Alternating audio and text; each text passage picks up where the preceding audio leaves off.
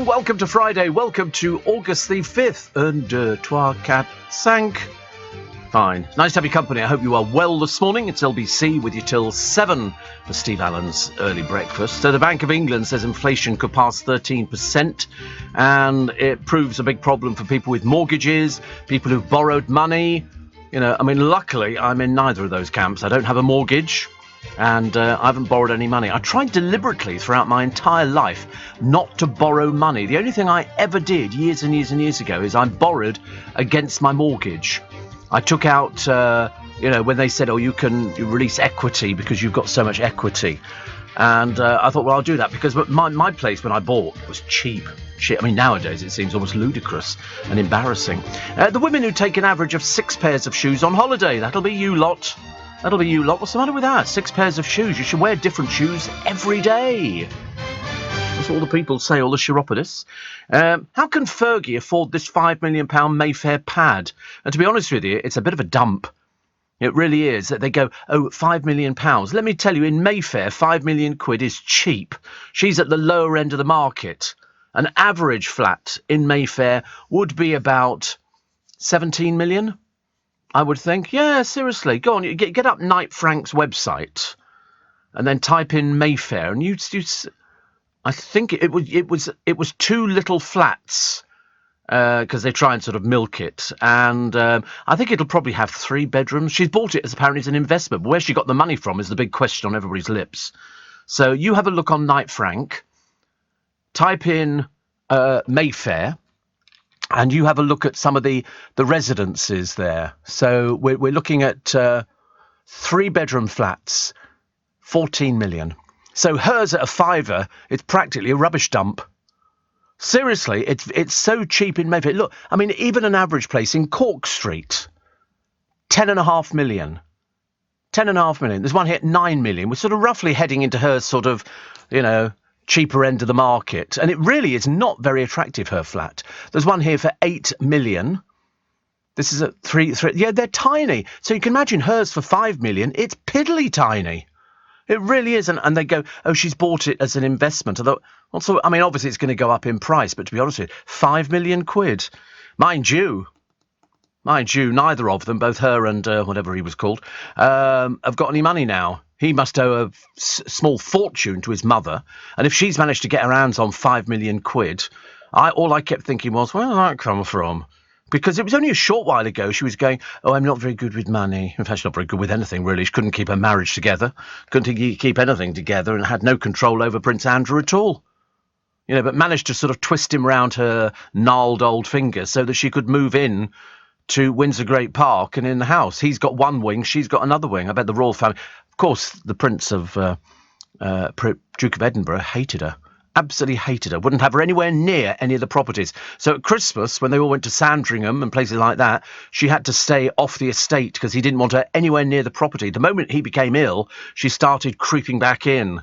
That's what she does. She creeps. So the papers will continue to ask the question, where's £5 million come from, love?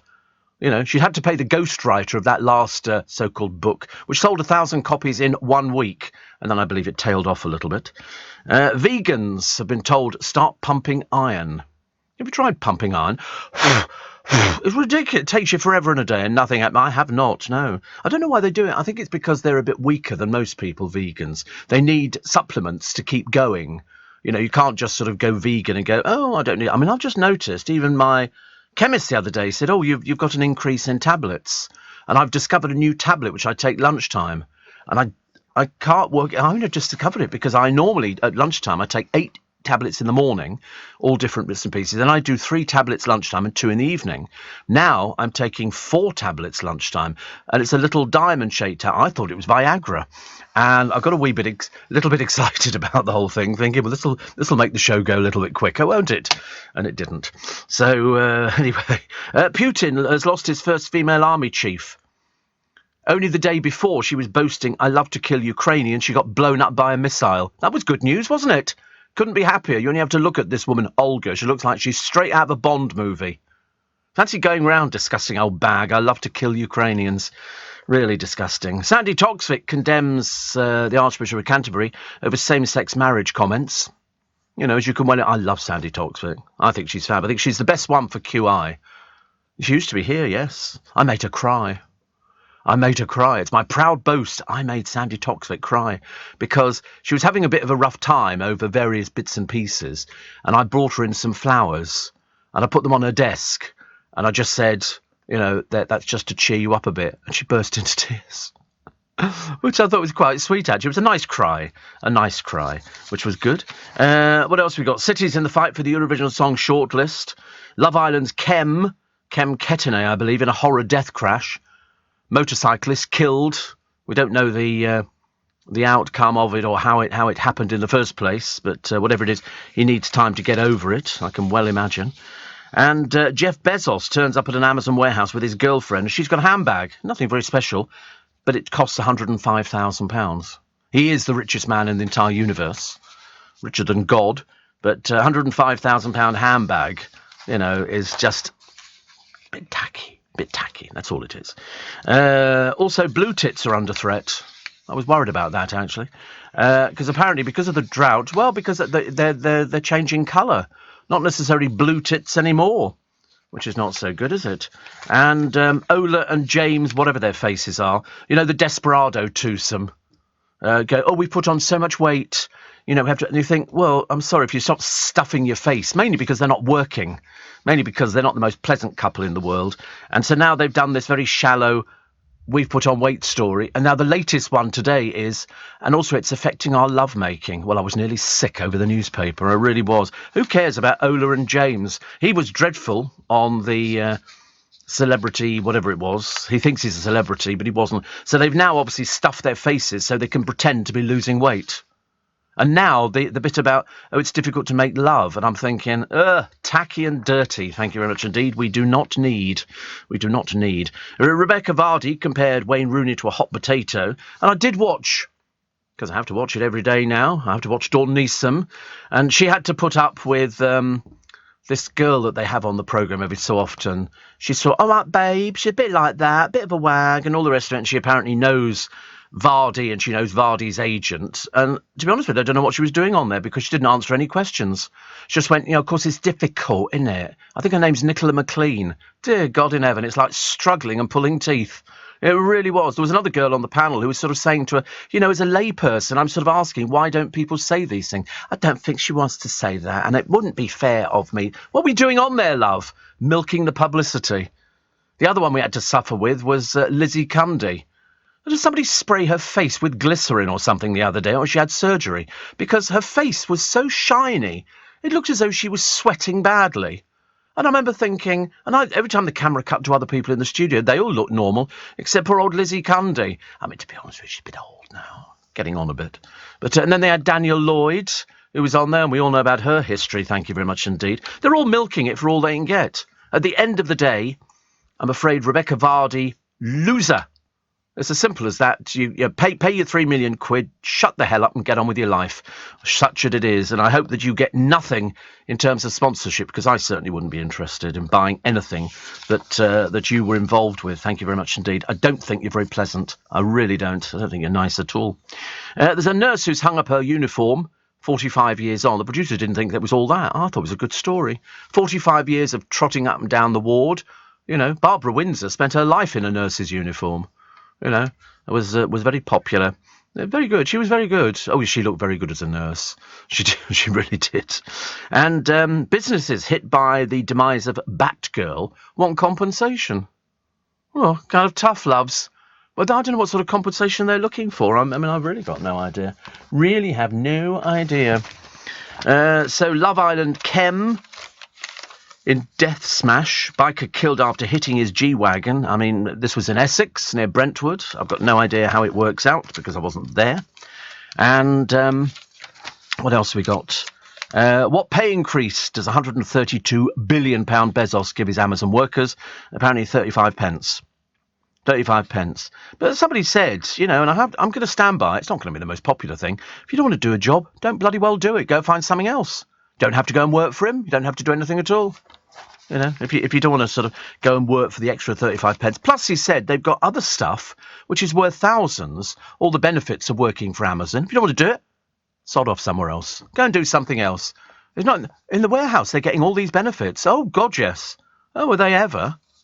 But of course, if people want more money, which seems to be the new thing nowadays, fantastic. All they'll do is transfer to another warehouse. That's all they've got to do. So the one who loses is you. The Glasgow City Trader said sacrifices made for filming were all in vain. After it was announced a superhero film will not be released in cinemas, blah, blah, blah. Warner Brothers said the decision came due to the leadership's strategic shift. Reports say it had been poorly received with audience tests. And in September last year, Glasgow City Council confirmed it would provide the company with a grant of $150,000 to base the entire production in the city. So they did. But unfortunately, the film was crap. So they decided not to do it. Well, the Trader's kind of tough. I'm terribly sorry. Some things win, some things lose. It was down to your pure greed that you wanted it, and you're now saying, we want compensation. Well, what sort of compensation do you want? Do you want them to come round and give you a fiver and a sort of a free packet of dolly mixtures or something? What do you expect? The film got made. They brought... while they were making the film, you got all that increase... People going there to go, oh, look, they were filming, so it brings people into an area to watch and stuff like that. My God, you miserable bunch of so-and-sos. What a bunch of shopkeepers they are, ladies and gentlemen.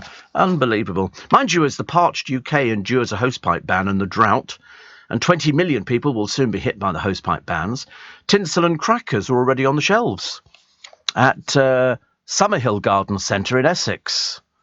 Because there's only 142 days left. 142 days left, so you better start shopping now, because it'll vanish. It'll go off the shelves. All this looks like last year's. And it was so funny, because, we had to send off stuff to Company's House. And I must tell you this, because it was so funny.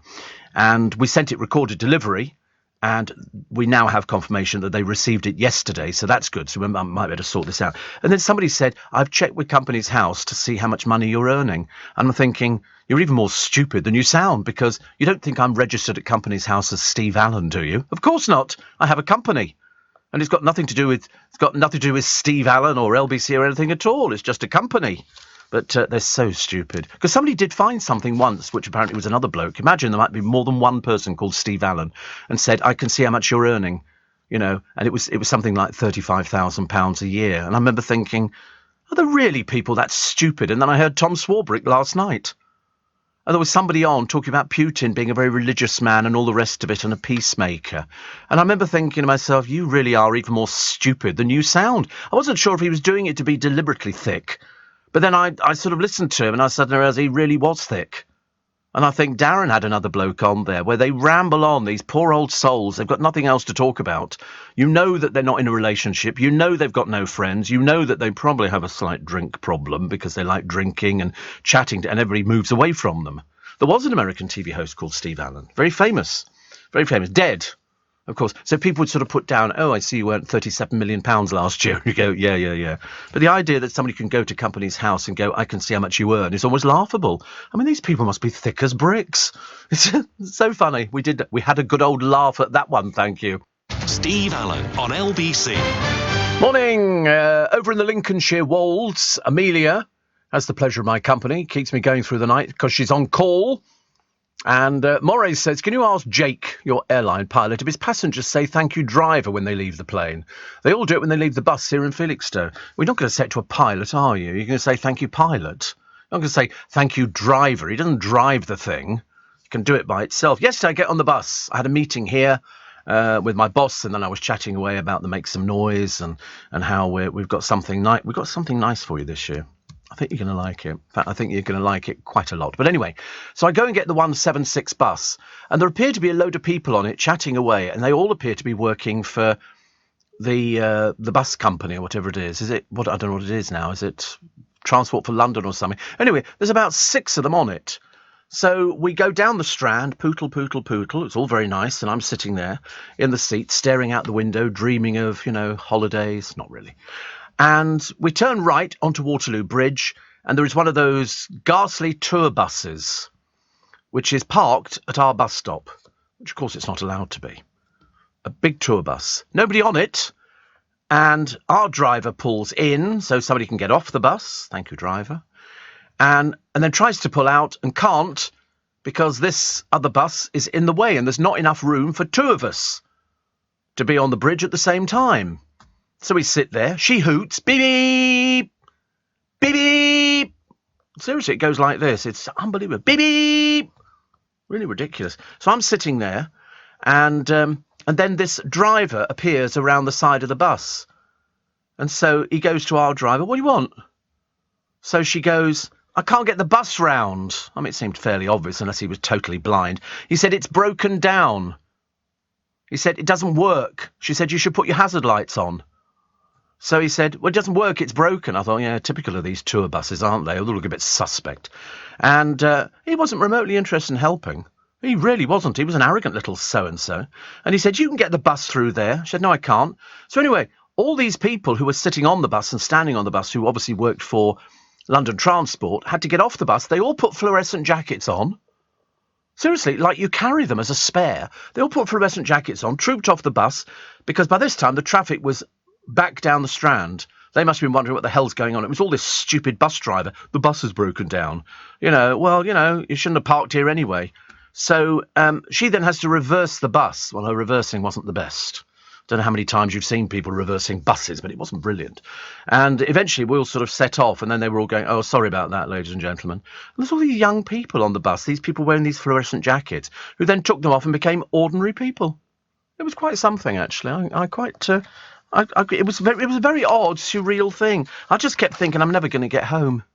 I'm never going to get home. And then I'm walking on the platform. I was on platform 22. A train came in, but the board didn't have anything on at all. So then I saw some people walking towards me, and there was one woman, and she was sort of probably middle-aged. So I said, excuse me, do you know where this train's going to? So she looked at me, and she went, it's on the board up there. And I went, okay. I was thinking maybe she might have had a brain cell, but then, as I say, having listened to some of Tom Swarbrick's callers the other night, I assume there's quite a few people out there who don't have a brain cell. And so, of course, I said, I was tempted to say, well, it's not showing on the boards down here, so I just merely asked you where the train was going to, you rude old bag. Why don't you go fall under the train and do us all a favour? So I had to walk all the way to the end of the platform to then look at it, and it said the Reading train. So I then had to walk all the way back. And as I walked back, she was sitting on the train looking out the window, so I poked my tongue out. I went, rude old baggage. Yeah. And I was sitting on the bus going into Twickenham, and 3 people took a picture of me. They were sitting up the end of the high street, and then one of them pointed. I thought, I was the only one on the bus. There was nobody else on the bus. And then the bloke got his camera out and was taking pictures. How old? I don't know. Middle-aged. I don't know what middle-aged is nowadays. I don't know. I've fallen out of that category, which is very exciting. Janet says, good news, it's just started raining again in Costa del Manchester. Will you go away? Tell us about this fictitious rain, honestly. That's the trouble, Janet. I've told you about the drinking before. Oh, look, it's raining. No, it's not. You're in the shower. Okay? Oh, it's not, is it? Oh, shut up. Heavy rain. Let's all move to Manchester. Steve, sounds like a lot of drama on the bus. It always is when I'm on it. It's never straightforward. That's why it's so much of an advantage having a radio programme. Mainly because there's something that goes every single day. There's a bloke who used to get on our bus for the best part of 6 months, and his pass didn't work, and they used to let him on for free. And you knew damn well he just hadn't put any money on it. It was working yesterday, so they turn the pass round, turn it upside down, do a handstand, and the bus driver, oh, go on. You think, I want to be an inspector on the buses, because you never see them now, do you? If only Reg Varney was still around, says Ash, he'd have sorted it out instantly. Maybe. No, he wouldn't. He'd have discovered that the Clippy on the bus had big boobs and was wearing a very, very short skirt. When did they get rid of Clippies? Oh, God, a long time ago. When you watch On the Buses, it was so sexist. It was phenomenally sexist. That's all Reg did and his partner. They used to pick up the Clippies, and they'd be having How's Your Father on the upstairs deck of the bus, stopping at Cemetery Junction. It was awful. Terrible. I've been upstairs on the bus for ages at Cemetery Junction. Nothing. Not a peanut. Waiting. Steve. Oh, somebody else telling me it's raining. Will you stop telling me it's raining in Manchester? I'm sure it is. I'm sure maybe perhaps it'll rain down here. Actually, I don't mind if it doesn't rain. I've got the car, which it's waterproof, obviously. There you go. Today we've got low of 15, partly 24, sunny intervals and a gentle breeze. It's always a gentle breeze. Look at this, no rain forecast at all. As the temperature climbs on Wednesday to 29 degrees. Oh, Godfathers. Look, Friday the 12th, 31 degrees. Oh, God. Oh, dear. Isn't it horrible? Isn't it horrible? Never mind. Listen, we can only smile through it. Some people aren't affected by it. Them, you know, and those we hate. We don't actually talk to people like that. Oh, dear. What have we got in Ali Ross's column today? I love the unexpected morons in the bagging area. People who go in for these quizzes on the television. The Chase's Bradley Walsh. What large mammals perform trunk shakes when they meet? Joanna. Dolphins? What? Tipping points, Ben Shepherd. In terms of area, which of the Channel Islands is the largest? Jack. The Falklands? I mean, seriously. Ben Shepherd. The coastal holiday resort of Benidorm is located in which European country? Rafa. Croatia? I mean, seriously, that's how thick they are on this programme. Oh, goodness me, honestly. And finally, Lenny Henry, flanked by Shaza Mirza and Joe Lycett at the Commonwealth Games opening ceremony. Good evening, Birmingham. It's time to do what we do best. Anybody on that one? No, nobody on that one at all, I'm afraid. And 5,000 complaints to Ofcom. The Ofcom winners were finally declared to be as boring, dull and vacuous and empty as we knew they were in the first place. That's after 5,000 complaints. Dancing on Ice and Celebrity MasterChef, if it goes well. This is for Ekin Su and David. And X on the Beach and Apocalypse, wow. Scamp rewards for saving the series and helping ITV pocket about £100 million in advertising fees. And yet all they are is just empty vessels, not one brain cell between the lot of them. They were all predicting that Gemma and her little fishmonger boyfriend will be splitting up quite shortly. And I thought, well, of course they will. You don't seriously think they're going to have some bloke who works in a shop going out with Michael Owen's daughter? Good God in heaven. I mean, apart from the fact they need to use bad language. She only understands bad language, effing and blinding and jeffing all over the place. That's apparently quite normal in their household. And it's just I'll be glad to see the back of it. I really will. I mean, perhaps I'm too old for it. I don't know.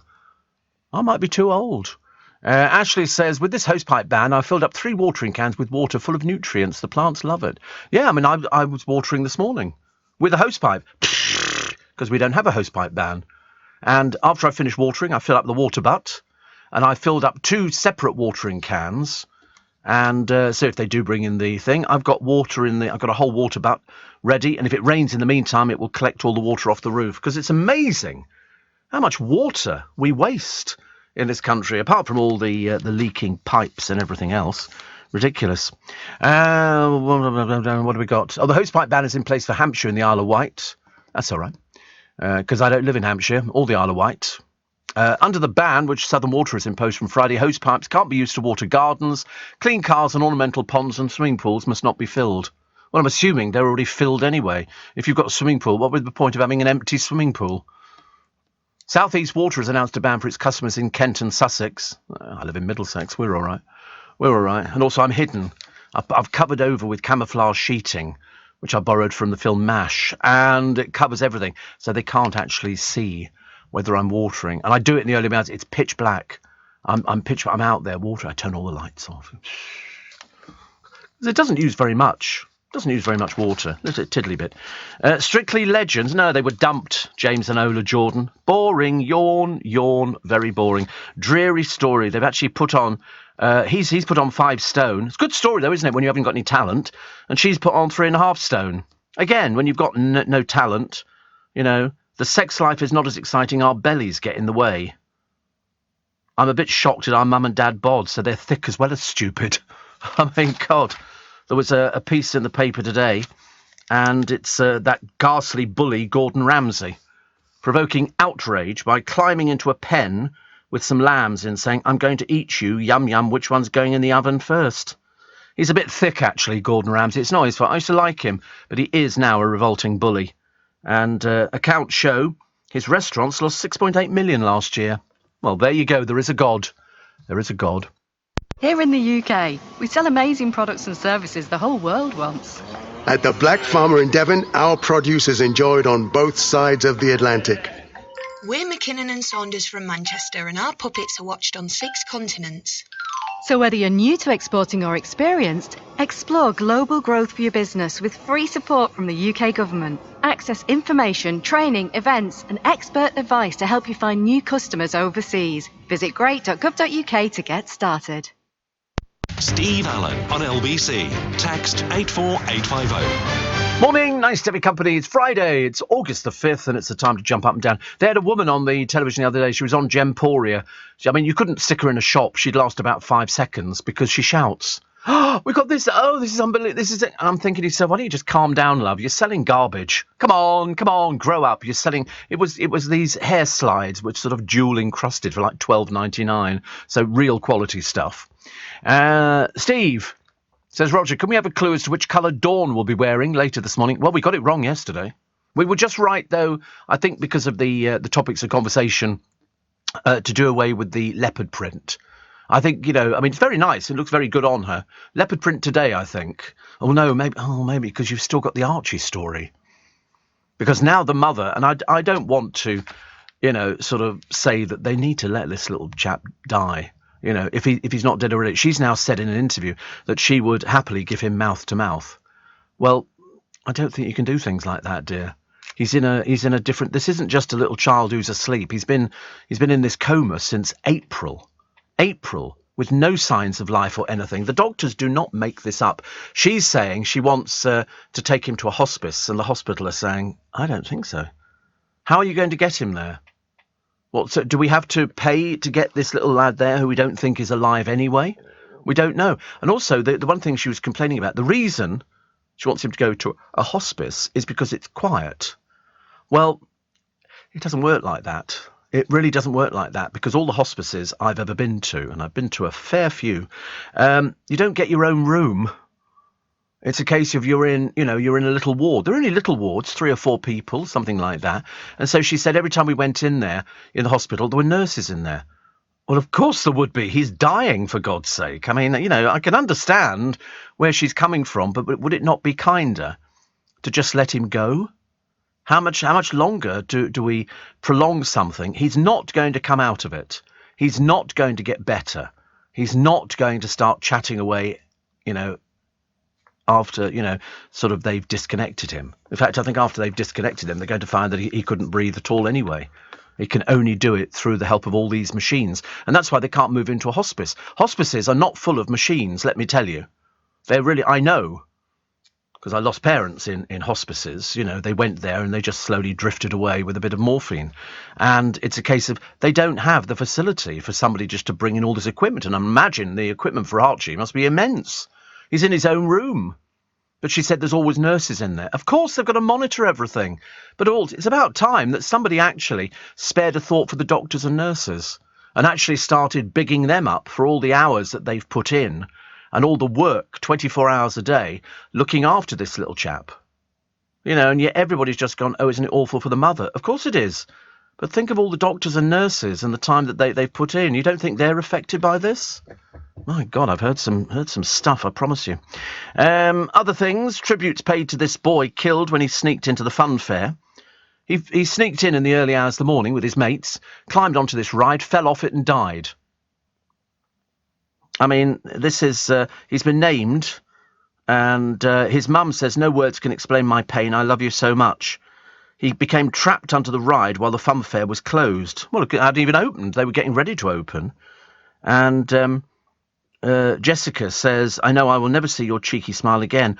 The trouble is, this poor fun fair, through no fault of their own, can't open now because of a police investigation as to exactly what happened.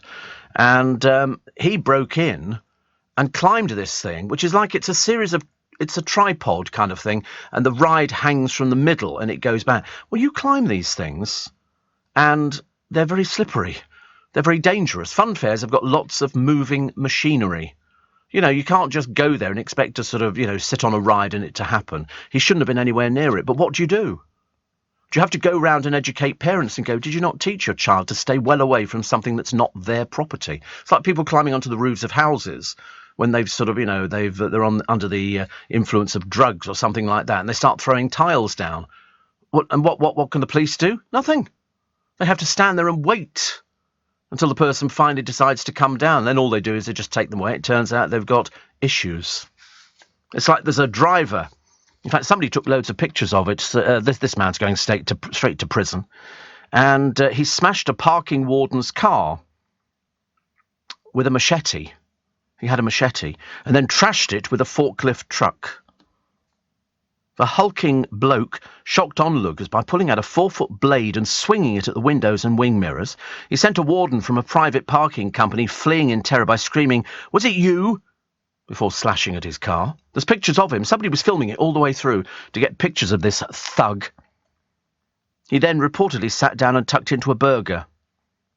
The guy was enormous, about 6'2", brings the machete down like he's beheading somebody.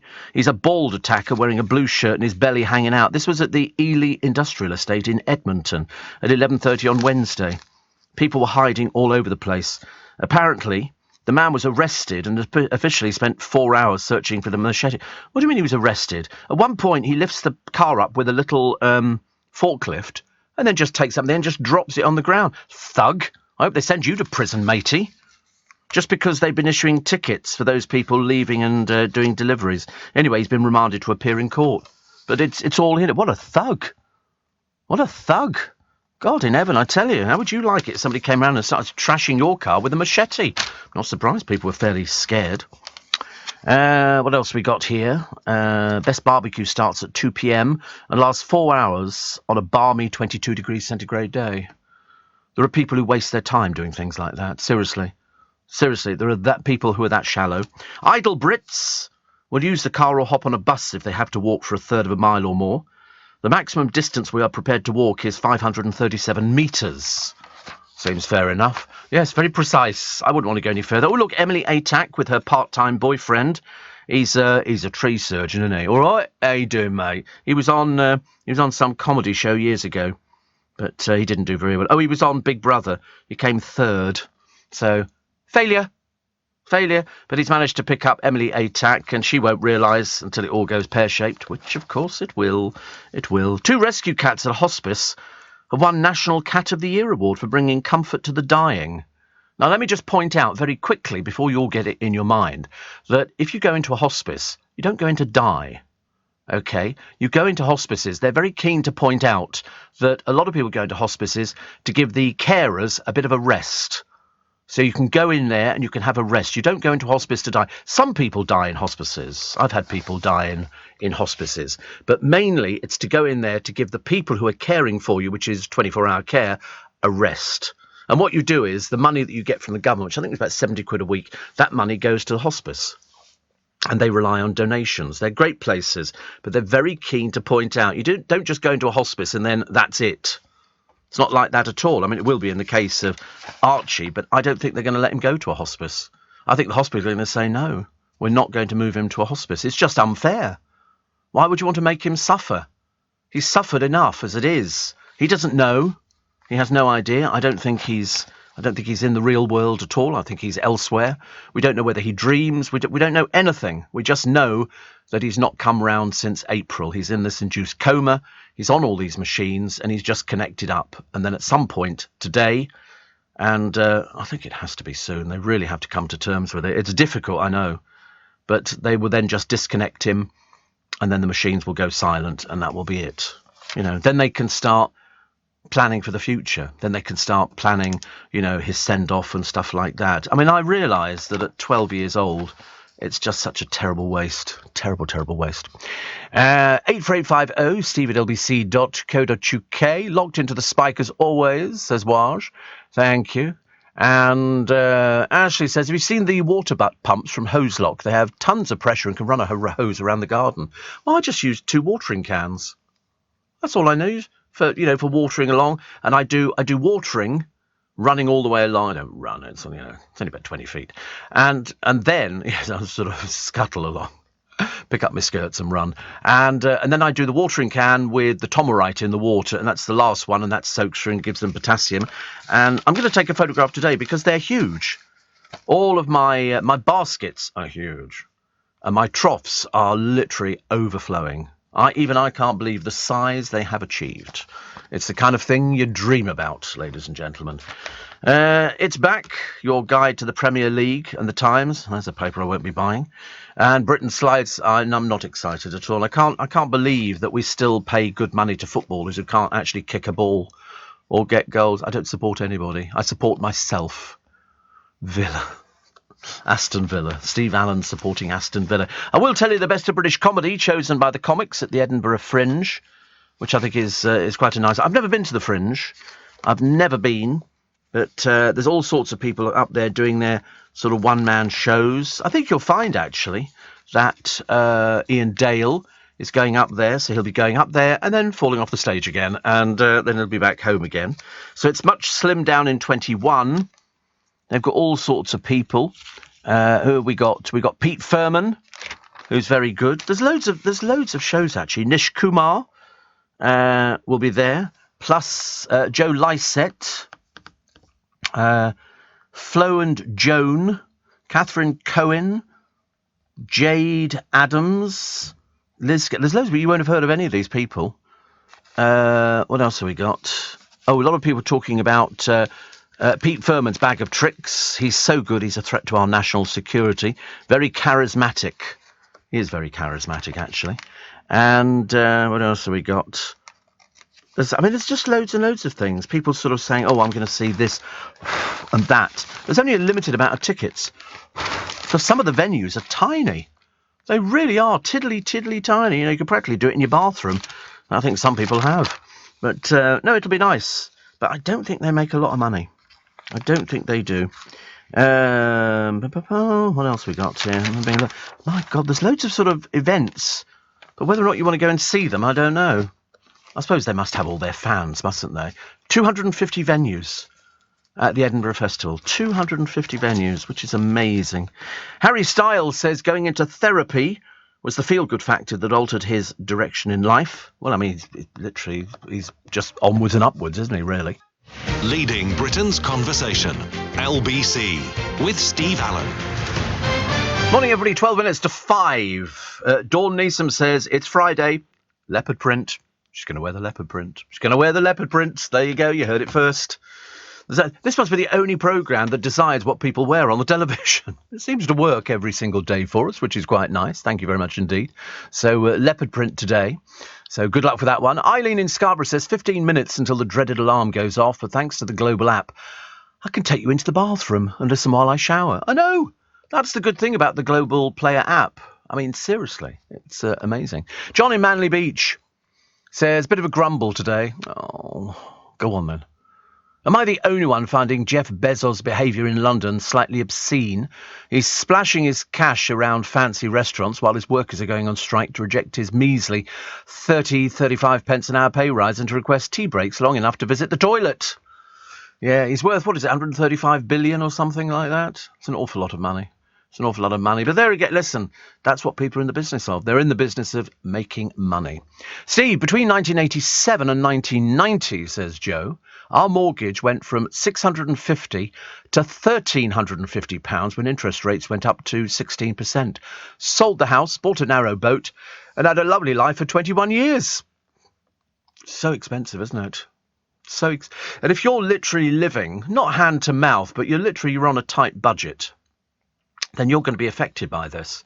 You know, and that's what I've said. I know, I hate to say it's going to sound really crass, isn't it? Now would be a good time to stop smoking. But, because it costs so much money. When you think, if you spend, say, 30 quid a week on cigarettes, that's £120 a month. That's only 2 packs. That's, for an average smoker, that's not really enough, actually. Steve, £1.50 for a hot dog and a bottomless fizzy drink at Costco Sunbury, a bargain. Oh, it's always been that. The baked potatoes, £2, but always with the hot dog, you get the unlimited drinks, Coca-Cola and all the rest of it. They just give you a mug and then you fill it up yourself. And very tasty. Place was heaving. No sign of a recession, says John. Oh, no, there wouldn't be. You'll find restaurants are full all over the place. There is no sign of a recession at the moment. You wait. You're going to see places closing because they've got no customers. Because people will not be able to afford to go out because stuff is costing more money. Even in the supermarkets, I've noticed it. Pete says, All of my swimming pools have autofill systems in place and no hoses. They were all fitted by me after the last hosepipe ban a few years back. We've also changed gas heaters for air source heat pumps that heat pools at the simulator. It's similar to running a fridge freezer. My mum used to say, where there's a will, there's a way. Well, she's not wrong. Not wrong at all. And Adam says, I'm handing in my notice today. I hate the job. More money, less hours. Yes. Yeah. I mean, the trouble is, I've always said to people, if you're doing a job and you really don't like it, get the hell out. No point in saying that. You make yourself miserable and everybody else around you miserable. If you really don't want to do it, I never understand it because I've always had a job that I've loved doing. But, it's easier said than done sometimes. People go, and they also don't like to risk it. They go, say I can't find a job. And I think, listen, if you're good enough, you'll find a job. It's as simple as that. Steve, can I give a shout of appreciation to Richard's Hospice in Worcester? Wonderful place. My husband passed away after end-of-life care in there. Wonderful staff, felt like family, my 2 young daughters. That's what they do. That's what they do. But as I say, you don't necessarily go into a hospice, to die. You can go in there to give a rest to the people who are looking after you. I've known that on numerous occasions. Andy says, I was placed in an induced coma when I had COVID.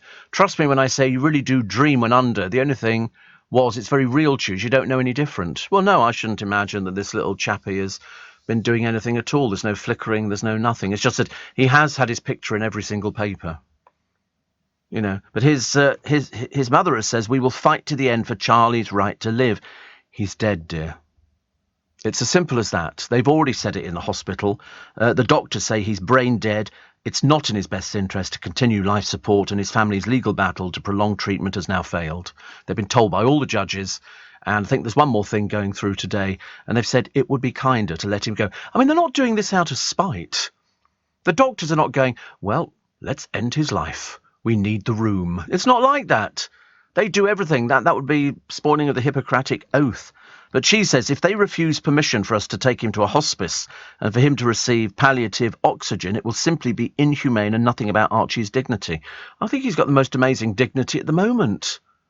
Not exactly selling tickets to go and view him in his room. He's in his room. The parents have got access 24 hours a day. She said she wants him to spend his last moments together with family privately. Unfortunately, it's not going to be possible. Okay? This is the end of somebody's life. There will need to be a doctor there and there will need to be nurses there, whether you want it or not. That's what's going to happen because they will have to make sure that he has actually died and they will have to fill in the forms. You can't just go, oh, we'll leave it up to the family and they'll decide for us. No, it doesn't work like that, Holly. It really doesn't. So, I don't think any hospice would want the responsibility of taking in a young boy who might not even survive the journey to a hospice. It's as simple as that. You have to get real. Seems harsh, I realise, and everybody's saying exactly the same thing. It's just, how do you deal with something like that? The answer is we don't know because we don't do it that often. But when it does happen, it's very sad and it's very tragic. Very, very tragic. But you've got to let him go. It's kinder. Even if he came back from wherever it is he's been in his mind, he's going to be in this, as I said yesterday, vegetative state. He's going to need 24-hour care. He's dead. To all intents and purposes, he's dead. He's not going to bounce out of the bed and open his eyes and go, hello, Mum, where have you been? It's not going to happen. To let him go now would be the kindest thing that you could ever do to sort of make him so he doesn't have to suffer. He goes to a world where it's all wonderful and stuff like that. I know where you're coming from. I know exactly where you're coming from. But think about his thoughts. Think about, what he would want. It's 6 minutes to 5. So there's another picture of Lewis Hamilton. I think he's telling us something here because he's living in a Barbie world. Barbie Pink is hot right now with the Margot Robbie film. And so Lewis, 37, and somebody called Zendaya in the colour, they went from top to toe nailing pink as bold, strong, fluid and extravagant. Is there something you want to tell us, Lewis? I don't know whether or not... is it your favourite colour? Because I've never seen him wearing pink before. I don't know whether or not pink is... The trouble is he gets camper and camper and camper. Some of the outfits he wears, somebody's obviously either advising him badly or they've not been to Specsavers. He looks ridiculous. Absolutely ridiculous. He's got pink shoes on, a pink sort of jacket which doesn't fit, and pink baggy trousers. It just looks awful. So he's living in a Barbie world. I see that as being slightly peculiar, but there you go. That's what he wants to wear. Let him wear it, but at least tell us the truth. What else we got? We got, Kim Marsh. Now, bearing in mind, she's danced for a long time, so they're putting her in strictly. And as far as I'm concerned, that means she's got an unfair advantage. They say the Corrie star. She really wasn't a star. Singer. She really wasn't a singer. She was in that dreadful group Hearsay. I mean, really. And presenter. And she wasn't very much cop at that either, I'm afraid, presenting. But so she's going to be doing... She's also done Saturday Night Fever in 2004. I mean, she's 46. You know, she's getting on a bit now for sort of dancing and prancing around on the television.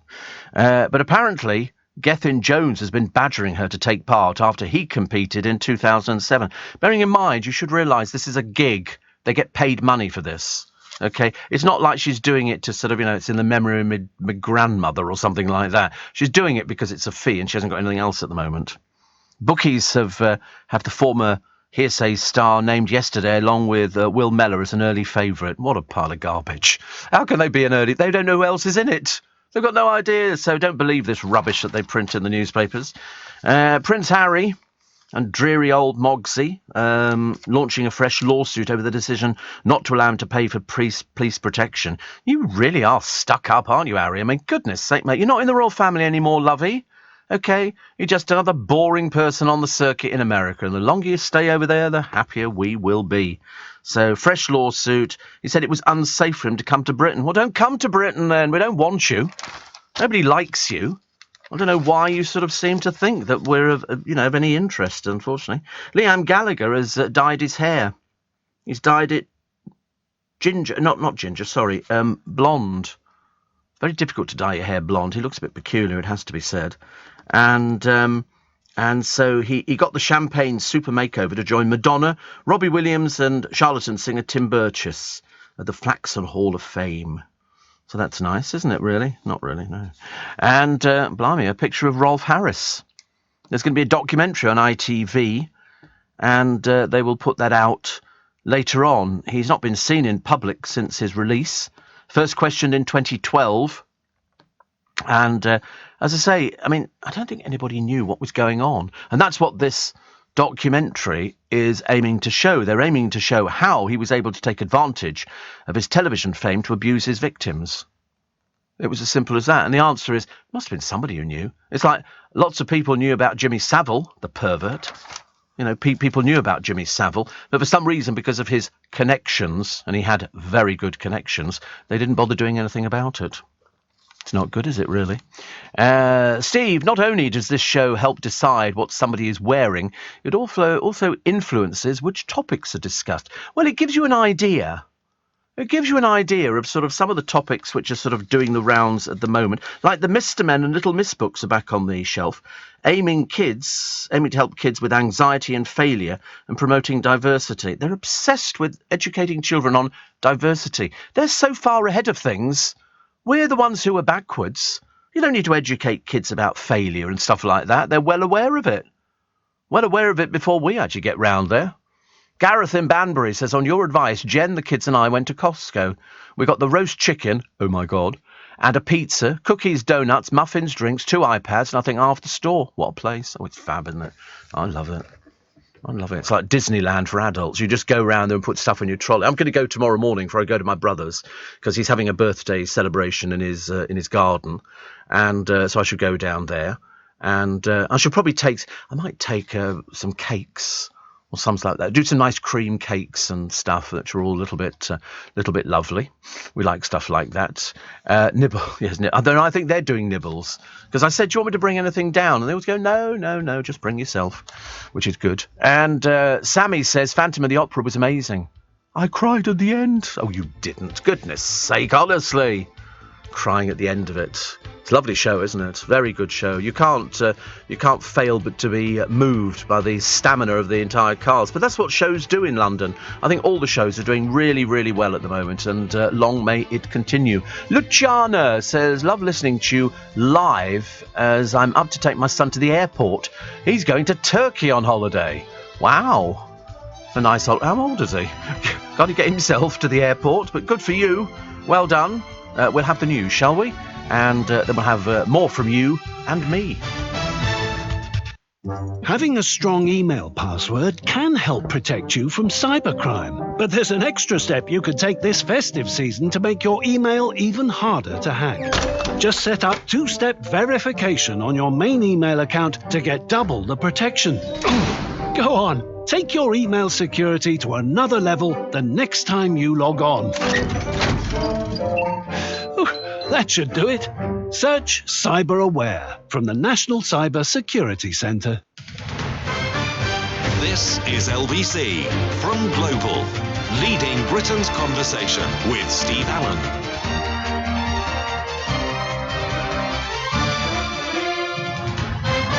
Morning, like Friday. I've always liked Friday, actually. Not for any sort of particular reason, apart from it's the weekend, and you feel you've got a couple of days you can let your hair down, what little there is left of it. Which reminds me, I must get a haircut today, just to make myself look a little bit more attractive.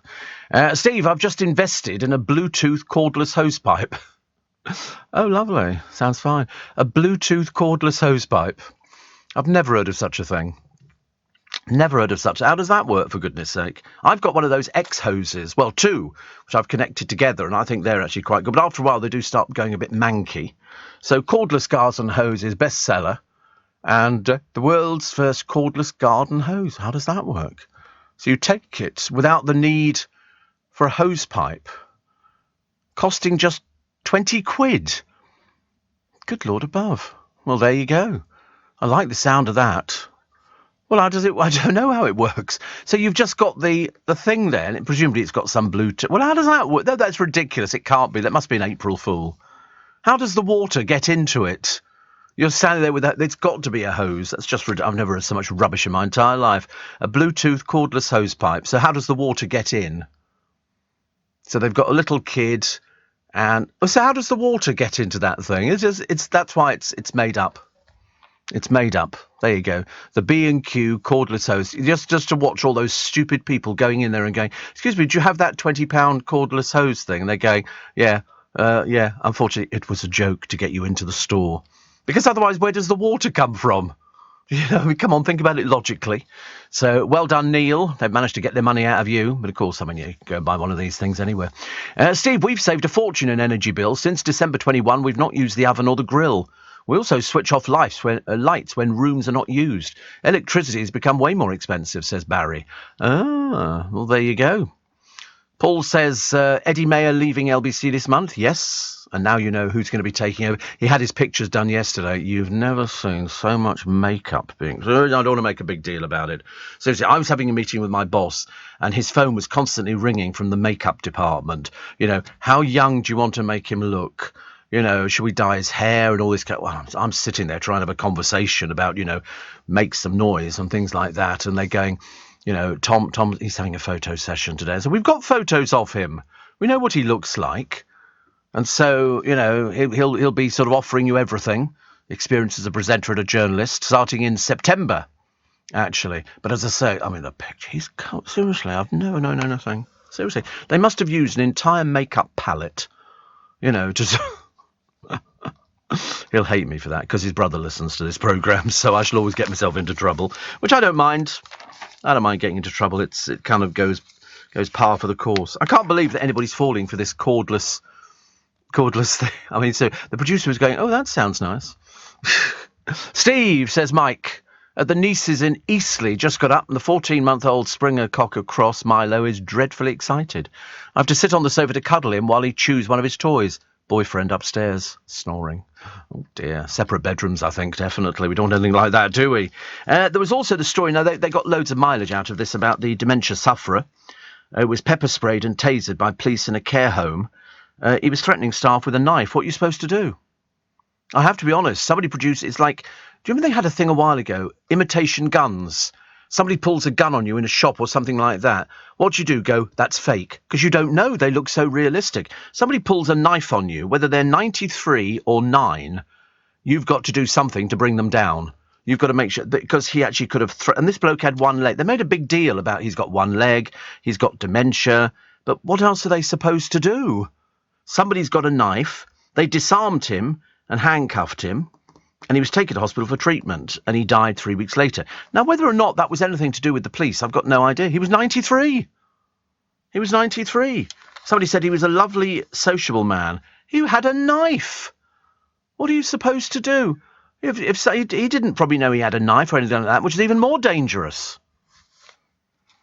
It's very difficult. Somebody said he was very friendly, but the death of his wife hit him very hard. I should think so too. But he was 93, and somebody produces a knife and starts threatening people due to whatever. You have to call in the police, and they have to disarm him. So they tase it. What else were they supposed to do? They didn't have any choice, really. So neighbours say they were stunned. Somebody says he and his wife Ethel lived here for years and they were a lovely couple. She got cancer, and the last time she went into a hospice, I promised her I'd be looking after her Don. It's so upsetting. And he's a retired carpenter. He'd suffered from diabetes and had his leg amputated, which happens to a lot of diabetics. You either lose your foot or your toe or something like that. But he must have developed dementia after he went into the care home, because he was fine when he was there. You know, that's the way that things go. One of the officers pepper sprayed the man and then used his baton while the second officer tasered him. But I shouldn't imagine they knew how old he was or anything like that. It's just a man with a knife who's got dementia. They might not even know that he had dementia. It doesn't necessarily sort of present itself to somebody as like sort of, you know, a billboard going, oh, by the way, I've got dementia. I mean, it's terrible either way. But he was 93. 93 is, you know, whichever way you look at it, it was actually a very good innings. Sad that it finished so tragically. A schoolboy went magnet fishing, and he's fished a medal out of a canal of a World War I soldier. Finlay Hargood and his dad Scott enjoyed treasure hunting together, but usually only picked up scrap metal and the odd knife. But he struck metal when he pulled out this medal belonging to Joseph Hughes. Mr. Hughes was a driver who served with the Royal Horse Artillery, and Finlay found the medal in an old box that also contained a silver chain and a necklace plugged from this canal, because people go out, they've got a magnet on the end of a piece of string, you drop it in there and it drags it, so you can pull up anything from, you know, sort of, what do they call them, those things where you take the pin out and throw it, those sort of things, all sorts of dangerous things, you know, live ammunition, all sorts of things.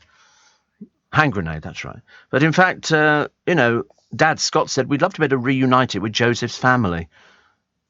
Apparently there are about 6.5 million of these awarded, so gee, they're going to get there and go, look, we got your dad's medal. 50 quid. Give us 50 quid. And Kim says, there was me thinking I must get one of those cordless hose pipes to go with the gownless evening strap. I mean, you have to think about it. So, I mean, I thought, what a lovely idea, you know, a Bluetooth hose pipe. And then you think, wait a minute, where does the water come from? Does it that magically appear through the air? No, the producer, I mean, he was always looking for his local B&Q centre so he could go and spend 20 quid. But he's not bright. He's not bright. He's just easily impressed. And when you see the video of a little kid using it, you think, oh, that's good. And then you have to think logically, where does the water come from? And the answer is, it doesn't come from anywhere. I'd love it if they actually sold these things to people for 20 quid each. The terminally stupid. Lovely. Dogs relax in cars on long journeys, provided you're playing the right music. Apparently, the Bee Gees, How Deep Is Your Love, is very popular. Another one of these ridiculous surveys. Number 2 was Bob Marley's No Woman, No Cry. And Bryan Adams' Everything I Do made it into 3rd place. And they did this for a study for a travel company. Well, there is no worse. Reggae and soft rock appear to have been the canine tunes of choice. This is the biggest pile of garbage you've ever read. This man should be dropped immediately from the University of West London for coming up with something so stupid. Yeah, do you think every single dog goes for No Woman, No Cry? Don't get me wrong, I'm a big fan of Bob Marley. So here she is, Emily Atack, looking smitten with her tree surgeon boyfriend.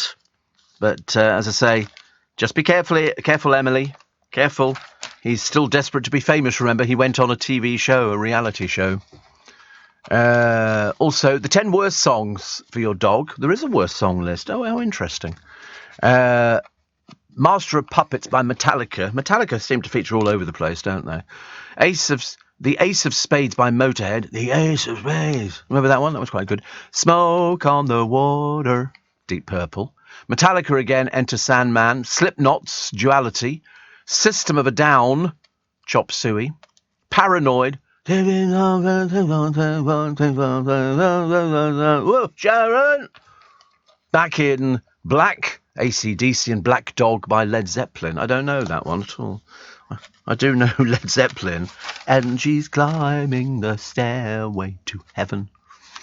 Rolf Harris did that with his wobble board. Do you remember? Yeah, he did it with his wobble board. We don't sing it now. We don't do it now. It's much better, actually. One of them, a newlywed has been reunited with a wedding ring he lost while swimming in the sea 2 days after he got married. So the broken ring came off in the Gower Peninsula at Caswell Bay. When it fell off, he dived under, desperate to find it, but to no avail. But they found it. Perhaps they can find that telephone, Rebecca Vardy's telephone. Perhaps they'll find that, and then they could sort of, and then maybe check exactly what was on it, because that's what we'd like to hear from the loser. Thank you very much indeed. They did find something. They located in some very deep water one of those submarines from the Germanic period, and they went on to it. You know what they found? On this submarine? Really interesting. The U-boat. They found 2 unseen for 77 years. What sort of condition it was, I've got no idea.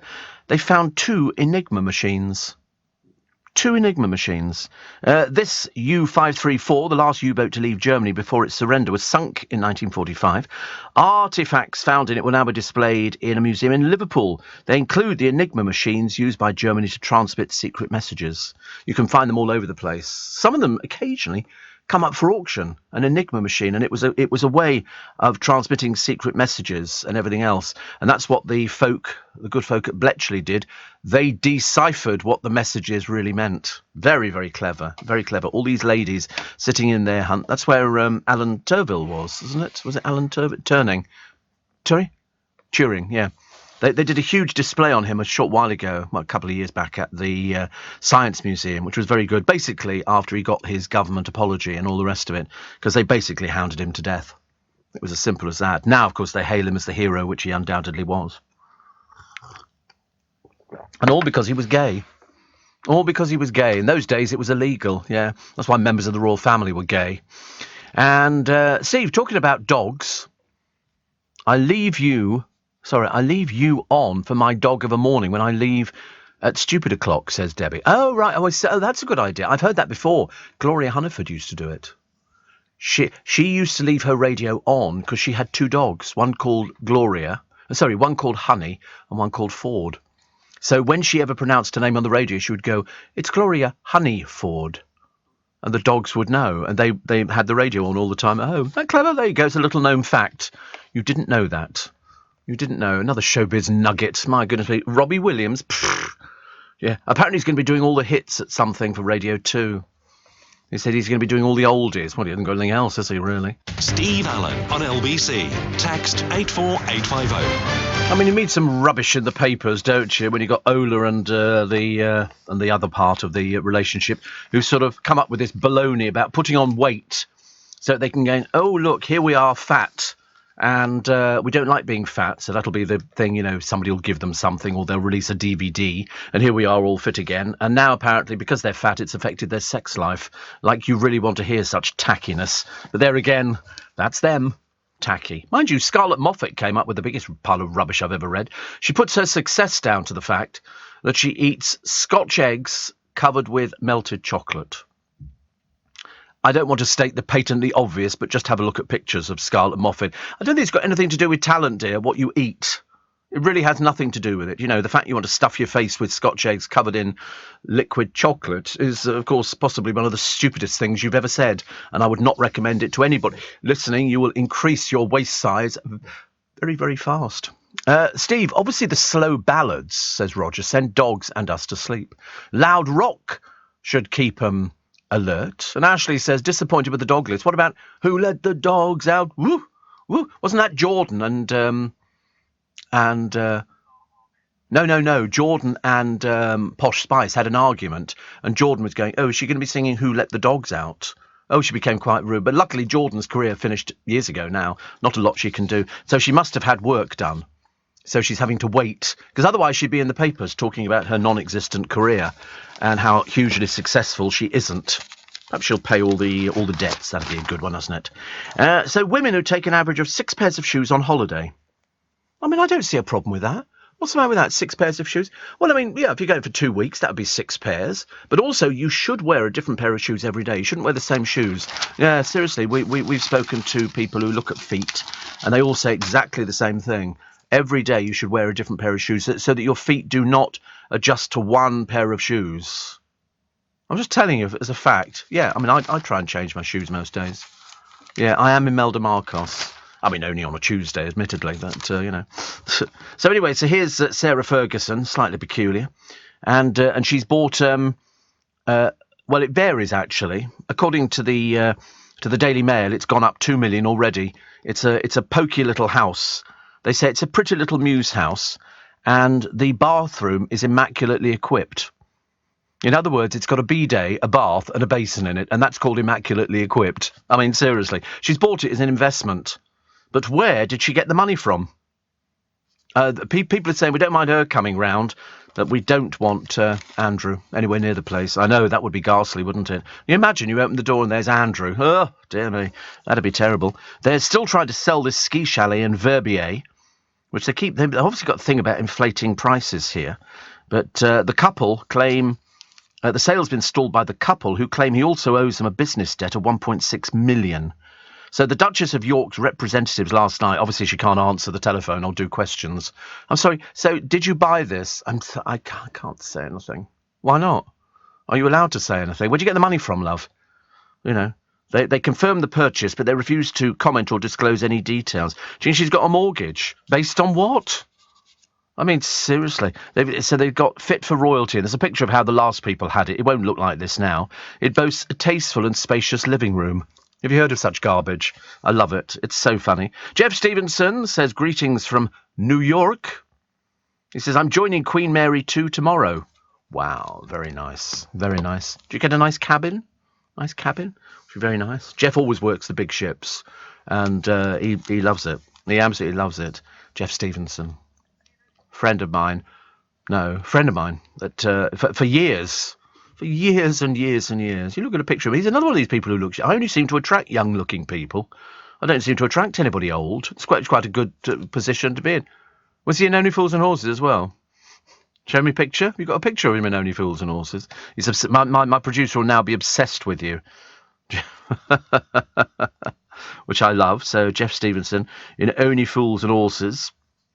But he's very busy, actually. He's always very busy, actually. He says... getting back to work soon, and he says he said, I heard you talk about circuses. We did this one ages ago, because he was the comedian at Rodney's Stag Night. But anyway, his father-in-law is related to one of the owners of Bertram Mills Circus.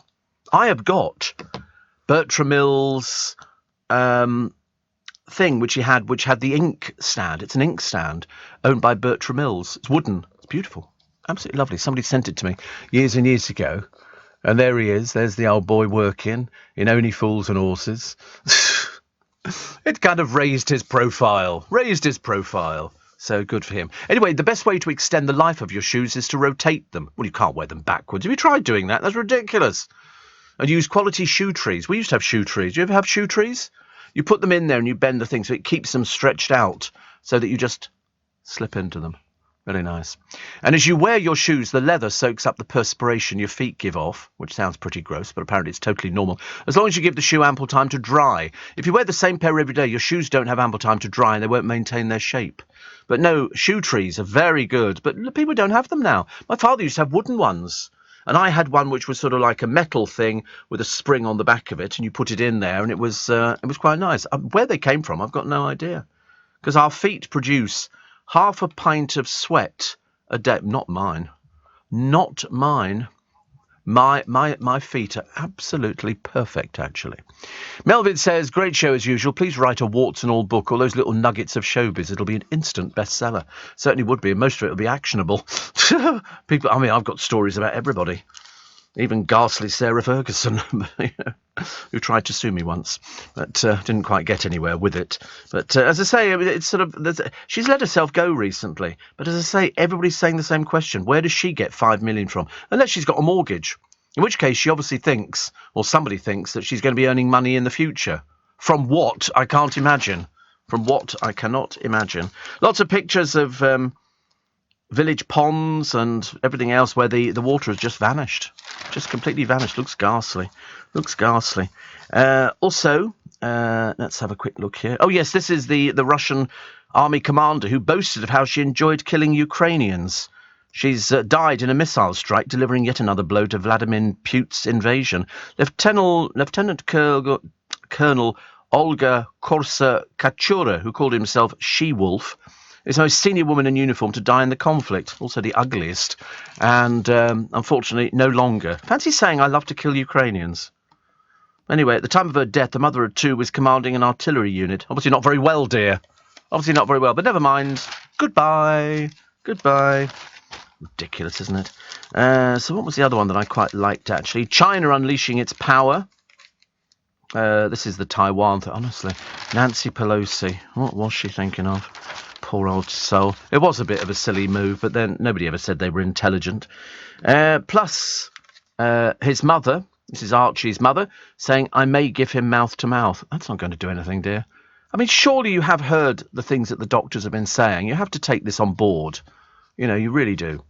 84850 steve@lbc.co.uk. I've got a very good story, but it's just about to go into court, which is a shame because it's one of those court cases where you can see that somebody's made a bit of a mistake.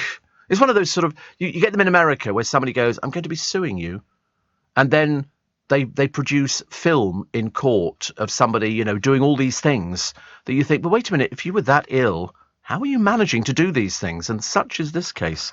When it eventually hits the papers, you're going to be fascinated by it. I know I am. Happy birthday to David Baldacci. Anybody on that one? No. He's an American author, sold 150 million copies of his novels, such as Absolute Power. He says thrillers are popular in turbulent times as in novels. Evil is punished and the good guys mostly win. He began writing as a child after his mother gave him a notebook. When later he thanked her for sparking his career, she said it was just to keep him quiet because every mum needs a break. He's 62 today, 150 million copies. That's a lot. That's a lot. You won't get Sarah Ferguson selling anything like that with her rubbish stuff. Sophie Winkleman, the actress from London, starred in Peep Show and 2.5 Men, 9 years younger than half-sister Claudia Winkleman. But this one's married to Lord Freddie Windsor, son of Prince Michael of Kent. The couple are nicknamed Winky and Windy. They're all a bit peculiar, these people. She's 42 today. 42, so many happy returns of the day. Jan Moyer today, are you thinking what she's thinking? Probably not. And says, don't waste time worrying about the poor Princess of York. Says, do you lie awake at night worrying about Princess Beatrice and Princess Eugenie, especially the financial provision made for their future? Me neither. She says, when Granny has got about 300 million in the bank, life takes on a different fiscal complexion, a much rosier one. You can squawk all you like about being independent career women, and they do, but none of it matters. Which is true, they're all going, oh, we're very independent. You think, no, you're not. You're as boring as Harry, I'm afraid. You never have to search down the back of the sofa for pound coins. You've got royal blood, you've got connections, and you've got Fergie as your mother. For you, money is something that's spirited out of thin air like fairy dust. And after years of pleading poverty, Fergie has somehow found enough sixpences to buy a property in Mayfair. How on earth she can afford it, I know not. Could be Jackanory time. But surely it can't be from reading children's stories on her YouTube channel. But listen, the house is not for Fergie. She said it's an investment for the girls. You can see why the Yorks are desperate to leave their daughters something apart from a legacy of embarrassment and cringe, which is exactly what they do. In between their father and Sarah Ferguson, I mean, my God, you better leave them something. And that's it, is it? Oh, dear. Not doing very well. Steve, I regularly have pedicures. I get strange looks, says Pete, when I'm in the beauty salon, but I care not of what people say. It's amazing, as are my feet. More men should try it. My salon has massage chairs, magazines and coffees. What's not to like? I know, I like a pedicure. But yes, I've had them. Yeah, but I don't go to the nail salons. I go to a proper place where it's a medical kind of place where you sort of go there and you pay, I think, 40 quid or something, and they look after your feet and everything else. And they sort of take the dead skin away. They cut your nails for you. They do all sorts of useful things like that. I quite like it, actually. I had a nice young lady last time and a young man before, so there's lots of people doing it, and you just sort of sit back in a chair and just chat away to them while they're doing it. And then they sort of massage cream into your feet and everything else, which is, I know it's a terrible, because some people must have really bad feet. Producer thinks everybody loses about a pint of sweat, apparently, every day. I don't. I'm very lucky. Very, very lucky. At Honda, we've been engineering cars for over 75 years, actually. We know that excellence takes time. So you can rely on the Honda engineering in the all-new ENY1 with a range of up to 250 miles on a single charge and up to 5 years warranty, servicing and roadside assistance. Our first electric SUV, the ENY1. Oh, a hole-in-one. Yes! Honda, the power of dreams. Range based on test conditions and may vary. Leading Britain's conversation. LBC with Steve Allen. Apparently, this would be good news for many of you. Deploying roadside cameras to snare drivers of polluting vehicles may be illegal. I came into town, when was it? What day was it? Well, I do it every day, but I mean, this was particularly. And on the Hammersmith flyover, as we were coming in, on the other side of the road, there was a policeman crouching on the slip road with a speed gun.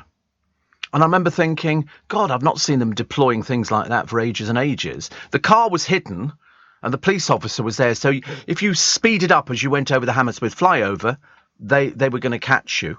And they used to park up on the ramps anyway, by the motorways. And then on the other side, as we were coming into the London bit, there was another police officer. And you wouldn't see them because they were hidden.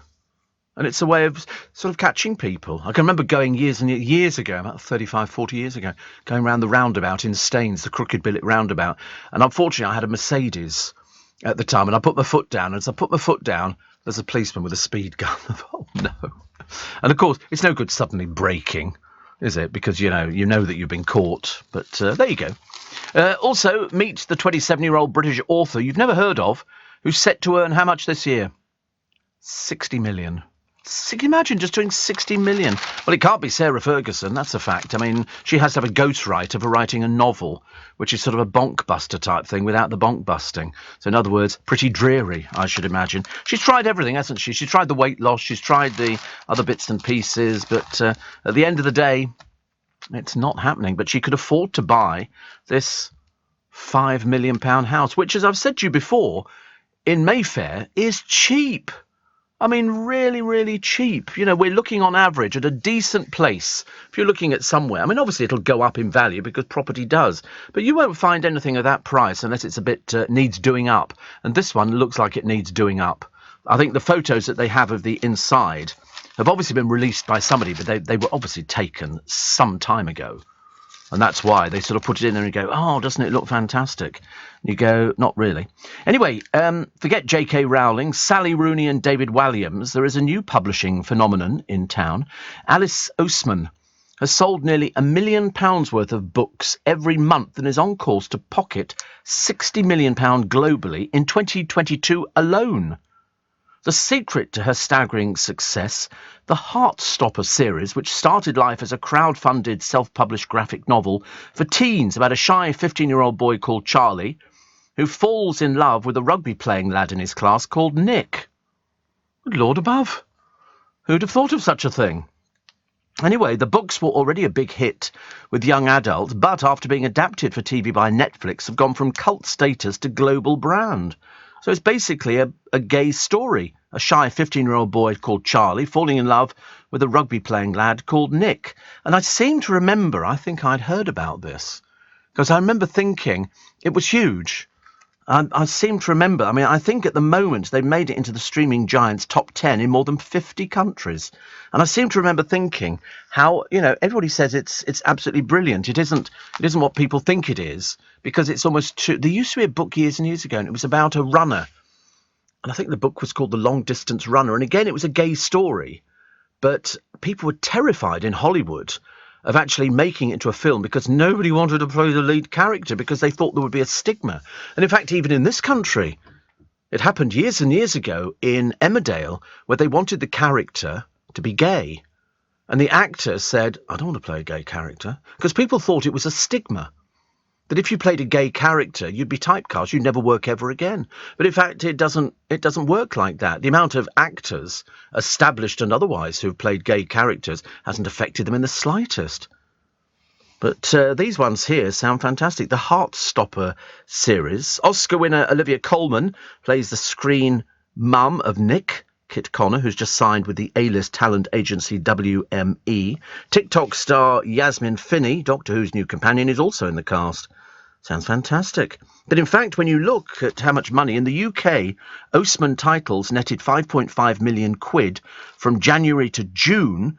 That puts her ahead of David Walliams, 4.7 million, J.K. Rowling, 3.8 million, Lee Child, 2.1 million, and Sally Rooney, 1.3 million. She looks set to earn more than £10 million domestically, and the popularity abroad, particularly in America, suggests she could make as much as 60 million worldwide. Good Lord above.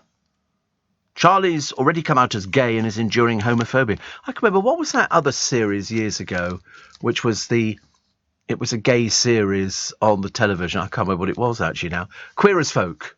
And that was sort of quite that was very groundbreaking. Very, very, very groundbreaking. And again, all the actors, I think barring one, were straight playing gay. In fact, one of them now is in this programme about a hospital. Can't remember what it's called now, but it's very good. And at least two of the main characters, at least one of the two, is gay. Well, there's the one, Anthony Cotton, who's in Heartstopper, right. But Anthony Cotton, of course, was the only gay one in Queer as Folk. All the rest of them were straight, but playing gay. And everybody was going, well, how do they do that? And you go, they're acting. They're acting. There is less stigma attached to these things now. But in the early days, blimey, there was. Nowadays, you can make 60 million quid. That's what you call good. Steve, on the topic of plants and pots, it's amazing how much water is lost with metal pots, going back to porcelain. Well, I use terracotta, and they do get very hot. They do get very hot, and they do. I mean, the water just gets absorbed into them, and then it it doesn't emerge as steam, but it's not far off it. I love stuff like that. What else we got? They've got a new book out called The Time Detectives, The Mystery of the Mary Rose. Now, you know it's one of my favourite places to go to. It is. You should, if you haven't been down, you should go everywhere. But this is a game. It's a game. It gets 4 stars, actually. So, Mary Rose, once the pride of Henry VIII's navy, found its final berth, remains preserved in one of the most extraordinary museums you've ever seen. The dockyard is also where a game has been launched, almost literally bringing the Mary Rose to life. I mean, to be honest with you, when you look at the Mary Rose and the half of it that they've got, because half of it disappeared, you've got half of it inside the museum, and you think to yourself, then you look at the size of the cannons that they had on. I'm not surprised the bloody thing sunk. Seriously, it is absolutely amazing. You go in there and you look through these portholes at this half a ship. Half of it, which was embedded into the mud, was preserved. The other half got washed away. And you look at it and you think, oh my God, it is fantastic. And it's so well done. Whatever we had to pay to go in, I thought it was the best value ever. I don't think I paid, actually. I think my brother and his wife might have paid. But I just thought it was an amazing place. They've got everything. The dog, skeleton, all embedded in the mud and all brought up. Because when they first started bringing it up, the chains broke and it went back down again. I thought, no. And they had to keep spraying it for ages until it dried out slowly. So now they don't have to keep spraying it. But it's not as big as you think it is. And you think, how many people were on board this thing? It was like 450. And you think, I'm surprised it floated. But it was very interesting. Very interesting. Shane says, I loved Queer as Folk. I've got the UK and the American TV series. Well, I've also got the American TV series, but I've never watched that one of Queer as Folk. Only because I got the other one, because when it came out and people were going, oh, you've got to watch it, because there was all sorts, oh God, there was some absolutely cracking moments. Steve, you mentioned The Long Distance Runner. Suddenly took me back to the late 70s when I first read it, says Mike. It was called that, wasn't it? The Long Distance Runner. And it was about a trainer and his protege, and it was a gay story. So by Alan, I think it was Alan Silito, and it focuses the loneliness of the long distance runner, and so the boy experiences social alienation and different bits and pieces. So I don't remember it being like that. But it's very interesting that there are all these books over the years. There was the one, that was Queer as Folk with Linda Henry on the estate. Well, I think, yeah. You mean? Oh no, it was the Linda Henry who played the landlady of the pub, and it was called. Oh God, here we go. Just put up beautiful thing.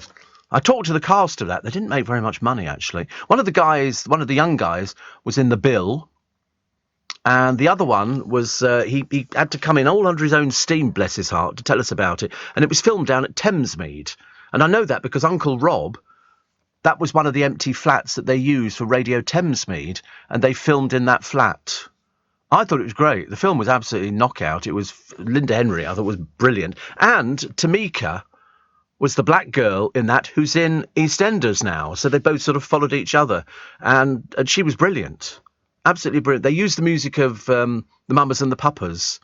And it was, there she is on the right-hand side. There she is on the right-hand side. She was playing, because she liked all the music of Mama Cass and everything else. I thought it was brilliant. It was a really, really good film. And they also filmed down at a gay pub in Greenwich where they had Dave Lynn as the drag act. And the boys went in there. It was very, very good. Very, very cleverly done. Very cleverly done. So what do we got? So bringing Henry VIII's fleet back to life. I don't know how many were in his fleet. One, I think. The Mary Rose. But absolutely fantastic.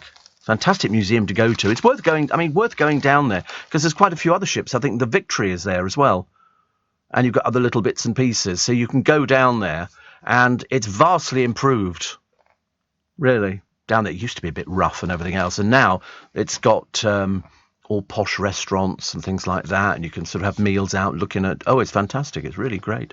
Steve, there's a new version of Queer as Folk as USA coming out very soon, made for the new generation.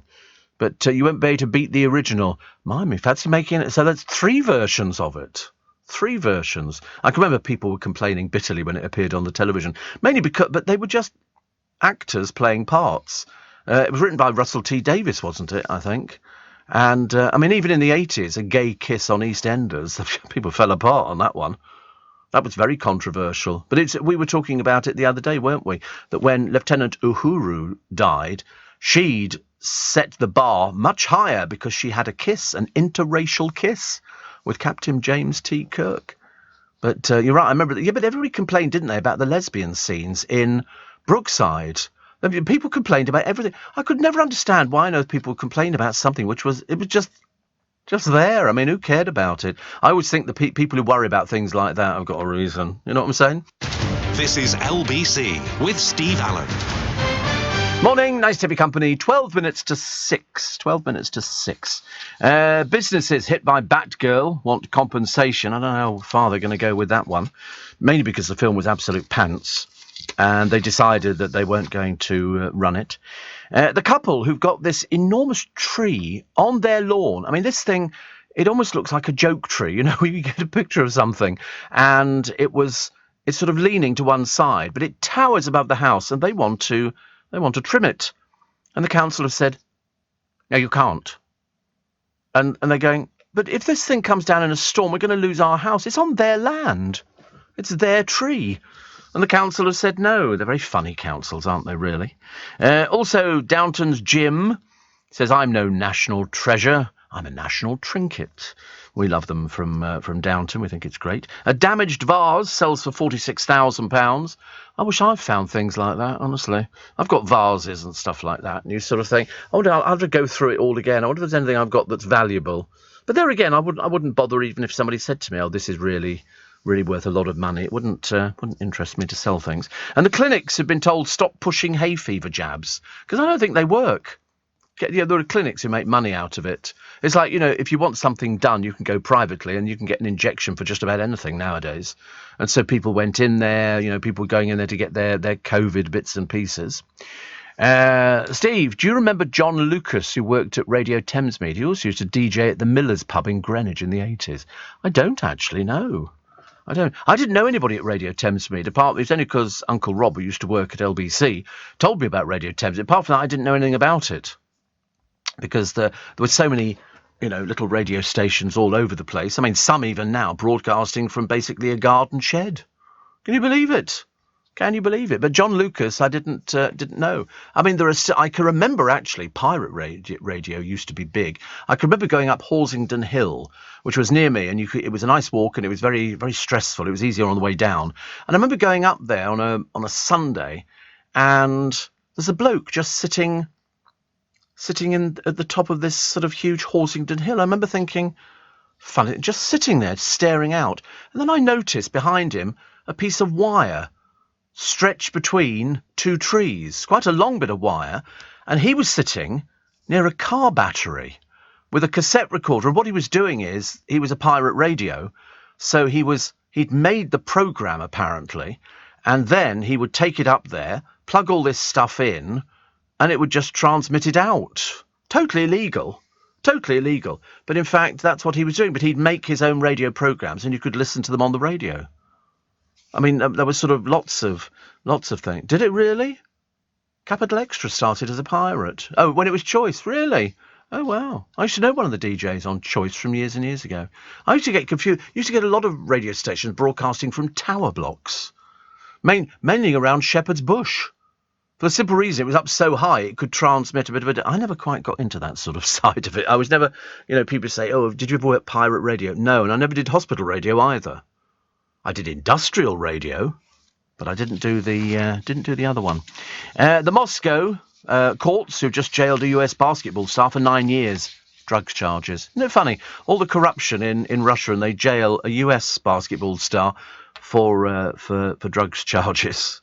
And this experienced climber who's fallen from Ben Nevis and died as a result, which frightens the life out of me. I mean, you wouldn't get me up a mountain anyway, no matter how much people said, oh, this is okay. I always think you could just fall into a crevasse. And that's the bit that frightens me. Falling into a crevasse and then thinking, how long is it going to take before I die here? I remember when they found Mallory up whichever mountain it was, and there were only his legs left. And somebody said, oh, look, this is what's left. I haven't seen 127 hours. Is that about the same thing, is it? About the same? Oh, right.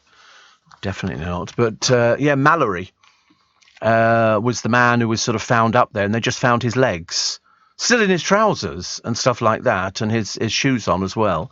But the film, this one here, refers to the title of the non-stop activity from when Ralston was stranded in Blue John Canyon, once his arm was trapped underneath a boulder, to when he was rescued and resuscitated. My God. Oh, screenplay by Danny Boyle. Interesting. James Franco in it. Oh, that's a nice one, isn't it? So 127. I think it would frighten me. It's like water. I get frightened about water as well. I don't know why. Why I'd ever be frightened about water. I'm Pisces, We have an affiliation to water. Why, I've got no idea. I can never work it out. So. Prince Harry launching a friend. Oh, boring. Dull. He just doesn't take criticism very well. Have you noticed him when he has a temper tantrum? Not very good. Also, Prince Andrew's finances are facing further scrutiny as he continues to dispute a £1.6 million debt owed with his ex-wife Sarah Ferguson. So they're battling to save this Swiss chalet in order to cover the Duke's mounting debts, because he doesn't work. He was always a bit useless. And he's now been slapped with a freezing order. I've never heard of a freezing order, but this is over a massive unpaid bill to another Swiss couple. The news comes after it emerged Fergie splashes out $5 million, despite previously stating she was continually on the verge of financial bankruptcy. Or perhaps that's just the way, perhaps she isn't. Sources close to her confirmed the purchase has been made as an investment opportunity. One royal source says the Duke and Duchess's finance appear to be incredibly complex. The sensible thing to do would be to repair any debts and to do away with any further controversy. A spokeswoman for the Duke insisted he'd not personally been involved in the purchase of the Mayfair property, but did confirm that both the debt dispute and the sale of the chalet was still ongoing. What a disastrous member of the royal family he is. He's a total disaster, and he's supposed to be somebody we're supposed to look up to. Laughable, isn't it, really? Absolutely laughable. A page of a Bible from a long time ago, crafted at Glastonbury Abbey 800 years ago, has gone on display. It's a double-sided sheet made of vellum, written in Latin, and covers part of the book of Chronicles in the Old Testament. The first word, Adam, is marked by an ornate A and is illustrated with a serpent entwined in foliage because Glastonbury Abbey was famous for its library. Many of the works were lost when Henry VIII ordered its dissolution in 1539. We all remember they were burning books left, right and centre. And all of these books were handwritten. If you go and see some of these early Bibles in the museums, which you can, you will see that they're beautifully decorated and illustrated, all different colours, and different people would do them. The Bible resurfaced in the 18th century, then disappeared until the 1980s. A US dealer sold it page by page, with this page bought by Bristol University 2 years ago. Wow. And they're quite beautifully done. But fancy taking the Bible apart and selling it page by page. So we have the page of this lost Bible on show in this country. Thank you very much indeed. Also, national park chiefs are urging bereaved families to consider other ways of remembering loved ones after memorials have appeared on Snowdon's Knife Edge, Cribgoch Ridge. The slate plaque was dedicated to a keen climber from Wrexham who died last year after a long illness. So they don't really want you to take plaques up there and stuff like that, because it could just get a little bit ridiculous. It could start getting a little bit overcrowded. Lord Sugar says here the original format of The Apprentice didn't work as it made his employees jealous. Because when the reality show started, he rewarded the winner with a mega paid job, but he soon ran into problems with his other workers. Well, it was only 100,000. And most of them didn't take up the offer at all. They weren't interested. He's 76, Lord Sugar. I think he's very clever, actually. I like him. I've always liked him. He always comes over as being quite genuine. I'd love to say that. You're fired. I'd love to, because I used to watch that programme and get quite angry, actually. He says, so we changed the format so the winner ends up in a 50-50 business with me, and I inject $250,000 from day one. They run the business and I mentor them. All sorts of people there. And lots of people have made money out of it, and lots of people didn't. But that's the way that, that's the way it works. I used to love it when they say, oh, no is not an option. And they all sit there, and you could see they look uncomfortable wearing suits. Stars from the Manchester music scene have paid their respects at the funeral of the Happy Mondays' Paul Ryder. His brother Sean was joined by their bandmates, Bez, Stone Roses singer Ian Brown, and the New Order's Peter Hook yesterday. And Ian McCulloch sang at the funeral, which is good. We like things like that. Nice to see people get a good send-off. Steve, they're showing the Wizard of Oz at the Kenneth More in Ilford. I saw it last Saturday, and I'm going to see it again on this Saturday, says David in Ilford. Oh, right. I've never seen the stage version of the Wizard of Oz. They showed the film on the television the other day. All these films that you think they've sort of finished. I like the Kenneth More Theatre, named after the actor, of course.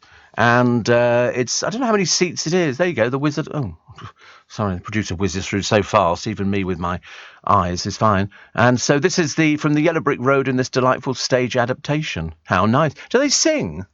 Or is it sort of non-singing? I quite like it. Oh, they're music and lyrics by Harold Arlen and Harburg. Background music by Herbert Stoddart. Dance and vocal arrangements by Peter Howard. Orchestrations by Larry Wilcox. Adapted by John Cain for the Royal Shakespeare Company. Well, there you go. Look at that. That's a bit cool, isn't it? Go and support local theatre. I always try and encourage people to go to theatre, because I think without it, you'll miss it. And if we go into this recession, as they are predicting, I'm not wild. Royal Bank of Scotland, the base rate from the 4th of August is now 1.75%. Previous base rate, 1.25%. The interest rate for lending facilities, where the rate of interest is linked to the Royal Bank of Scotland, base rate will vary accordingly. Luckily, I am with Royal Bank of Scotland, but I have none of these sort of borrowing money or anything like that. Thank you very much indeed. Jane says, Steve, I've just woken up. Sorry I'm late to the party, suffering from a migraine the last 2 days. Yeah, I think you'll find it's called a hangover, okay? Goodness me, honestly. And Kevin the Milkman says, can I say good morning to all my fellow Facebook milkmen friends on the Facebook site Old Milkmen Never Die. Over 2,000 of us milkmen, ex-milkmen, retired milkmen and long-suffering milkmen's wives posting and chatting about our job every day. Isn't that cool? I'm all in favour of that. So congratulations to the Old Milkmen Never Die Facebook site. I wonder how many of milkmen... Well, they've got 2,000 on their site. That's a fair number. Listen to this programme. Thank goodness. What would we do without our milkmen? Honestly, the answer is we wouldn't get our cup of tea in the morning. So I'm going to go and get one. You have the news. I'll be back with you in 3. Are you receiving tax credits? If so, this message is for you. Tax credits are coming to an end, and most people will be asked to apply for universal credit instead. The Department for Work and Pensions is writing to tax credit claimants. You won't be moved automatically, so look out for your letter explaining what you'll need to do and by when. And there's also lots of support to help you make the move. Get ready for your universal credit switchover. Search Understanding Universal Credit today. Eligibility criteria apply. This is LBC from Global, leading Britain's conversation with Steve Allen.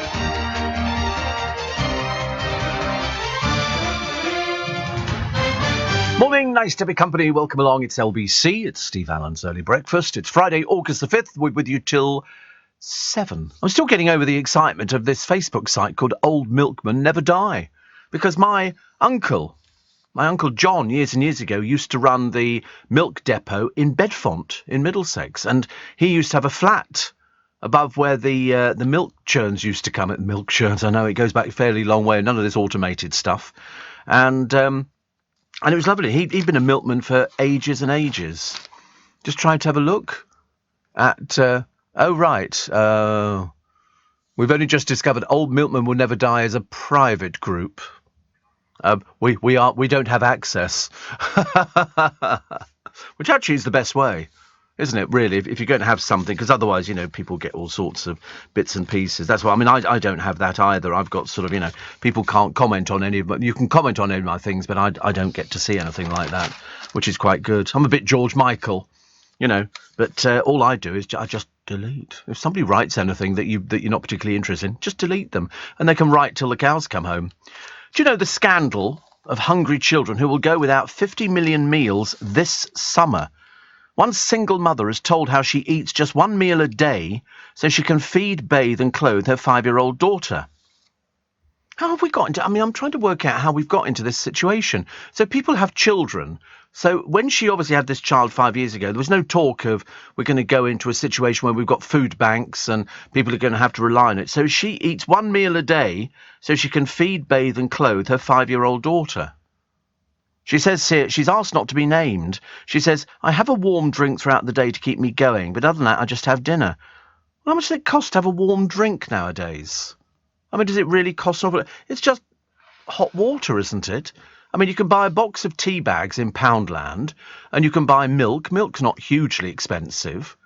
So, she only has one sort of thing. Anyway, her food bill has gone up. She said, we used to spend £80 on shopping, but now I'm spending double because of the extortionate prices. Where's she shopping? Because I'm not spending double, and I go out and buy food every single day. When people say... Double is a bit much, isn't it? You can go to Poundland and they have all sorts of reduced bargains and things like that. She can't be paying double. She says, when my little girl asks for sweets, I have to tell her maybe another day. Well, if you go to Poundland, you can get cheap sweets. So she buys basic and unbranded food, turns off all appliances, and it's a bit dramatic, isn't it? It's a way of saving, she says, but we have to wait till payday. I shouldn't have to tell a 5-year-old that. My daughter is desperate to start gymnastics and the thing her friends do, but we can't. So why can all her friends do something and she can't do anything? You do sometimes worry about this, don't you? So she's a working mum, so she's working. Not like she's not working. And she eats just one meal a day so her daughter gets the basics, but she can't afford to send her to gymnastics. And she can't have sweets. But food, if you're saying food's doubling, I'm not buying that one because it's certainly not doubled in price. I've seen things going up. I bought some smoked salmon the other day. It's gone up in Marks and Spencer's. 3 packs for a tenner, 3 packs for £12 now. So there's an extra £2. But, I looked at it and I thought, I don't know, is there any less in there or not? I mean, if you don't want to buy something, I don't buy it. I can go cheaper if I really want to. I mean, apparently everything's going up except wages. But then I know people who've got 2 or 3 jobs. Amazing though it seems. But it is difficult. See, when in Dublin, we visited Trinity College, says Helinka, to see the exhibition of the Book of Kells, medieval manuscript of the 4 Gospels. Oh, some of that stuff is beautiful. I'm still amazed, Helinka, that if you go to the British Museum, the crowds are always around the Rosetta Stone. Always around the Rosetta Stone. It's just absolutely amazing. And they're mainly young people, which is very, very good as far as I'm concerned. But nice to hear from you this morning. Pamela says, are there milk ladies on the Facebook group? I had a milk round in the 80s and there was quite a few of us. I'll have to take a look. It's a private site for local people. But I don't know. I see no reason why there shouldn't be milk ladies. I don't personally know any, but if anybody will tell you, Kevin will know whether or not there are milk people out there. I don't know. Here's this cracked vase gathering dust in a cupboard for 50 years is sold for £46,000 after it turned out to be a Chinese relic. I love a Chinese relic. £46,000. Anyway, this early 19th century antique was dropped and broke into pieces about 80 years ago. It was repaired with filler. The vendor stashed it away in the kitchen, but an expert recently found it was from the Daoguang Emperor period of the 1800s. It was expected to fetch £800 to £1,200, but as usual, the Chinese want to buy their art back, and they're willing to pay. It sold for £46,740. It's only 10 inches tall. 10 inches tall, but the Chinese want this stuff back. So estimate £800 to £1,200, and it goes for £47,000. Somebody very happy. Somebody very, very happy today, I can well imagine. I had a picture. What have I done with the blooming thing? Do you remember I told you the other day there was this bloke in Australia, and this thing landed. He thought it was an old dead tree, and it's something from the space station, which fell through the earth, and there was a picture of it. I can't remember which newspaper it's in. I remember looking at it thinking, it's even bigger than I thought it was. Huge. So the producer couldn't find it, actually. But it was, I'm pretty certain it was Australia. I'm very rarely wrong, as you know. And I'm right, aren't I? It's huge. Look at it. This thing fell. I mean, luckily it missed everything. It's 10 foot, and it was found standing upright in a sheep farm. So it literally dropped through the atmosphere, managed to avoid everything. If this had gone into somebody's house, it would have destroyed it completely. And it crash-landed into this Australian sheep farm, and it's been confirmed as belonging to SpaceX, the Australian Space Agency announced. It came from part of SpaceX Crew Dragon spacecraft that likely re-entered the Earth's atmosphere on July the 9th, the day the locals reported hearing a loud sonic boom and seeing a blazing arc across the sky. 3 metres tall, seared black by re-entry, found by the local sheep farmer, Mick Miners, and that was according to... It's become northern, I'm afraid. Good day. According to the Australian Broadcasting Corporation News. Then his neighbour, Jock Wallace, discovered a separate chunk nearby. Wallace promptly asked Australia's Civil Aviation Safety Authority what he should do with it. It told them to contact NASA. Yeah, I think I've got something you might want. Would you like to come and collect it? I mean, it's very impressive. Mind you, of course, it could be a hoax. He might have just basically planted it himself and charred it black. It's interesting, though, isn't it, when you sort of look at it? And I quite like these sort of things. I'm always fascinated. Whenever you see a huge crater in the middle of a desert and you think, that was a meteorite. Which land? I mean, this morning I was looking at the moon, and do you know what it looked like to me as I was watering the plants? I was sort of standing there staring, and it looked like that scene out of Independence Day, where there's all these clouds, and then this huge spaceship emerges through it. And this was cloud going in front of the moon. And so it looked it was bright in little patches, and then it opened up and opened up and opened up. And seriously, I was thinking to myself, what do I do if it's a spacecraft? And I thought, well, it can't do because they don't exist. Or E.T. or something like that. It could be anything, couldn't it? Apparently, royal wishes. William and Kate posted a birthday message to Meghan. Still don't like her, but we're allowed not to like people. You don't have to like people. If you think they're a bit fake, then you can do that as well. 3 years after a heart transplant, here's a lovely lady called Kaylee. Kaylee Llewellyn was 15, seemingly healthy when she blacked out during a league game. Anyway, 3 years after this heart transplant, she got a medal for winning football. Well done you. Well done you. It's now quite acceptable for women to play football because they're doing it a lot better than the men. Okay, don't want to sort of rub that in at all. What else have we got today? What else have we got? Children on the brink of starvation. Not in this country. This is images of the Horn of Africa. Millions of starving children struggling to survive. Parts of Ethiopia, Kenya and Somalia are barren after 4 consecutive failed rainy seasons. So families have got to dig for water. Imagine that, we sort of go, oh, we might not have enough water to water the flowers. And they're having to dig for water in dried riverbeds. Mother cradle sick infants who cry through the night, and children leave school as parents can't pay the fees. It's amazing, isn't it? All these now third world countries where people are suffering quite badly, and we go, oh, it surely was much better after Live Aid. The hell it was. If only we could have said that. If only we could have said it. Due to corruption and all sorts of other problems, the problem still exists for a lot of people. A lot of people. Kathy says, brilliant film on BBC Two at 1:50 today. I'm sure you'll have seen it. The Bandwagon. Fred Astaire and Sid Charisse. An amazing dance piece which lasts 15 minutes. I used to try and recreate it when I was in my bedroom. I'm sure my parents feared for the ceiling below. Yes. Well, actually, in their case, above, wouldn't it? It wouldn't be below. It would be above them. That's what I'm assuming. And what have we got today? I love reading recipes which come from sort of well-known chefs. We lost somebody the other day. Who did we lose? Alistair Little, who's a very, very established chef. I mean, a lot of people say he was sort of like the chef's chef. And Alistair Little died. I can't remember what age he was. He was only young, wasn't he? 72. I mean, I don't see 72 as being very old, actually. He was the godfather of modern British cooking. It's amazing how many people we've sort of lost. And he was very good-looking, 72, wasn't he? Very good-looking. Yeah, from the 80s that picture was. But even so, I can't remember if I ever interviewed him. But, I mean, he continued to be mimicked by restaurants today. He had a restaurant on Soho's Frith Street. The floorboards were bare. The cloth napkins were swapped for paper ones.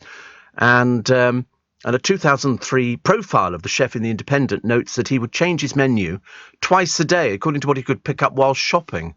Oh, don't you sometimes wish you could cook? Don't you sometimes think that must be the best thing, either that or a hairdresser? Don't you think that would be the best thing, that you sort of, somebody's coming around, you go, wait a minute, I'll just have a look in the store cupboard and see what we've got. Okay, apples, loin of beef, bag of McCain chips, nothing at all. We'll have to go out and eat. Yeah, sausages. Leading Britain's conversation, LBC, with Steve Allen.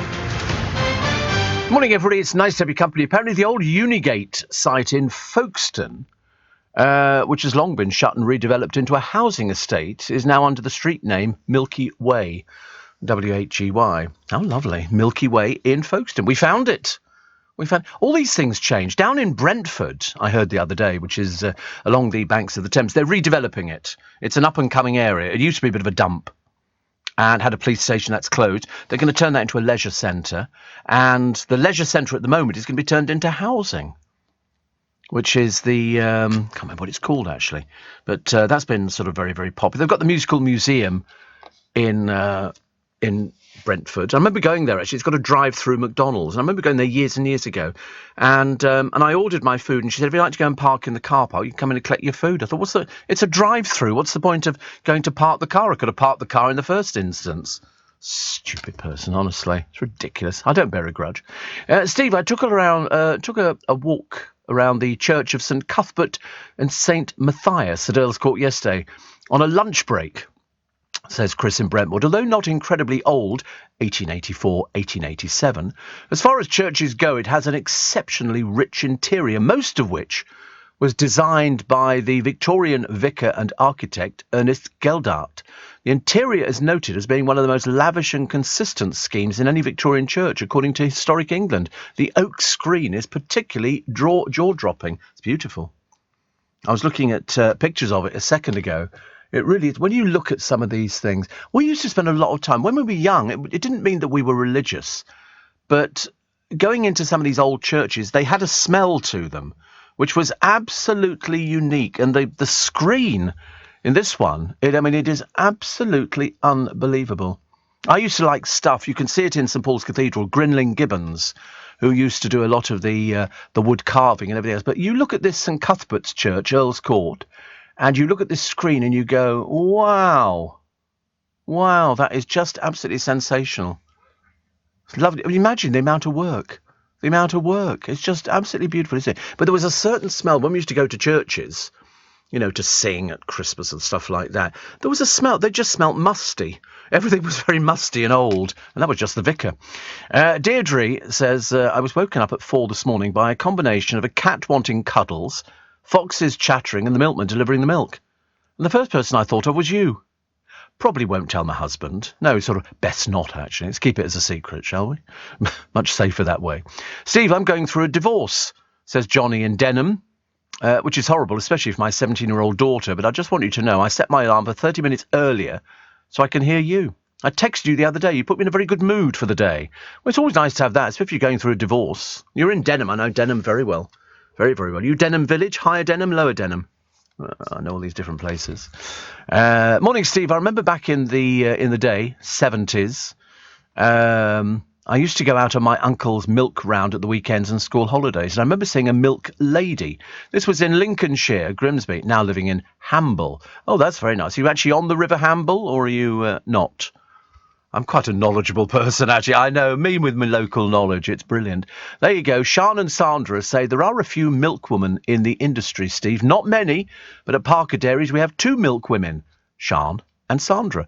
There are about 3,000 of us milk persons left in the UK, down from nearly 100,000 when I started as a rounds boy, earning a bit of extra pocket money back in 1978. My late father was a milkman for Hitchman's Dairy in East London back in the 50s and 60s, and he never wanted me to follow in his footsteps. But I'm not complaining. Been a good job for 44 years and hopefully many more years until I keel over my gold tops. I say the same in the radio studio. I say exactly the same. I say one of these days I'll just go quiet and you'll go, he's left us. Gone to a bigger place. Charlie in Romford says, I know you love your YouTube videos. Have you ever seen the James Brown video where he's being interviewed whilst drunk? I haven't, no. Is he more than drunk? Oh, yes. Oh, yes, we did think he looked as though he'd sort of wandered in from the dark side. Do you know he had an open coffin at his funeral, whereas Michael Jackson didn't? But yeah, James Brown was slightly odd. This was done years and years ago. He was, they've had 840,000. He looked as high as a kite. Seriously, when we say high as a kite, he looked high as a kite. Because in those days, people were. And yet they still put them on to be interviewed. I mean, and yet they didn't do it in any way, shape or form to sort of say to somebody, oh, we're going to embarrass you. Because nobody cared about it. We were talking the other day about Judy Garland and the studios and how many drugs they were given, the amphetamines, to keep them going. The longer you could film, the happier the studio would be. And so consequently, they all got... I mean, Elvis was on drugs for going to the toilet, for waking up, for going to sleep, for going just about everything. And then occasionally he'd have his mad moments. At one point, he got on an aeroplane and he flew to the White House because he wanted to see the president. You know, and he went to see the president because he wanted to be made a marshal so he could sort of stop people having guns. And it was really bizarre. I mean, sometimes he'd come on stage and he would just preach to people. Then he'd give out jewellery and stuff like that. Yeah, I mean, he was off his trolley for a lot of the times. You know, it can't have been easy because what they were doing, they were just trying to get more money in and more people in to see the shows. And he was earning a lot of money, earning an awful lot of money. Steve Rue here. Ooh, how lovely. My granddad was a milkman. My nan and her friends would work strawberry fields. They worked hard, but it was less common to do the milk, I think, says Rue. How interesting. Mind you, loads of people used to come over for harvest time and they'd pick fruit. They had somebody the other day and he was Romanian and he was over picking raspberries. And that's what he did. He came over, he picked raspberries for the raspberry season. And then he went back to Romania with the money. Because there was more money to be made here than there was back in Romania picking raspberries. So, working the strawberry fields was very, very popular. People would, eat 1 or 2. 3 or 4, and they were lovely. I mean, British strawberries, if you're looking for flavour, I used to buy King strawberries from America, They were huge. They were like the size of small golf balls. And I used to bring, they were quite expensive, about £5 a box. Happy days. And I'd bring those in and people would go, wow, where'd you get these from? I go, Marks and Spencer's. But we don't see them very often. It's like the little tiny Satsumas, little tiny ones, grown specifically in China. And those I don't remember seeing last year. They were particularly nice. But people went out there. You get all the people from London go to the hop fields and they'd pick hops. That's what they would do. They'd all, people earned money. But you look at the strawberries. Oh, they're huge, the American strawberries, aren't they? They're absolutely. But they didn't have a huge amount of flavour. That's why the best ones are the British strawberries. They have the most flavour. The most flavour. I mean, you can smell them, and when you taste them, they're British strawberries. It's like the asparagus, isn't it? I've said to you before. At the moment, it's all Peruvian, and it's got no taste. No taste at all. It's a shame, really. Great shame. Steve, my first round, because I was a milk lady, says Jill, was in northwest London, around the Brent Cross area. And then I moved to Milton Keynes and did a round there for a number of years. We keep finding them. We keep finding Lady Milkman. You said you're getting your hair cut later, says Declan. Will you be getting the other one cut tomorrow? I know, he says. Bard. I know. Exit stage left. Correct on that one. Never wrong. Cass says, can you give a shout out to my friend Sally Triptree? She and her friend Sarah Taylor have a wonderful exhibition in St Pancras Crypt today called Shadow Redemption. Actually, somebody sent me a thing, and I think it's on my emails. It's the London Gospel Choir. They've got something coming up. They said, could I give it a mention? And I thought, yeah, we like the London Gospel Choir. We're big fans of gospel. Big fan. Big fan. And this one came in. This is from Kaylin, who says, hello, Steve. London Community Gospel Choir have their home outdoor summer concert on Sunday, the 7th of August at Fellowship Square in Walthamstow. Love to see you there. Bring your voice and dancing shoes. Oh, and your rug and picnic basket, maybe from M&S. More information on their website. So have a look for London Community Gospel Choir and their home outdoor summer concert this coming Sunday. I don't know what time it starts, so check them out on their website. But as long as you take your voice and your dancing shoes, you will not be disappointed. They're lovely. They're very glam as well. They're very, very glam. What time do they start? Do we know? Look at them. Very glam. Woo! How lovely. I love a gospel choir. I really do. There you go. Gates open 17:30, 5:30. Show starts 18:30. Good for you lot. Good for you. Live concert with special guest Kai Lewis and the League of Rebels. League of Rebels, honestly. I think they're great. Good for you. Good for you. I hope it goes really well for you. Well, listen, I was going to say, you're not going to get bad weather, are you? You're not going to get bad weather. So take your picnic baskets down there. Go and have a little bit of spiritual uplifting. It's what we all need, isn't it, in this day and age? We don't seem to be getting enough of it. I wish we did, but we don't. So they started announcing all the people to go into Strictly Come Dancing. I love the way that the papers, because they've got nothing else to write about, because they don't know anywhere they're going. And these two are the favourites at the moment. There isn't anybody else who's been booked, but they have booked the girl from Loose Women, Kay Adams. And it's so funny, actually, because Kay Adams, I used to say about her years ago, she had one of those faces. She always used to look to me. And I used to say it on air. I said I could always imagine her in a pair of thigh-length boots. I don't know why. I have no idea why. It was the oddest thing ever. And then somebody wrote in and said, what, do you mean a dominatrix? I said, no, I just sort of... She kept them in order. If the panel started messing about, because she was the serious side of it, if the panel started messing around, and they can't mess around anymore now, because they're bringing their audiences back in. They're going to have a live audience, which they've not had for about 2 years, is it? Something like that. 2 years. Steve, another interesting YouTube video, Terry Wogan interviewing a rather drunk George Best. Yes, we all remember that one. That was just sad, though. That was just sad, because George Best was a drunk, and if ever he went into pubs, people bought him drinks. And that was the worst thing. The last thing he needed was people buying him drinks. But they wanted to say, I've just bought George Best a drink. But I remember he went into a supermarket once, and the girl on the till said, I'm not serving you alcohol. And I remember thinking, good for you. Good for you. She didn't serve him alcohol, but he just went and got it somewhere else. But, she at least was making the effort. I remember somebody telling me when he was in hospital, he was this horrible yellow colour. Because he had all these sort of problems, and it was all to do with booze. All to do with booze. It's amazing. It affects people in different ways, and with him it was not a particularly good way, but he was so drunk on Wogan, he stood up and he was lurching backwards and forwards. It was, and just pitiful to watch, pitiful. This is LBC with Steve Allen. It was interesting, somebody was talking earlier on about Terry Wogan interviewing a very drunk George Best, who I thought at one point he was just going to fall over and collapse or something, and very difficult if because you have somebody, what they should have done is said, listen, we're not going to do the interview. But mind you, I also remember him doing Bros. And Bros came running down the aisles. Yeah, we're Bros, yeah, woo. That finished, didn't it? Oliver Reed, yes, he was very famous for being sort of tiddled a lot of the time. But, it's the way it went. But we were sort of looking at one thing. Who was on that lineup? We were looking at a lineup on Parky, who got the biggest guests. He got the biggest guests, though at the moment it's Graham Norton who got the biggest guests. And we had Buddy Rich. Now, Buddy Rich was a drummer. Roy Castle was on there. Roy did Record Breakers, but he played trumpet, and he was lovely. He was really lovely. I interviewed him on a couple of occasions. Kenny Everett. I mean, this is a peculiar lineup. And then who did they bring on as a surprise guest? Who did they bring on? Come on. It was Sammy Davis Jr. just walks onto the set. He just walks onto the set and they go, oh my God, they can't believe it. They cannot believe it. But it's Sammy Davis Jr. And then Buddy Rich sort of embraced it. Everybody, because Sammy Davis Jr.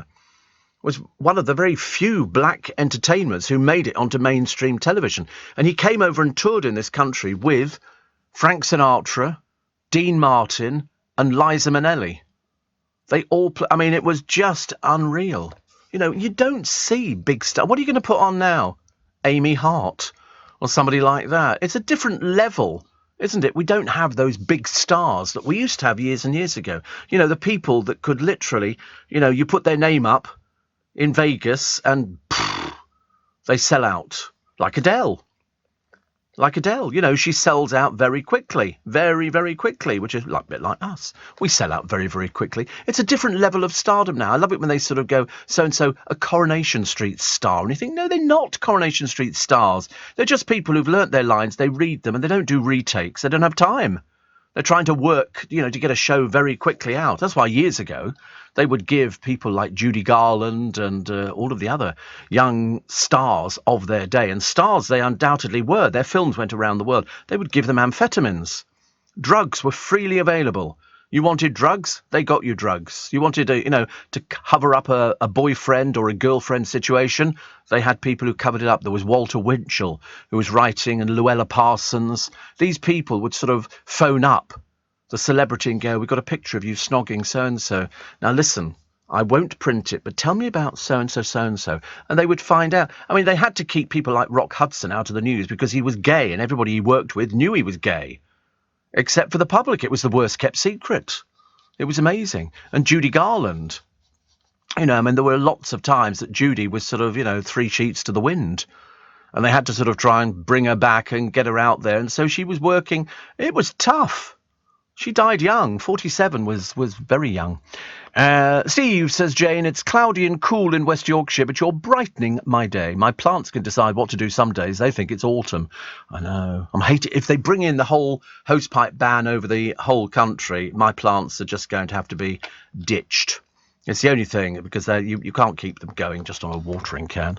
Steve, I watched a couple of Elvis documentary films last weekend on Sky Arts, filmed before the prescription drugs truly had a grip on him. I thought, what a waste of his supreme talent. Went way too soon. Yes, but of course in those days they had no computers. So he would have Dr. Nick give him a prescription for whatever it happened to be. You could go to one chemist, he'd write out another prescription, go to another chemist.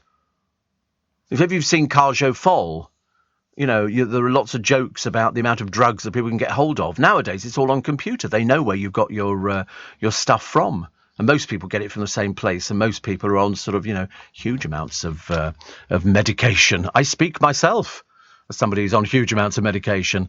But no, the Elvis documentaries are very good. I think Sky Arts is brilliant. They have some really cracking good programmes, really.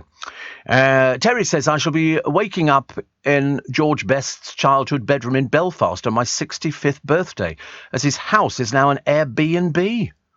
I remember patting him on his back when he played an exhibition match for Dunstable Town in 1974, says Terry in Leighton Buzzard, but listening in Cleethorpes.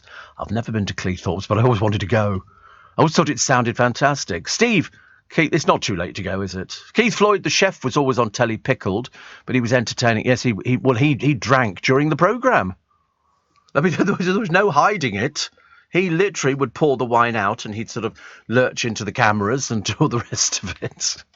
Loving your milkman stories, Steve, says Mike in Boreham Wood.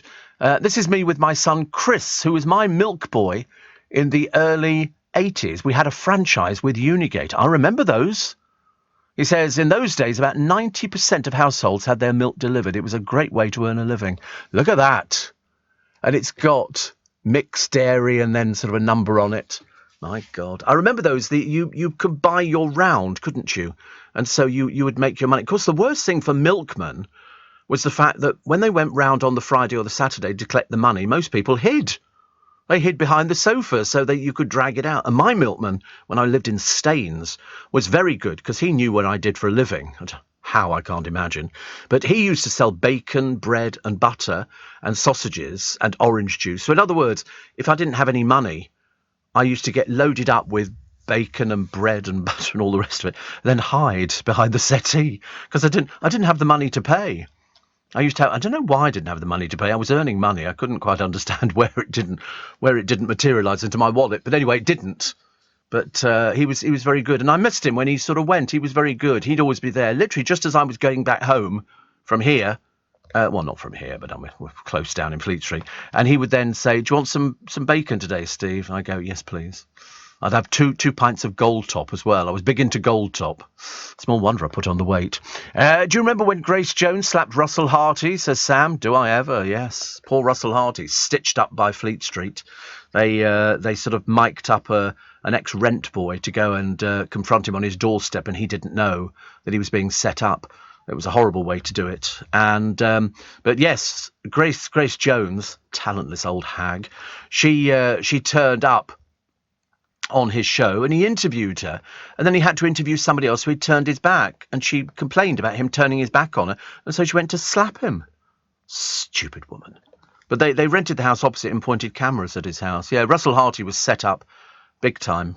It was one of those things, you see, if there was somebody who was gay on television but wasn't necessarily out as being gay, they would do everything in their power to try and find somebody, you know, and it was quite disgraceful. Quite disgraceful. So poor old Russell Harty, who I can remember him doing so many shows, and he used to talk like that. It was very good, actually. It was very good. Friends with Alan Bennett, yes. And I do remember, Chris Lowry's asked me, do I remember Watch Out, There's a Humphrey About? Did you remember that? This was a straw in a milk bottle that moved backwards and forwards, and It was. I think the slogan was watch out. There's a Humphrey about. You know, and the Humphrey used to drink the milk, because you know we were encouraged to drink milk, and the more milk we drank, the better we were. That's why the milkman, you'd come around and you go, extra pint today, Milko, extra pint today. Muhammad Ali was doing the advert for the watch out. There's a Humphrey about. And Muhammad Ali was very good at playing the game. When he appeared on television on Parky's chat shows, he played the game. He knew exactly what to do. And he was very good, very funny, very witty, very, very of the time. And we miss people like that. But Grace Jones, there's always things that will go down. You know, when you get sort of Freddie Starr, and mind you, I walked out of a Freddie Starr show. I thought he was terrible, absolutely terrible. I thought he was seaside humour. It just didn't appeal to me. He would have a habit, if there was other acts on the stage with him, halfway through their act, he'd just wander on stage. He was so rude and so offensive. And then he had all his troubles where they tried to sort of bring him back again. Because I remember watching him, Freddie Starr, on the Royal Variety Performance when he brought the house down. He went onto that stage a nobody, and he came off a star, because he finished doing an impression of Mick Jagger. I want to tell you what it's going to be. And he sort of pretended he was an ape and all the rest of it. And he kept falling over. He was very good at falling over. He must have had bruises everywhere. But he came off that stage. He brought the place down. It was very interesting to watch. Certain people did that on the Royal Variety. Some people died. But he would sort of go on Des O'Connor. And he was from show business. You know, they were all different. Steve, Staines must have been awful. Only went there once, says Rez, and never again. Well, it was the holding pen for the Jeremy Kyle show. I think we all are aware of that now. You often wonder where they got all those dreadful people from. Staines. It was as simple as that. Now it's moved, actually. Now it's moved. Our milkman, Steve, used to come to the back door in the 80s and spend 30 minutes chatting with my mum. Many's the time the milkman would come and have a chat and your mum would do him a cup of tea. Seriously, that was considered quite normal. And then they'd always go, do you need an extra pint? You know, and you get an extra pint. Because they always carried spares. I had to buy a little plastic thing, which had the name of the dairy on it, to stop tits from pecking away the top of the gold top to get the cream on the milk. Cheeky devils, honestly. So, so I had to buy this box, and he would put them in the box and put the lid on to stop the tits. I remember saying to him, we've got to stop those tits. And he said, don't worry, Steve. He said, I've got just the thing, £1.45. So I bought it.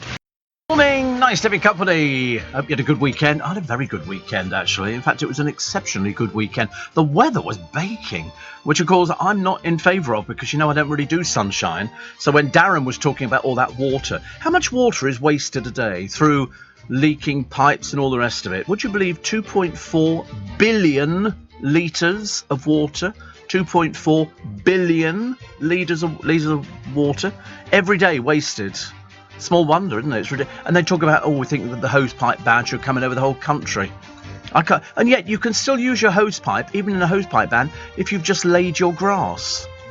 Because it needs watering in or something. So I don't know how that works. And apparently you're allowed to water if you've got a garden centre or you've got a plant business. All right, I'm opening up a plant business. I've decided. I was out watering this morning with the watering cans, and then I watered early yesterday afternoon. I thought, I've spent all this money on these plants. I'm not going to have them die on me just because we can't learn how to conserve water properly. Definitely not. Not one theft solved in 8 out of 10 areas. Big surprise there. Charities returned to knocking on doors, which they used to do. Years ago, there'd be somebody standing there saying, you know, collecting for whatever it happens to be. And then, of course, all the shops came on. We have ourselves in Twickenham in excess of 15 charity shops. 15 charity shops. And they all get all their stuff mainly given to them for free or is bought in so they can sell stuff. They make run by dear, sweet little old ladies who don't get paid. I mean, it's unbelievable, isn't it, really? That you can sort of have all these things now and people go in there and buy them. I haven't given them stuff for ages. They were so bloody ungrateful last time I gave them loads of clothes.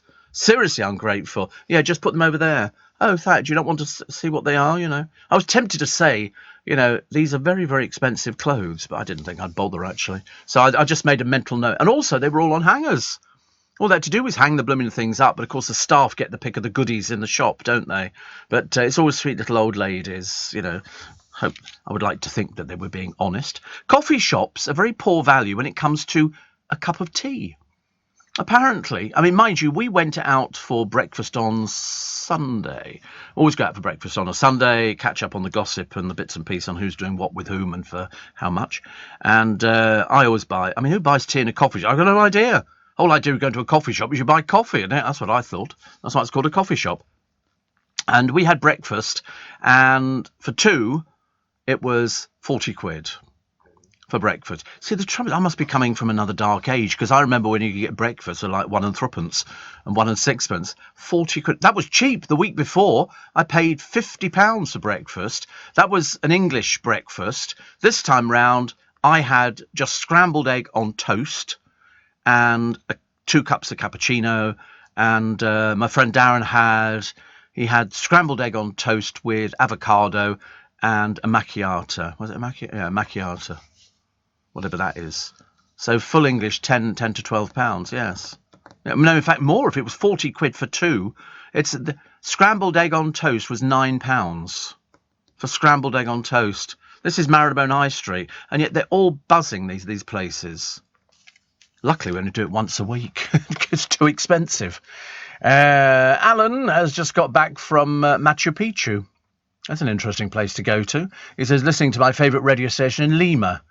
Wonder who that will be. But anyway, so nice hotels. And it's quite nice, isn't it? So quite like Lima. And Machu Picchu has always been on my bucket list. Always. I've always wanted to go there because they've tried to work out over the years how they got the stones there. And they came from miles away. It's like Stonehenge. Nothing came locally. And they can get you up Machu Picchu. And it must have looked fantastic years ago. Must have looked absolutely amazing. There's a Sacred Valley tour and a sacred pilgrimage site and how to get from oh, pardon me, I've got indigestion now through drinking cups of tea. But it's always been my sort of place to go visit. Imagine living up there. Imagine what it must. Well, there was all houses at one time. It's a whole town, Machu Picchu. It's just that it's sort of fallen into disrepair. But I'd love to go there. I always thought it was a great place to go to. Imagine living with those views. How fantastic. Shane says, very sorry to hear about Judith Durham from the Seekers. Nice to see the remaining members of the Seekers paying tribute to her on the Sunrise programme. I know you were a big fan. So Shane, absolutely. I thought she had one of the nicest voices I'd ever heard. And it never changed. Even in her 70s, her voice never changed. It was the same, I know. She was going out with, I think she was married to Athol Guy, who played the big double bass. They were huge. The Seekers were huge. Open up them pearly gates. Open up them pearly gates. Say goodbye, my own true lover. She had the most beautiful voice. I can only describe it as having a beautiful voice. And one of the tribute programmes on the television put down the fact, they said, and of course she sang, Georgie Girl and I Am an Australian, which I quite like the song, actually, written by one of the members of the band. And loads of people have actually covered it. But she had a totally unique voice. You would hear Judith Durham's voice and you would go, that's Judith Durham. Sad that people of that era are dying, says the producer, because he doesn't even know who she is. No idea, seriously. Might as well ask the cat. It's as bad as that. But she really, everybody be getting out their Seekers Greatest Hits album because it's got so many hits on there. And they came over here, they did various tours in this country. They were huge throughout the 60s and the 70s. They were touring, really good. Really, really good. So great shame. But 79, last time I'd seen her, I think they'd done a show at the Royal Albert Hall, and she did look a bit old and frail, but the voice was still as good. Still as good. Absolutely amazing. Really, really beautiful.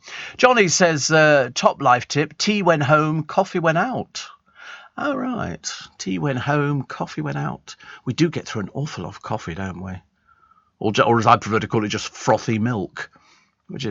I have cappuccino, yeah, but I don't have any chocolate on it because it's just not for me. We had a thing the other day. This friend of mine, Darren's got this list of all the foods which you can have and all the foods you can't have. And it lists all of I forget what it is it's listing on there. Anyway, whatever it is, you've got to get low numbers. And we looked at all the breakfast cereals.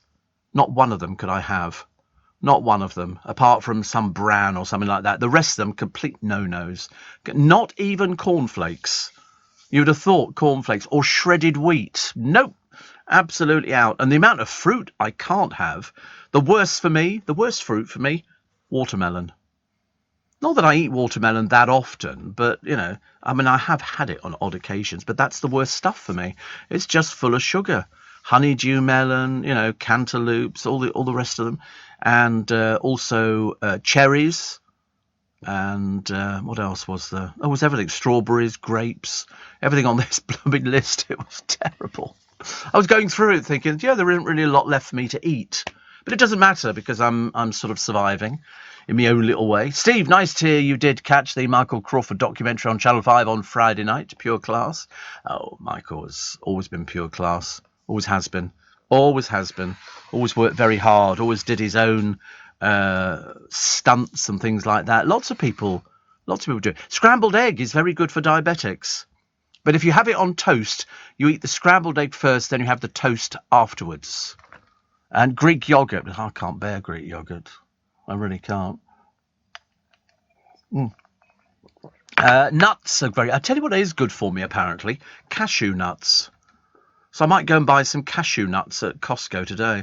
Mind you, it seems a bit of a journey, doesn't it, just to go out there just to pick up cashew. But they do big jars of cashews. Perhaps I should just eat them, actually. A great breakfast keeping insulin low. Mushrooms, tomatoes, peppers, fresh leafy spinach, cheese, bacon, ham, meat. Some people can handle porridge, but others, it can send your blood sugars through the roof. So, for those who can handle a few more carbs, Weetabix or shredded wheat. See, I loved little bite-sized shredded wheat. You try finding them. There's obviously a world shortage of bite-sized shredded wheat. I used to love them. I used to absolutely love them, but haven't had them for ages. What else we got? The Stars sending messages of support after the actor Anne Heche was rescued from a burning car. We don't know how she got into that state. Some cruel people have been suggesting that there was a bottle of vodka found in the car, but there we go. Listen, I've got booze in the boot of my car. Not that I climb into the boot to drink it, but it's there actually. What else we got? Millionaires outrage as Fergie buys £5 million home. Something deeply unpleasant about Sarah Ferguson. I can't quite work out what it is. I think she's got the same arrogance that Prince Andrew's got. The same arrogance where they think they're untouchable. She can do whatever she wants. And it's demonstrated in that lovely interview. I keep reminding everybody about it, just so you go and check it out, where she's in America and the presenter Australia. The presenter asked her about something. She said, I don't want to talk about that. I thought I made that quite clear. And she becomes quite, smarmy, bossy. And it just doesn't go very well at all, actually. I've never had an interview like that. Oh, I had one. I tell a lie. It was a woman who'd written a book on the child killer, Mary Bell. And I said, did you pay her money? This has nothing to do with it. She said, nothing to do with it. She made an official complaint about me. Which she was a nasty little piece of work, actually. But Mary Bell, the child killer, and she'd been paid money for doing this interview. I mean, I didn't see that anybody should ever profit out of things like that. It seemed a perfectly normal question for me to ask. That was the only time that anybody's ever sort of, got a bit uppity about it. And I remember thinking, yeah, you've got uppity for a reason, dear. And the reason is you paid Mary Bell money. Because Mary Bell was granted anonymity because she was a child killer. Yeah, she's still alive, as far as I know, yes, definitely. But very sad. Kim Wilde relaxes, apparently by thinking about aliens. Isn't it funny? I do that after about a bottle of Prosecco. I'll start dreaming about aliens. Louis Tomlinson's branching out into other areas than singing. Very wise decision. Makeup, apparently, and nail varnish. Can't really say a lot about that. The boy of 8, savaged by sharks on holiday. It's going on quite a bit, isn't it, really? Do you see that fishing boat that was overturned the other day by a group of orcas, otherwise known as killer whales? I don't want to sort of make a big deal about it. And they literally were sort of nudging the boat. It was apparently teaching them, or they were teaching each other, how to get shoals of fish corralled, because they all go round them and then blow bubbles, so the fish won't swim through there. But they sort of attacked this fishing boat. Yeah, this little lad got attacked. He was in the Bahamas, and the sharks, bit into his legs. Not very pleasant, is it? Not very nice. But I mean, luckily he's young. He can recover. But he gets a wheelchair. Bless his heart.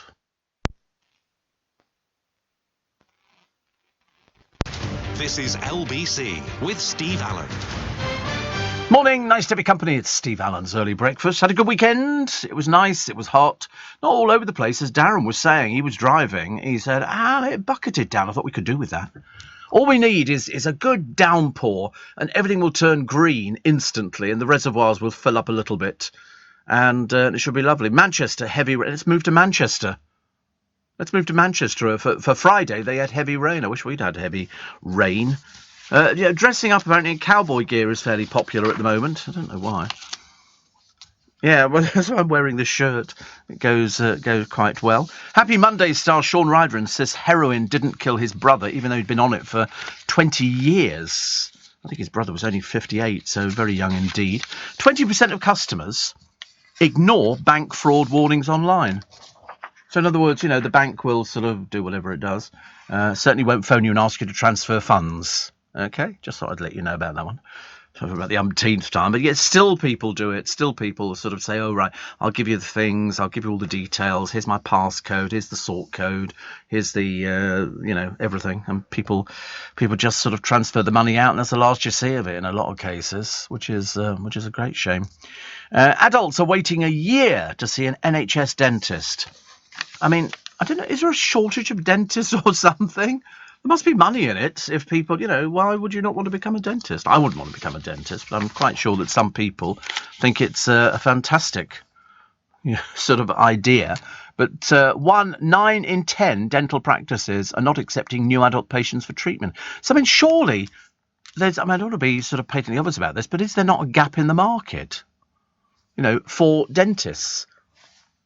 The lack of NHS appointments has led people to drive hundreds of miles in search of treatment, pull out their own teeth without anaesthesia, resort to making their own improvised dentures, and restrict their long-term diets to little more than soup.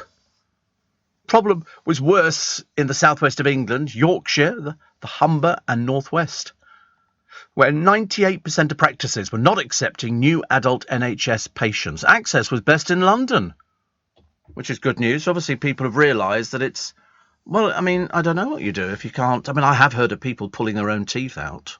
But then what happens if you get an abscess and stuff like that? You can't drill down into your teeth, can you? Obviously, some people think you can. I think some people have used super glue for sticking their teeth back in again. I know it seems a bit ridiculous, but people would do anything. People would do anything. The animal charity shop where I used to volunteer, says Helen, sadly closed down during lockdown, and we had volunteers of all ages, including work experience students from the local college. Some of our regulars were dogs who came to visit and were given a biscuit. Most of our customers were lovely. I served behind the till, helped people choose goods, and for some reason my managers thought it amusing that I had quite a few men that spent ages talking to me, and a couple who even asked me out on a date. Lord above, lady, you don't want to go anywhere like that. Not at your time of life. You're 62, for God's sake. Dear me, that's the place to pick up, isn't it, obviously? Seagull attacks have soared in 5 years. We're reading about them all the time. They want to eat the chips, they want to take your sausage and all the rest of it. But unfortunately, we can't do anything about it.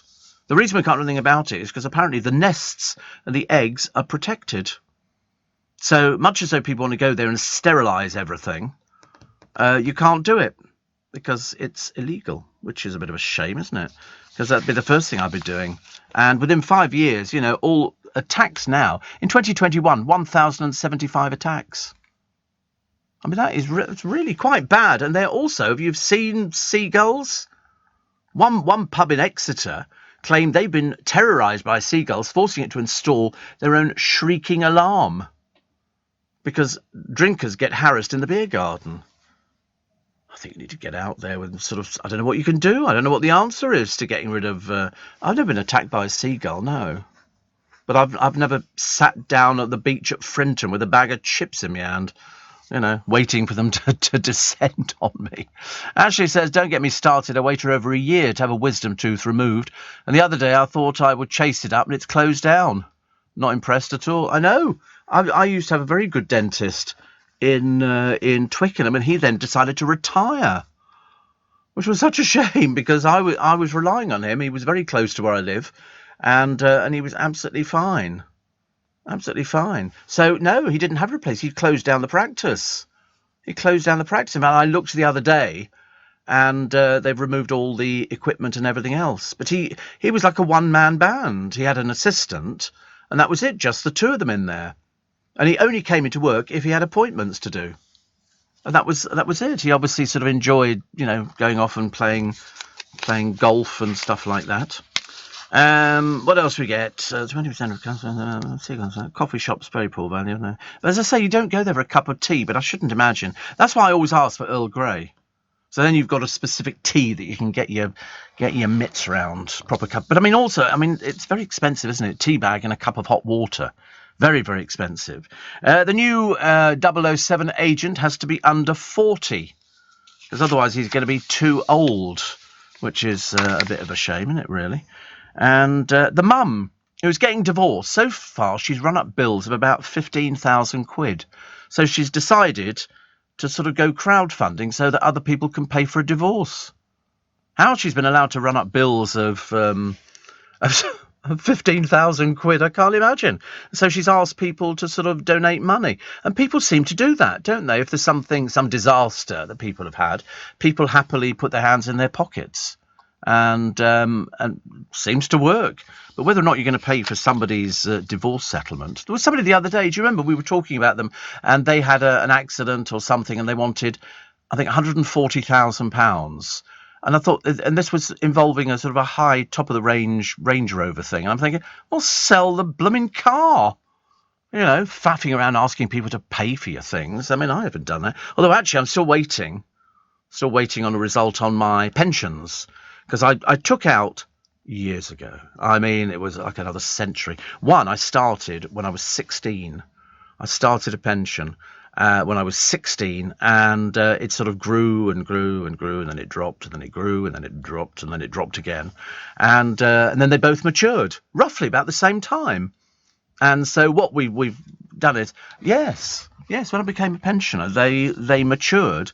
I mean, they're not a huge amount of money. It's enough to sort of, you know, have yourself quite a few good nights out or another car.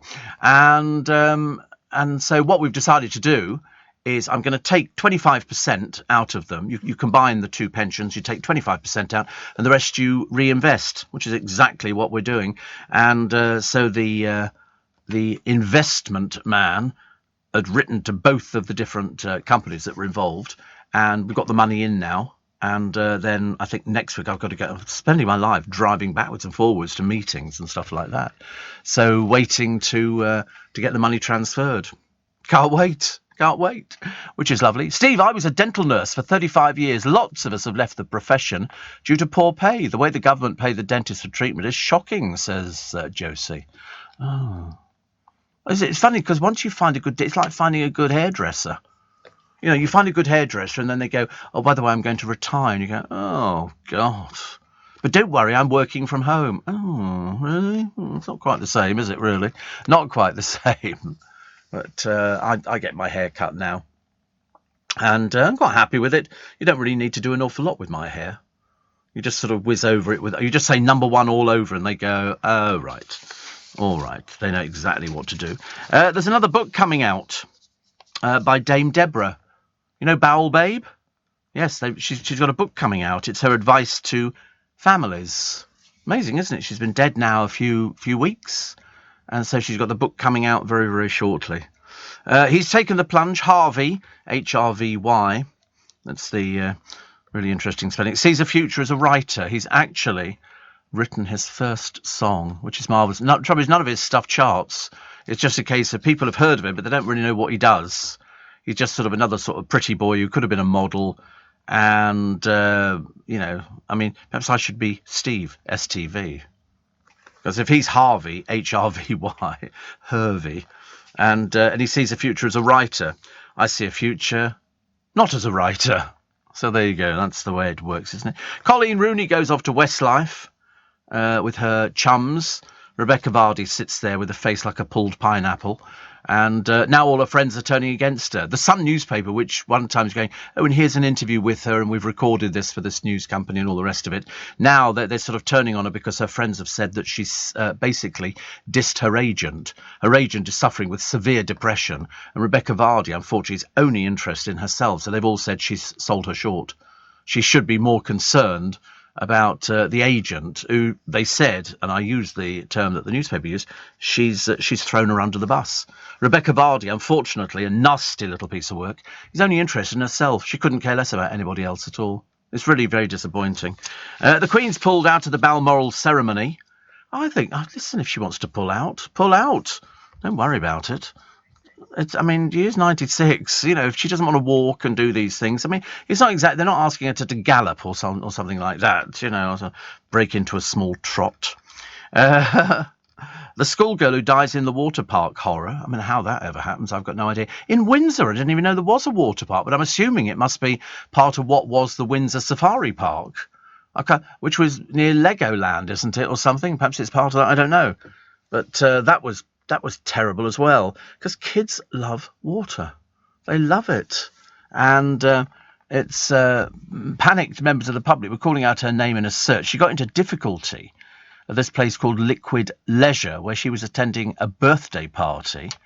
And that was it. She just went, you know, her death is being treated as unexplained, with an investigation underway. I mean, how on earth an 11-year-old gets into difficulties? I've got no idea, because I don't know the park, and I don't know the chaos that went on down there. But I just know that when they took her out, it was too late. Awful, really, isn't it? Absolutely awful. Steve, build steeper roofs. Seagulls cannot build nests on steep roofs. They build them in the chimney, though, Jennifer. They'll build them on the top of a chimney. So, if the chimney's on, it's their own central heating on the nest in the winter. Who was saying the other day? They said, to save money for winter, why don't you put your heating on now? Oh, why would you want to put your heating on now? What would be the purpose of that? I did read that. I read it twice just to make sure I was reading it correctly. And it said put the heating on now. And I thought, well, actually, I didn't put the heating on last year because I didn't need to, because it was quite warm. I've sort of got very high tolerance levels, I think, so it didn't really bother me. There you go. Brits to turn heating on now. Switching on your boiler in summer is actually good long term. They said switching the boiler on could actually save you money in the long term. According to specialists at this company, leaving a boiler off for months at a time could leave you with hefty repair bills in months to come. There you go. Pop your boiler on now and sit there sweating buckets. I've never really like it. How's that going to save you money? We're only into blooming August. It's not complicated, is it, really? Although some people might think it is. The most watched Netflix show. Squid Games, let's get real. Becomes a must-watch reality competition series. Eliminated. $4.56 million. I want to get that money. 456 contestants. One life-changing prize. Oh my days. Make friends. Dude, you're the brightest light in here. Make enemies. That is not fair. Make millions. Squid Game, The Challenge. The real game begins November 22nd. Only on Netflix. Steve Allen on LBC. Text 84850. I do love it when you see pictures of models in the papers. And there's one today called India Reynolds. She's gone green by wearing an orange bikini made out of recycled fishing nets and plastic bottles. Apparently she's designed this with a brand. She made it to the final of the 2019 series, but admitted she's no longer in regular contact with Islanders.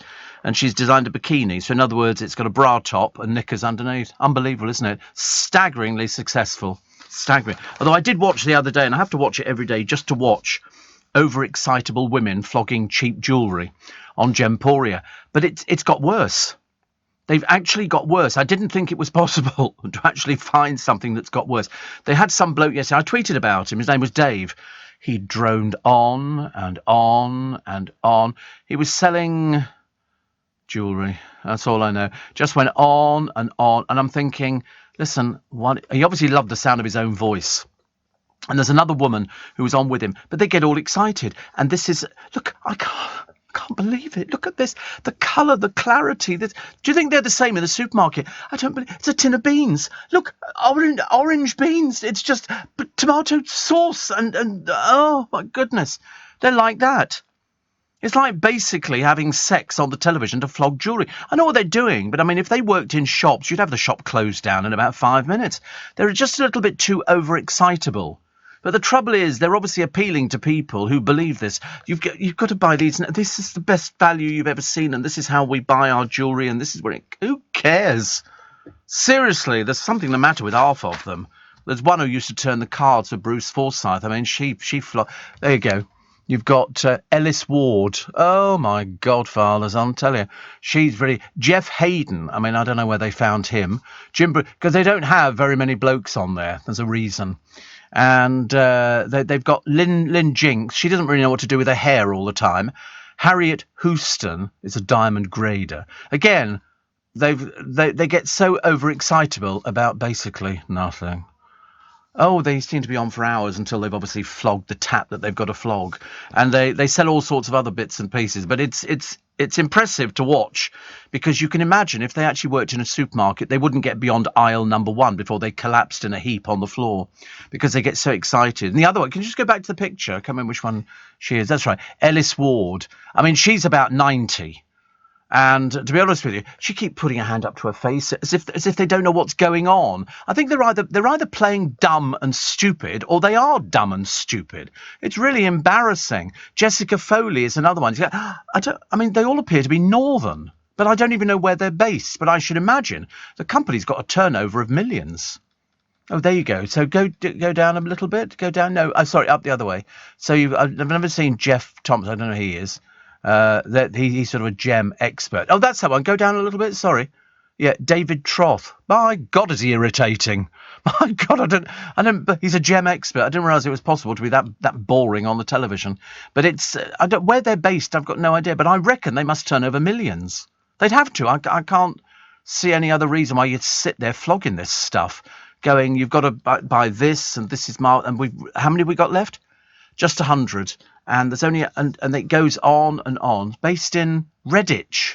Where's Redditch? I've always been fascinated by it for years and years. In fact, some years ago they invited me down there, but I really couldn't bring myself to do it. Don't want to waste the petrol. No, not to host. No, just to go and have a look at the setup. But what's their company turnover? That's what I want to know. Oh, so we have found out where they are in Redditch. They're near Birmingham. That's why some of them have got these funny voices, but they're sort of oh, look, cake. Oh, it's a look at this cake. This is oh goodness me, honestly. Oh, I'd love this for myself, but there aren't enough left. And so it goes on. How can we find out how much the company's worth? That's what I want to find out, because I reckon it's worth millions. Because they're flogging this stuff 24 hours a day. The bloke they've got in the morning. Derek, I think his name is, or something. Oh no, perhaps Derek's on something else. I get confused with sort of where all these people have come from and what they all sell. It's quite fascinating. Except I'm never going to be buying a steam mop ever in my entire life. Yeah, I say that now, of course. Machu Picchu is on my bucket list too, says Conrad. Please take care, as it can cause altitude sickness. Some of the nearby peaks and trails are above the limit. Lonely Planet has a good guide and also a search for a packing list. Yes, I know about altitude sickness. Very much so. Lazarus says, Steve, last week you spoke of the cordless hosepipe. I went and Googled it, only to find out that's the biggest scam of my lifetime. It worked once in the video and didn't work again on the demo. Because there's no water, because it's a joke. Okay. Steve, before we retired to Spain, we used to go shopping by the Spinnaker Tower in Portsmouth. There were lots of restaurants outside there, and they had hawk kites flying above the shop, which kept the seagulls away, says Tony in Spain. Liquid Leisure is between Datchet and Horton. So I knew somebody would know. But which is lovely. Steve, boilers on. Is that a wheeze by the energy companies to screw us out even more money? No, what they're saying is it's the sludge in the radiator that causes the boiler to malfunction. It should be flushed from time to time to keep the system efficient. I know that because I used to drain my radiator, and you get this black liquid that comes out, and you're supposed to put stuff through and all the rest of it. So, see, Agnes is just about to have hers done. There you go. Ashley says, you knowing the knowledge on shopping channels, do they earn commission? If so, I wonder how much. I believe in Gemporia, they're all shareholders in the company. I believe they're all shareholders in the company. But a friend of mine used to work for one of the shopping channels some years ago, and he had to sell so many of these globes, which are made out of stone and all the rest of it. He said, we shift thousands of them. Thousands. Because what they'll do is they will actually spend 20 minutes on one item because they've got to sell so many. If they don't, you can tell, because they go, right, well done to all of you on that one. Congratulations, and all that. And you think, you haven't sold them, have you? You haven't sold them.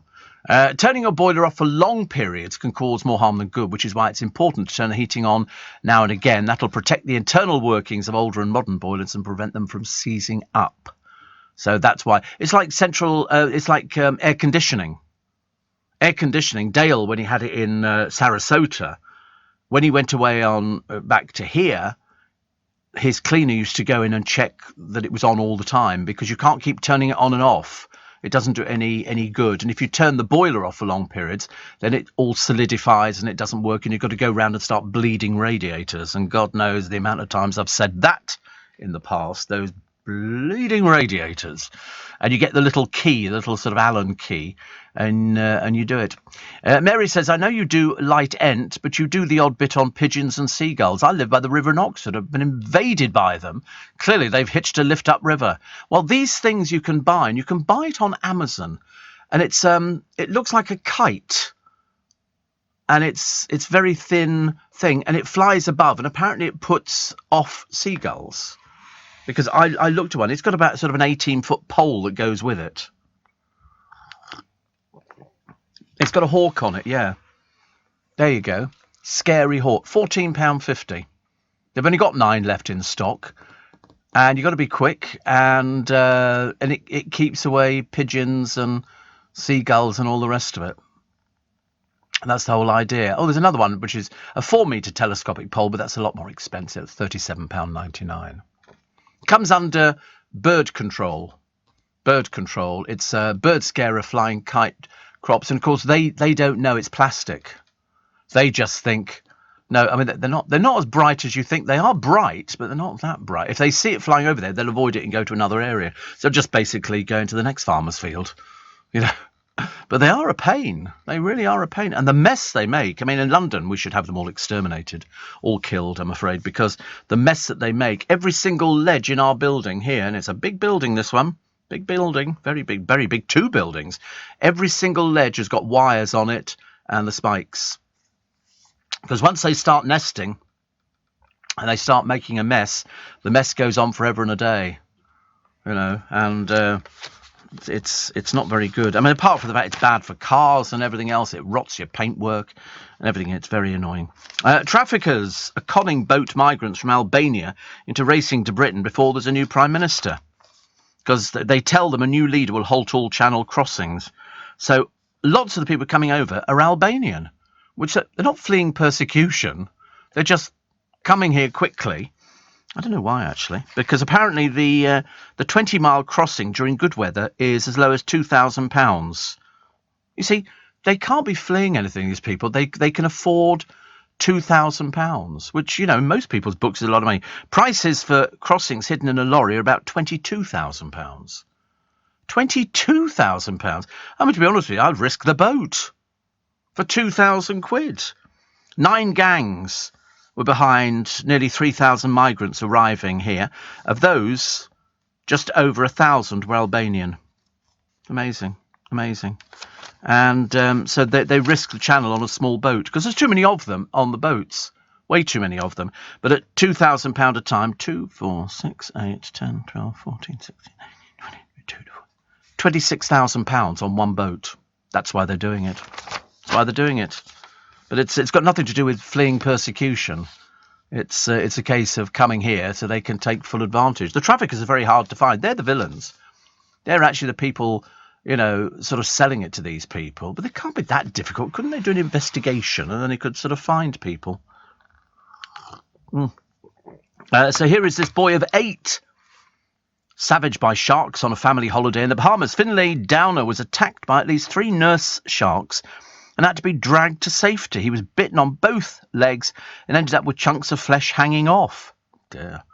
Sounds a bit disgusting, doesn't it? They'd actually booked this holiday, a dream holiday, and during the tour he was patting a shark.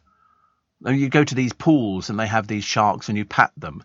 And we did it, but we did it with rays. These huge manta rays, enormous, and they were on that was in America at the aquarium, and you can touch them. And they want to be fed and everything else because they've got the mouth. I don't have any pictures of me touching, but it's quite normal over there to see these huge rays. They must have about 20 in this huge tank, and they come to the surface because they want to be fed. Which is lovely. So Colleen Rooney lets her hair down at a Westlife concert. And loser Vardy goes off to watch a bit of football, but nobody likes her. She's thrown her agent under the bus, who's suffering. Love Island Villa closed its doors after 9 weeks, where a lot of people who can barely string 2 words together go and sit there in their high heels and full makeup, and that's just the blokes. And so still to come now, you've got Winter Love Island. That'll be another bunch of dimbos. Too Hot to Handle is a Netflix original. The Never Mets. And this is following Brits who are meeting their long-distance lovers for the first time. Again, it'll just be a bunch of old fakes. And the worst ones, Celebs Go Dating. This is the one, they have dating experts. And the stars on board so far, Sunita and Gary Lucy. I shouldn't imagine Gary Lucy's ever had any trouble pulling women. That's what his reputation was. He pulled left, right, and centre. This is the one that's got the very, very camp little person who sits behind the desk and goes, "I think they'll see you now." You don't know where they really get these people from. "I Kissed a Boy" is a new one. Danny Minogue presiding over this dating show, following 10 single men as they search for Mr. Right in Europe. Oh, it's gay dating. Well, that's a bit ridiculous. Might as well just turn on Tinder. What's the point of having a television programme? God in heaven. Leading Britain's conversation. LBC with Steve Allen. Morning, nice to be company. I trust you are well. Welcome to Monday. Welcome to... It's going to be another blooming hot week. Oh, is it ever going to be a hot week? It's going to be so disappointing. I think by the time we get to Friday, I think we'll all have either fried or given up completely. Sounds ghastly, doesn't it? It really does. 31 degrees, 32 degrees, I've heard. 34 degrees. Oh, blimey. Honestly, what can we do about it? We could just do with some rain. You know, it would be quite nice. So here we go. The swimming legend Ellie Simmonds, super excited to be chosen for Strictly Come Dancing yesterday. She said it's a real honour because we've had Rose Ayling-Ellis, who was deaf, and so she says, "I think I'll be very nervous. My family will support me." I tell you, you've got to work your socks off for this. I think anybody who thinks it's a walk in the park, forget it. So then they found other people. Comedian Jade Adams. We have no idea. We think she's the one who is advertising the Sun Bingo or something like that. In fact, when I look at a picture of her, I'm sure that's her claim to fame. That's her claim to fame. That apparently she's now a celebrity because she done Sun Bingo for God knows how many years. But nobody knows who she is. Nobody's got the faintest idea. Will Mellor, you know. Kim Marshall, no. Kay Adams. I mean, she's way past it. I don't know how she's going to manage it. And Richie Anderson. They have to tell you exactly who he is because nobody knows who he is. But he's going to be doing same-sex dancing because he's the gay travel reporter on Radio 2. But I mean, didn't help me because I didn't have the faintest idea who he was. In the same way that having seen the picture of Jade Adams and she's laughingly called a celebrity, they must have run out. There isn't anybody else available. You might as well get Noddy and Big Ears in, you know, and get them and the Wooden Tops and all the other people. It's ridiculous. I mean, I can't imagine if they've got somebody who's on a television advert and somebody who reads the travel reports down as celebrities, and even bosses now fear they're running out. What do you mean fear you're running out? You've run out. You've run out. You know, when they were sort of talking about all these different people, I mean, as Strictly goes onto its 20th series, that the Mail and the BBC executives are concerned there's no longer enough big names available. Well, of course there isn't. There isn't. But as comedian Jade Adams was the 5th competitor to be unveiled, even Scott Mills shared his worries, telling his listeners he now thinks they should start putting on former contestants. I mean, the travel reporter from Radio 2, God help you. Well, I mean, I just don't quite understand. I mean, is this some laugh? Are we supposed to go, oh, yes, the travel reporter? Because he's only been doing it for a tiddly while. He used to play, get his CV up on Wikipedia. He used to play for this football team I've never even heard of. Never heard of them in my entire life. If somebody had said, we'll give you £1 million if you've heard of this football team. Coombs Wood. Heard of them? What is that? I mean, I've got no idea. He played for Coombs Wood FC and he supports West Bromwich Albion. And that's it. That is his claim to fame. Richie Stephen Anderson, an English television and radio personality. A television personality. A radio... He reads the travel, for God's sake. How is that? It's ridiculous. He presented his own show on BBC WM. What's that? This makes you a celebrity, does it? My God, they've scraped some barrels before. But he was also a reporter for BBC WM during their football segments on Match Day, dubbed Roaming Richie. I heard a few other names, and that wasn't one of them. And he does the travel with Zoe Ball and Ken Bruce, replaced Rachel Horn, who moved to Virgin Radio. He occasionally presents special programmes on bank holidays. Occasionally means hardly ever. Hardly ever. He's contributed as a guest reviewer. Oh, that's how he's got it. He's contributed as a guest reviewer on Dancing. But he's not a celebrity. He just reads the travel news, for God's sake. And then for sort of Jade, who's been around since the year dot, I think. This is Jade Adams. I mean, her claim to fame is she's just done the advert. And that's it. And that makes her a celebrity. I don't get it at all. Even Kay Adams, I mean, she must be scraping the barrel a bit. I thought she wanted to be taken seriously. You know, that's why she's on Loose Women. She always plays the dominatrix sitting at the end, and she keeps them all in line. Yeah, she's still on. She keeps them all in line and everything else. She's now done herself no favours whatsoever. Any credibility she might have had beforehand, whoosh, gone. Kristen Scarborough says, I put spikes on my chimney last winter. Seagulls came back this year and removed them. Not as daft as you think. Oh, listen, I've put stuff in to stop pigeons in the past, and they've managed to pull the stuff out. Oh, yeah, pigeons can do all of that kind of thing. I think they're looking around for more nesting. They spend most of their time having sex pigeons. They really do. It's a little bit like Love Island. A little bit like Love Island, only marginally more talented.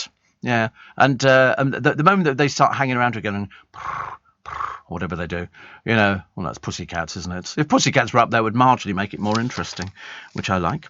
What else we got? The last co-star, Ronald Reagan.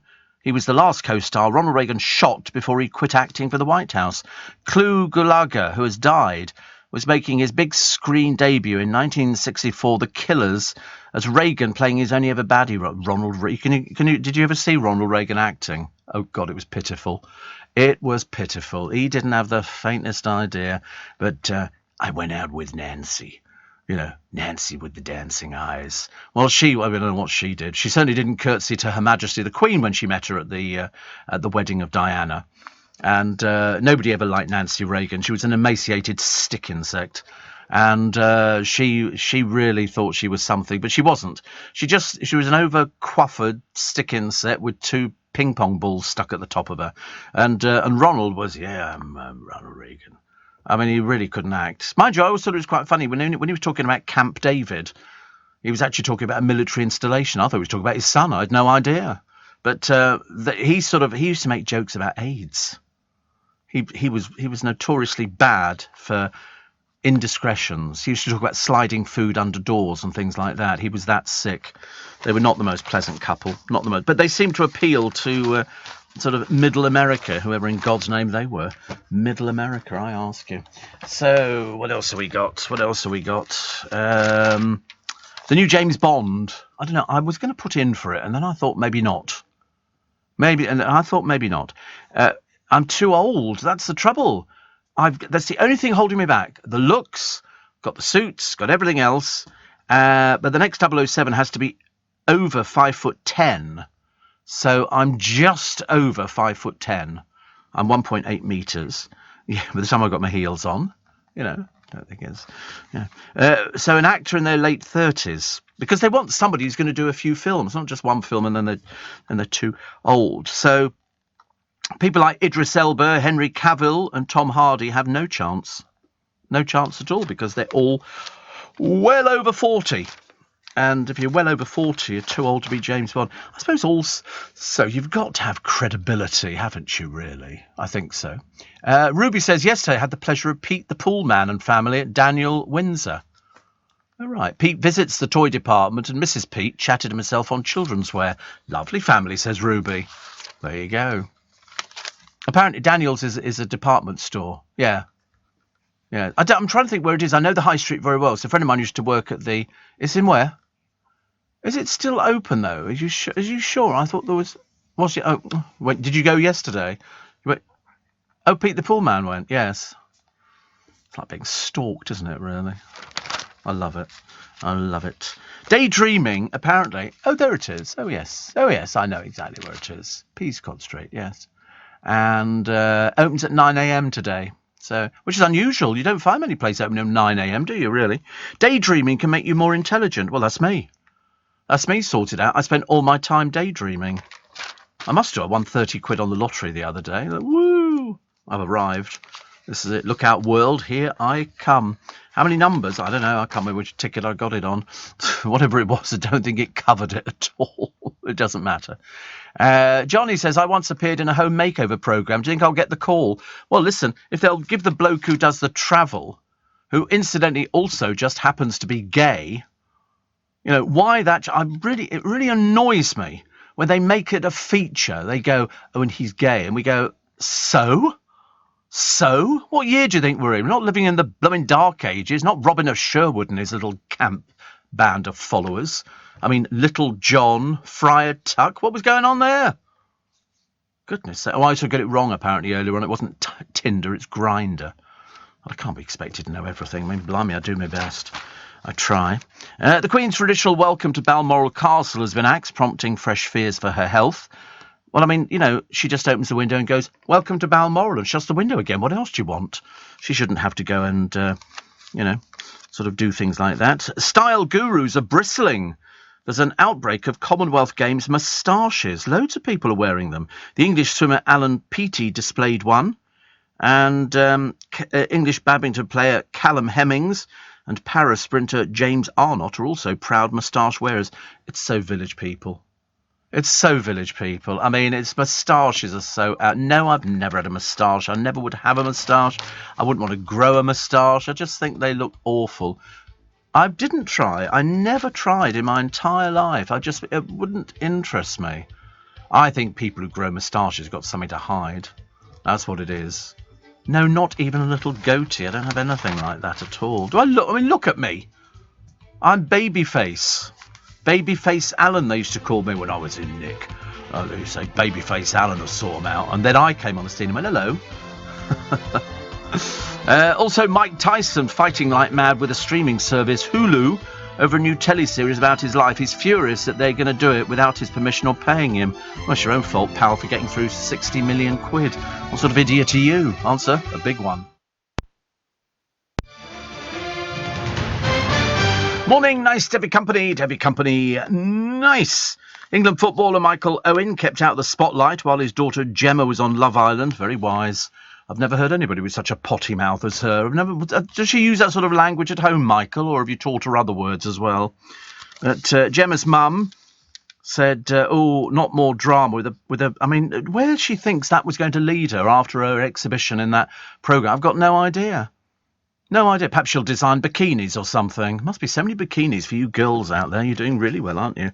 Love Island winner Ekin Su went to war with Nathalia in a second pancake bake-off. Biggest pile of dross I've ever seen on television. I couldn't believe. They actually had two girls doing sort of like Love Island Extra with this presenter who I've got bit on the side, is it? Oh, right. With this presenter, I've never even seen him before. I had no idea who he was. He could barely string two words together. He was obviously following autocue, but fairly badly. And they had to do a pancake, and then they started arguing. She said, listen, I didn't come here to row. And I'm thinking, you're all deeply unpleasant, aren't you? It's as simple as that. But, you know, that's the way it goes, as they say. Strictly Boss is signing up Ellie Simmons for the new series. She's 4 feet tall. But she says the height of her pro dance coach will not be an issue because they've had somebody from the Little Women programme in America. Have you seen the Little Women programme? Oh, you've not seen that one? Oh, it's a whole programme with little women. They're all dwarves and they live in this house and they go about their business, and some of the glamorous, some are not very glamorous. But one of them's already done it, I think, on Tara Jolie, who's also 4 foot. And did it in America. And she was dancing with a normal-size person, in inverted commas, normal size, whatever normal size is. And you actually don't notice a difference, because I'm assuming they learned to dance with heels on. Can't dance in flip-flops, can you? So it would have to be heels. So I'm assuming that must kind of work.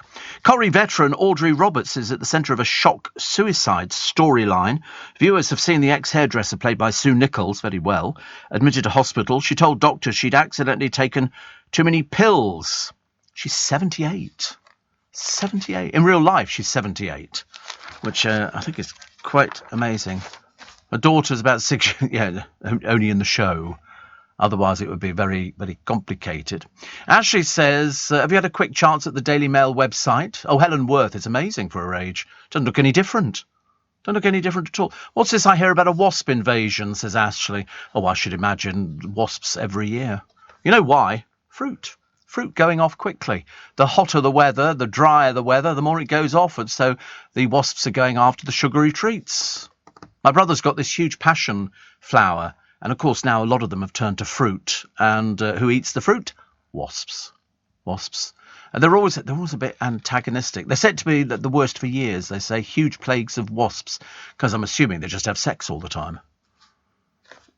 You never find like 2 or 3 wasps. There'll always be about 20. And very irritating they are too. But there must be ways of getting rid of them. You can put stuff down. That's why when you eat outside, there is the danger that the wasps are going to want to come down and start eating the food with you. They don't care that and you don't want to attack them or brush them away because they might come back and sting you, which is not so good. What else we got? Tea served in coffee shops is overpriced and poor value for money. They say presentation is key to tea's value. Oh, you just want a tea bag and a cup of tea. But, I mean, you wouldn't go to a coffee shop and buy it because I should imagine a cup of tea in a coffee shop is about £2.50.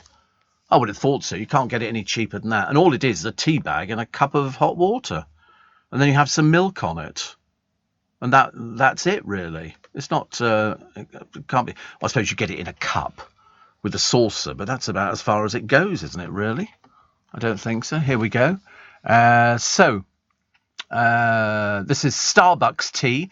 Full leaf tea, venti, £2. Chai tea latte, grande. That's the big one, isn't it? £3. Full leaf teas, tall, £1.70. And fresh filter coffee, grande, £1.75. So it's £1.70 for a tea bag and a bit of hot water. Whichever way you look, or £3. I would feel cheated if I paid. I wouldn't buy in Starbucks. Not for £3 for a venti. Although I did have some. What did I have the other day? And was it a Costa? I can't remember if it was Costa or something like that. And it was called strawberries and cream, and it was quite nice. I used to like the one that they did in Starbucks, where they used to put loads of ice in and whiz it up in the machine. Have McDonald's got one? Have they? Oh. Is it? Yes, you're right, actually. I think they have. I seem to remember reading strawberries and cream somewhere. Why can't we have it this time of the morning? That's the kind of thing we want, isn't it? Something nice and cold and a bit sort of, get your juices going, I think. Steve, says Dave, me and my partner went to see the ABBA show a few days ago. It was the best show we'd ever seen. Want to go again? Any idea what date it's finishing its run in London? Well, strangely enough, more tickets have just been released, and they're going up to the 28th of May next year. So far, but it shows no sign of slowing down at all. In fact, actually, Dave, my friend Warren, says, I went to see ABBA at the theatre. Oh, my God. He said, it's unbelievable. He said, I don't know what happened. They were on the stage, and then they weren't. I'm a bit confused. Have you seen it? It's just totally unbelievable. Then Warren says, the theatre was full of Queens. Everybody laughing all the ABBA music. But, I mean, I only hear good things. But, so we think up till May next year, Dave. So, and there's a good chance it'll be extended after that. Because if something's doing really well, it would be pointless to close it down, wouldn't it? It's very clever. I'm assuming once it starts going, it just keeps going. I don't know, because I've not seen it, but I think Ian Dale went to see it. Oh, Darren's seen it as well. Oh, right. Oh, yes, I see. Yes, I seem to remember him actually talking about. Did he like it? Yeah, you see, it's funny, isn't it? Funny, isn't it? All these people around here who love going to the theatre. I've never seen it, but I quite like the idea, and I think the audience are mesmerised by. What you're doing is you're looking at... It's a very camp audience, isn't it? And but no, they're not... Yeah. So what is it? Is it a projection? Is that what it is? It's holograms. How clever, honestly. I think that's so clever, don't you? Perhaps my show could be a hologram. That'd be quite nice. Quite nice. Blokes called Kevin are apparently fighting to stop Europeans mocking them as white trash morons. I think that's a bit unnecessary. They say their name, which became popular in the 1990s, is also stopping them getting jobs and even sex. Oh, I know. Listen, I merely repeated. Millions of parents christened their kids Kevin after Kevin Costner and Home Alone's Kevin McAllister. Germans use the term Kevinism to bully people, and the French sneer at fellas called Kevin. Well, this is outrageous. Your dad's called Kevin. Well, how can this be possible? It says, yes, apparently a psychologist hesitated about putting his first name on the sign outside his buildings, and another one said he said if he put his real name on a dating app, he didn't get any matches at all. So obviously Kevin's don't pull, which is ridiculous, isn't it? I wonder why. Did they just sort of make these stories up after a while? I can't believe they're actually serious. Apparently, the French director Kevin Fafournou, who is making a documentary called Save the Kevin. He's actually making a documentary. He says Kevin in France is clearly seen as a name of a working-class origin, and that's what's being mocked. 300 people have got in touch with Mr. Fafournou to tell him their stories. I were called Kevin. My life is over. You know, it's a bit like the name Karen, isn't it? Mind you, I do love some of these mad people in America. Oh, these people are just revolting. They're even more revolting than you can ever imagine. I don't think we have anybody like that over here. Well, we might have a few. People. But in America, these people. There's one woman, she comes outside, she starts screaming in the street. Why? Because they're letting off fireworks for 4th of July. That'd be me. Stop it! Stop it! Stop it! And there's one woman, she gets told off because she's not wearing a mask, and she rolls around on the floor in this shop, screaming her head off. Really stupid people. Really stupid. Only in America. Land of the free. Waj says, locked into the spike as usual. When is the rain coming? We're still waiting. Listen, don't talk to him about every time I mention it, apparently it gets even further into the distance. It's terrible, isn't it, really? I mean, I'm waiting as well. That's why when Darren Adam was telling us earlier on that he was up in Manchester, he said, and it tipped it down. I've forgotten what rain looks like. I've forgotten. Another heat wave this week. You know, I mean, 32, 33 on Saturday, 32 on Thursday. Oh, God, honestly. It's so ghastly. It really is so ghastly. This water park horror, you know, this 11-year-old girl who died, I'm looking at it. It would be quite easy for her to get under one of these. It's like a piece of water, and they've got slides and all sorts of bits and pieces, but they're all blow-up, by the look of it, blow-up kind of things. And she went missing on a giant inflatable assault course. It would be quite easy for somebody to slip under the water and get trapped underneath one of these huge things that they inflate. I mean, very, very easy, and that's why they didn't find her until the end of the day. Some children suggested she couldn't swim and was last seen going underwater, sparking panic. Well, if you can't swim, why on earth would you go to a water park? I mean, that's just asking for trouble. And so if she falls off, she can't swim anywhere. And also, because everybody else is getting a bit excited doing their own bit, they wouldn't really notice her. And that's what happened, which is... well, I'm assuming they must have lifeguard. Well, that's what the investigation will find out. Going for a short walk, which, as far as I'm concerned, is about from here to the toilet, after a meal can reduce blood sugar and lower the risk of type 2 diabetes. Whee!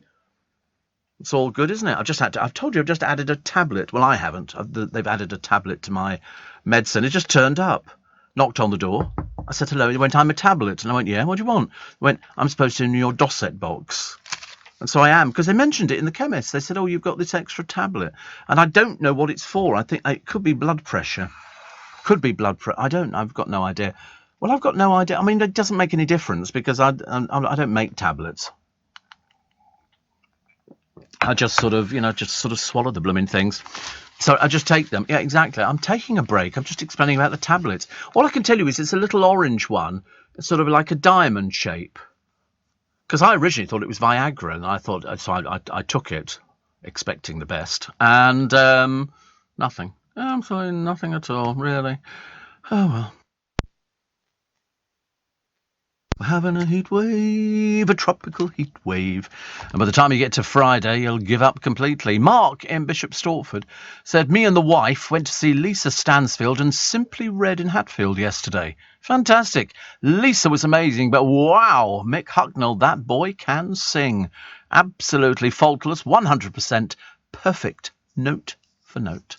Blown away. Yes, he's rumoured to have a very, very good singing voice. I think some people sing naturally. You know, they have because I remember saying to Michael Ball, what is it that makes your throat different from my throat because you can sing and I can't sing. I can hold a note, I'm okay with stuff like that.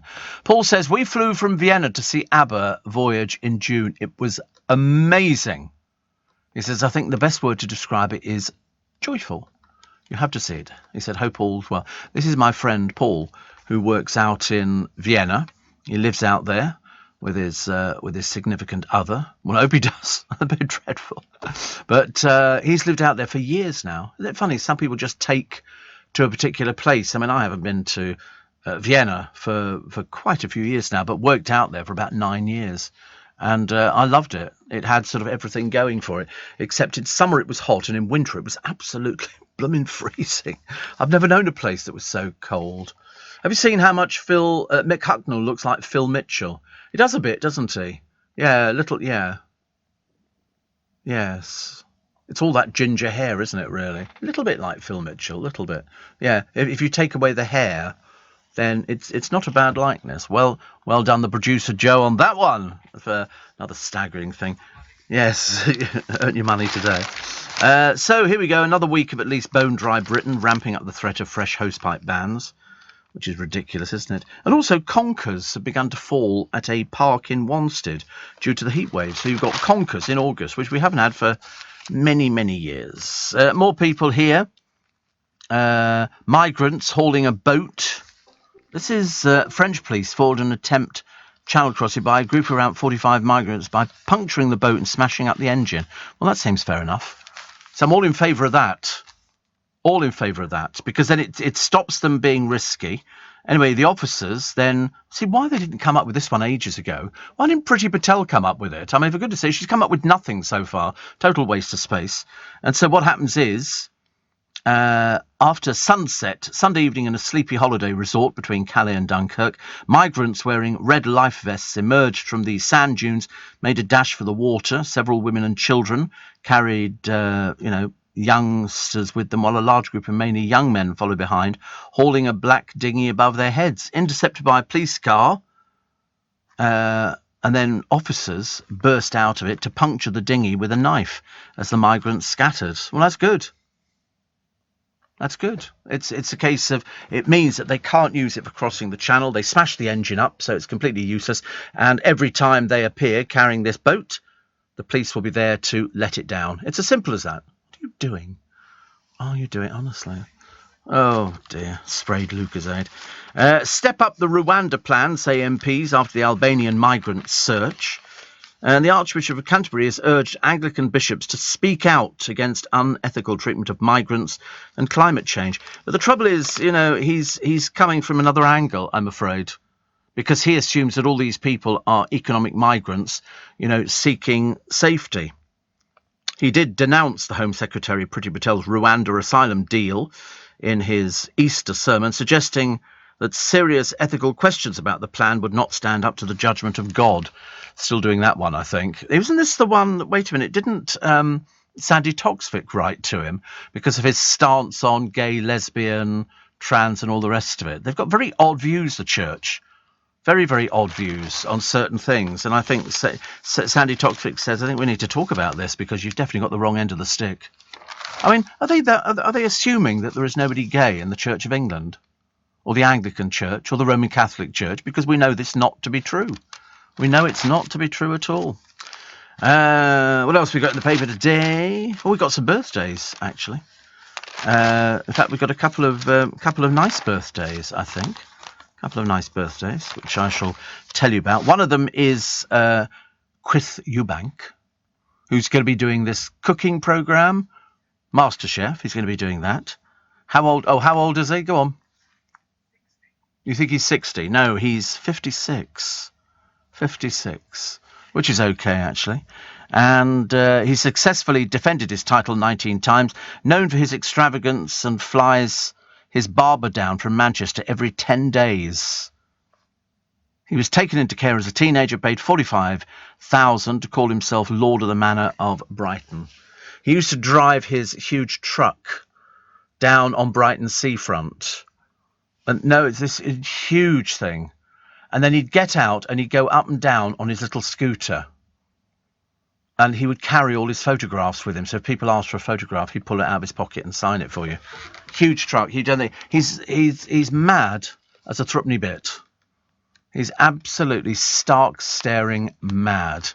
So there you go. Print of Chris Eubank in front of his Peterbilt lorry.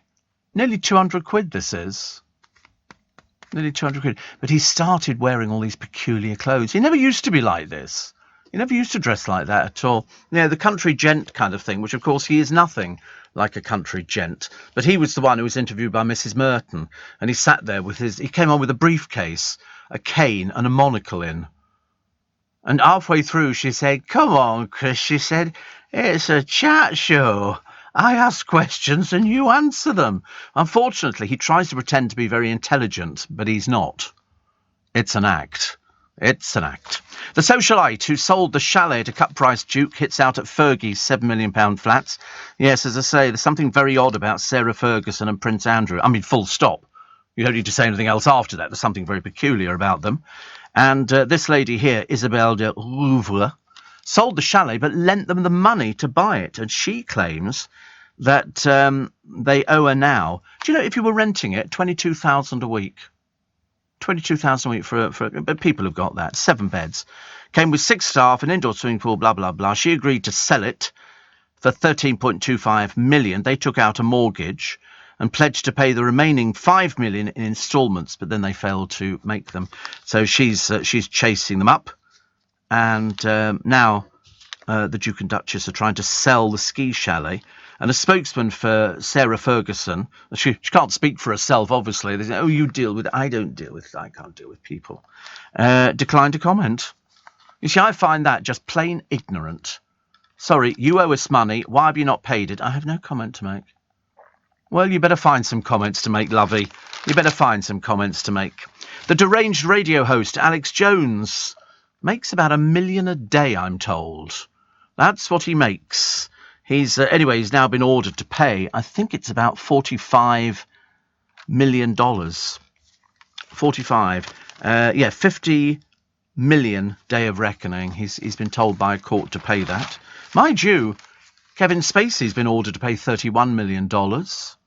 Yeah, over something. Can't remember what it is, actually. But he's been ordered by a court. Everybody's being ordered to pay money at the moment. All I want to do is take some in. I'm not bothered about paying out. Also, teachers have no legal duty to let trans pupils switch their uniform. Kevin Spacey ordered to pay $31 million to the House of Cards producers. This is amid the allegations of sexual misconduct. And so he had to have the order overturned. His request was denied by the US judge, according to documents. They failed to demonstrate this is even a closed case. So he was ordered to pay the sum to MCR following explosive allegations of sexual misconduct. I don't know anything about Kevin Spacey, but it's not coming out very well, is it? Mind you, he does take his dog for a walk in very dark parks in the early hours of the morning. Can't see how that works. Why not stick to the roads? Much easier.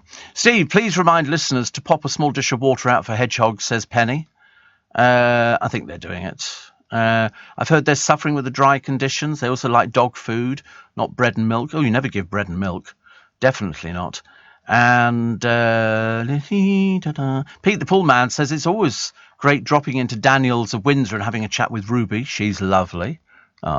Steve, you mentioned a small orange tablet. Is it a Telenol? I think you're right. It's blood pressure. Yeah. And James from Kent. Yeah, a Telenol. There it is. Show me. Yeah, it's a different shape to that one. But I think it's definitely for blood pressure. Definitely for, I don't know, I rattle when I walk. Seriously, I don't actually see my tablets. I just see them in the Dosset boxes. Finished a 12-hour shift and driving home on the M25, says James in Kent. Steve, Harry Enfield's Kevin the Teenager's probably not helped job prospects for Kevin, says Mary in Oxford. And Jason says, regarding the age of actors who have played the role of James Bond, Roger Moore was at least 45 years of age when he started out as the title character in 73's Live and Let Die. And Moore played the role for 12 years until he was 57 in 85's A View to a Kill. There you go. That's our Bond expert for today. Denise says, went to Wembley on Saturday to see Westlife. It was a fantastic show. They were as good as ever. and really well supported by James Morrison and Sophie Ellis-Bextor. Wow. Very nice. At Wembley, yeah. I think it was only the one show. I don't think they were booked for any. I don't think they were booked for any more. But you're a fan of Westlife, aren't you, Joe? You like Westlife. Do you like singing along to the songs?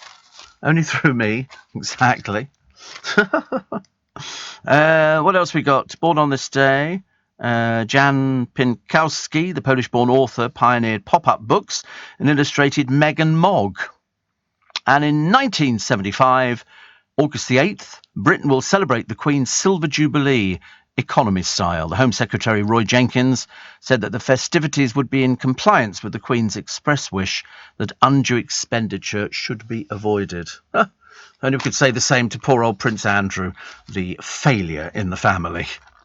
Also, there was a man here who, this is 1974, and a Frenchman called Philippe Petit defied gravity, putting on the highest high-wire act of all time. For nearly 2 hours, the Frenchman walked backward and forth between the Twin Towers of the World Trade Center, 1,350 feet above New York streets. Police were sent up both towers to stop the nonsense. They handcuffed him and took him to a psychiatric hospital. Listen, he's a tightrope walker. That's what he does. Walks backwards and forwards. I couldn't do it. It's definitely not my sort of thing. I couldn't do it. No, I really couldn't. Are you receiving tax credits? If so, this message is for you. Tax credits are coming to an end, and most people will be asked to apply for universal credit instead. The Department for Work and Pensions is writing to tax credit claimants. You won't be moved automatically, so look out for your letter explaining what you'll need to do and by when. And there's also lots of support to help you make the move. Get ready for your universal credit switchover. Search Understanding Universal Credit today. Eligibility criteria apply. Leading Britain's conversation. LBC with Steve Allen. Morning, nice to be company. Welcome to Monday. Welcome to, oh goodness me, it's going to be so hot this week. I know it's all right for many of you because you absolutely love the weather, but if I sit out in it, I just kind of burn to pieces, and it's it's the back of your neck and things like that, and you think, no, I'd be more than happy sitting in a fridge. That wouldn't worry me in the slightest, actually. With Boris Johnson, yes, we could all be sitting there, couldn't we? So Edinburgh is underway. I think Ian Dale's up there. Whether he's going backwards and forwards, I don't know. Perhaps he's taken time off. But he sometimes does 2 different shows in the course of the day. I think he's at the Pleasance as well, so he's got a nice venue, and loads of people are up there with him. Keir Starmer's up there. Just literally all sorts of people. You can see all the stuff on his website. The row over the Met's child strip searches. They're now investigating 650 of them. 650 strip searches. I mean, to be honest with you, I can't even think of anything worse. The sort of people coming in, or in fact being called in by a teacher and being strip searched. I just don't think it makes me feel a bit uncomfortable, actually. That makes me feel very uncomfortable. So the millionaire's outrage as Fergie buys this house. But we were having a look the other day, because people, depending on where you live in the country, you're probably thinking £5 million. That's a lot of money for a house. Not in London. We have flats at 120 million. 120 million. There was one the other day. It was a flat in Docklands, and it looked quite nice, actually, and it had a picture of interior. I think it was 2 bed, 2 bath, sitting room, kitchen in the sitting room. Make the most of all the space. And there was no parking. Had to pay for parking. And they were looking for, it seemed quite reasonable, £870,000, which actually seemed quite reasonable to me. And I wanted to know the service charge. First thing I did, and I used to do it years ago, I would go round new developments and find out. And of course, the one thing you have to look at, we looked at some great flats. We sort of spent ages just going around. We weren't in any particular rush to do it. And you'd find these flats, and then you'd look at the furniture, which was a bit smaller than most places. So it looked as though they had loads of room. In one of them, you couldn't close the bedroom door because the bed was blocking it. But of course, so they left the door open. You couldn't get there was no televisions in these places. But we were fascinated by it. But the one thing I always used to say to them is, how much are the service charges? And I don't think I ever in all the years got a straightforward answer. They'd go, well, you have to wait till they're all fully occupied. Then no. Don't lie to me. Don't lie to me, please. They have to sort of tell you the service charges. So they actually put on this advert for this flat. Service charge, £6,000, renewable yearly and increased yearly as well. £6,000. No, they wouldn't say how much it would increase, because in theory, what's supposed to happen is if it's an independent builder with a block of flats, then the residents get together. So I'm the sole director of where I live, and it's up to me to make decisions and to sort of liaise with our company that we've got, which sort of looks after the building. So if we need to spend a lot of money, I have to be consulted over it. You can't just sort of do something without telling me, which is quite nice. Ian's off for a month, says Simon. I love the way Simon knows about this and we don't. I know he's going to Vegas. I heard he was going to Vegas because I mentioned it to somebody and somebody said, he's going where? I said, going to Vegas. And they went, Ian Dale. And I went, apparently so, yes. And they said, is he the right person to go to Vegas? I said, he'll love it. He'll love it. Yeah, he's on crutches. Steve, very good morning. Your producer and all the lovely listeners. This is your captain speaking. This is Jake. Okay. Hope you had a lovely weekend. Had a day off Friday, so treated myself to a lie-in. Woke up at 10 a.m. Missed the show completely, but did hear on catch-up somebody asking if passengers ever say, cheers, driver. Sadly, they do. It says, cheers, driver. I can also get a lot of, you don't look old enough to be driving a car, let alone flying a plane. He says, I'm 37, for goodness sake. That said, perfect age to be the next James Bond, eh? Yes, could be. Depends how tall you are. You've got to be over 5'10", we said, didn't we? You've got to be over 5'10", Jake, and I've got a feeling you're not. I don't know why. I have no evidence to suggest this. No evidence to suggest, but I think you're probably about 5'8". I could be wrong. I don't know why. I just don't think you look like a 6-footer, as they say. But a day off on Friday, God, what do you do? My friends who are trolley dollies used to sort of say the worst thing for them is when they were on standby, waiting. So you can't go anywhere till it gets to a certain time, and then you can go off and do things. But up until then, you've got to wait because you might be needed at the aircraft. It must drive people mad. Absolutely drive them mad. So I trust you're well, Jake, and you have to let me know how long. Sometimes it's a day in each destination when you get there. Are you doing long haul, or are you just doing short hauls? Because the short haul is just generally a turnaround, isn't it? But you must be a bit tired, I would think, after a while. Yeah, all those different time zones you're going through. Producers like that on this programme. He never says much about it, but I can tell he's being affected. I can tell, yeah. Jet lag, because he's walked from the newsroom to here. Jet lag. Newcastle hoping to stage Eurovision. Can't think why. What have I got? And what was the other one? Conor Ball of Dancing on Ice, hospitalised in Italy. He was a bit tiddly, I'm told, and he sort of bounced off a trampoline. Never a good thing to go on if you've had a few beverages, because otherwise you sort of suffer. And what was the other one that I quite liked, actually? They've started giving us marks for the people who are appearing up in Edinburgh for the festival, which is quite interesting. The soap opera, which will tackle loneliness in older people. But so I don't think, I don't know, what do you mean they're going to tackle it? You can't sort of solve a problem. It's a huge problem, loneliness in older people. I mean, because people don't talk to them. People don't talk to them, which you have to. Talk to people. If you start a conversation with somebody at a bus stop, you could be there for days. Seriously, some people are so desperate to have a little chat to anybody. The latest book from Dame Deborah, Advice to the Family. This was in the making while she was dying, and they managed to get it filmed. I looked at a picture of her the other day, actually. In fact, this morning, I looked at a picture of her, and she always looked glam. Always looked glam. It was quite amazing. The hosepipe ban rules, which have now been described as crazy, because if you've just laid a lawn, you can use the hose pipe. So in fact, it's worthwhile digging up your own lawn, going to get some other lawn, and then just casually dropping water onto the plants around it. That would work, isn't it? If somebody knocked on your door and asked for money, would you give money? Because it's a bit more difficult, isn't it, to sort of turn people away and go, no, I don't want to give, thank you very much indeed. But we used to have lots of people turning up at our door. But that was just for sort of release days and stuff like that. Yeah, it depends who it is, I suppose. It depends who it is.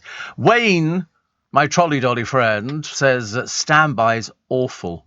Not knowing if you're going to end up in Sydney or Inverness and having to pack a case for both. I think, actually, if you were packing a suitcase and you're sort of doing on standby, you're right. I mean, you don't know what to pack, do you? 2 pairs of pants, 4 pairs of socks, shirts. Yeah, you don't know. Is it going to be hot or cold where you're going? So that's why I thought standby would be awful for people. It's not so great, is it? Not so great. Do you think we'll give the Elgin marbles back? We've just given stuff back to Ethiopia, I think. The Benin bronzes. I wasn't even aware of them. But the Elgin marbles we could give back to Greece. Would that not be sort of something quite nice to do? Please. And dressing up in cowboy gear is the latest rage. I mean, it's a bit Village People, isn't it? Like dressing up as, car mechanics or a police officer or something like that. I mean, that's why I'm wearing a Stetson today, because I think it's necessary. But I don't know why dressing up. I mean, I don't mind chaps and shoes with spurs on, which is very nice indeed. But I do find it's pushing it a little bit if you're asking me to saddle a horse up, because I could probably saddle it up, but I'm not very good at getting on and off horses. Have I ever been on one? We used to go riding all the time. Oh yeah, I'm an accomplished horseman. Yes, we used to go riding because my father rode with the Spanish riding school in Vienna.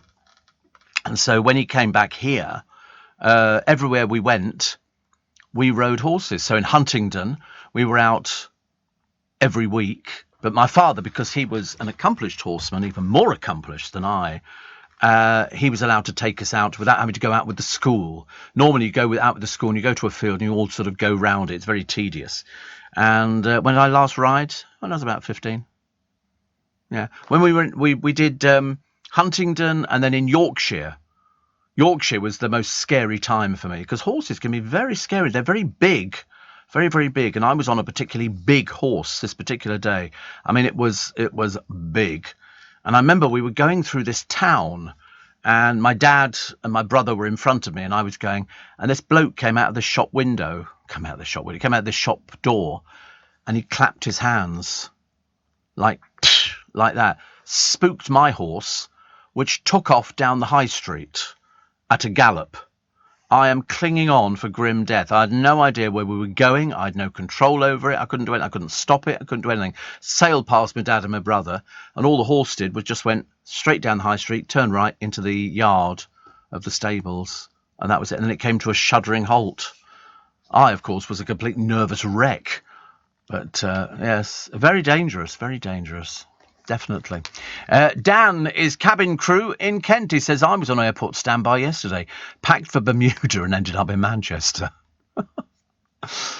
You always get that, though, don't you, Dan? 1 minute you think, oh, it'll be nice. We're going to Bermuda, woo! And then they go, Manchester, here we come. You go, please not, anything but that. But that's the fun of it, isn't it, really? You've got to look back on these sort of things and think that could be a bit of entertainment going off there. Mind you, the worst thing is people think it's very glamorous being up there in the skies. It's not. It's blooming hard work. And the moment you start, you've got to change into your outfit with your bibs on and all the rest of it. Push the trolley. Duty free? What do you want? No, we ain't got any. Just keep pushing the trolley up and down. I mean, I'd be a nightmare. I'm sorry. Put it in the overhead locker, all right, or I'll shove you up there. You have to be nice to people. Steve Allen on LBC. Morning, nice to have your company. Steve. Hope you're well and had a lovely weekend. I'm awake early this Monday morning due to having an early morning hypo. And I'm grateful for you keeping me upbeat whilst recovering. I know, swallow those fruit gums or whatever it is. Jelly babies work really quickly for me. Jelly babies were very quickly. We're looking at costs because Gary in Kennington, I seem to have cornered the market in people who fly the skies. He said, I'm cabin crew at 63, oldest ever recruit, just got in from Kos. And we're looking at the pictures of Kos. It's very nice. But the trouble is, if you fly in, as Gary will probably tell you, you don't really get a chance to do very much. You unpack, you hang your clothes up, and then basically, bang, you just want to go to sleep. And then you wake up the next morning, you've got to get ready. The coach will wait outside, take you off to the airport, and off you go again. Must be very, very difficult. Very difficult. I'm 5'10" exactly, Steve. I knew he would be. I told you, didn't I? And he said, indeed, short haul flying for me. Long haul is exhausting. The layovers are shorter now, though my airline has a few longer ones, including the week-long Mauritius, Barbados and Vietnam and Costa Rica. I think we need to get you into the flight simulator down in Gatwick, Steve. See if you can land one of the jets. You'll fly, I'll film. Would be fab. Yeah, in your dreams. In your dreams. I'd have had it crashed already, actually. I'm hopeless.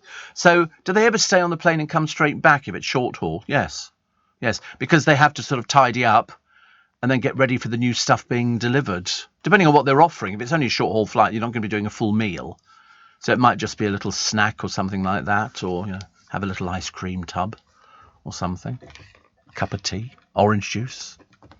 Ice? How many? One or two lumps. I could be quite happy there. Do you see there was somebody on a plane about a week ago, about a few months ago, and they were the only people on it. They had to put on an extra plane. It was part of the deal that if there was somebody left over, they had to put on. So they were the only two people on the plane. I thought it was brilliant.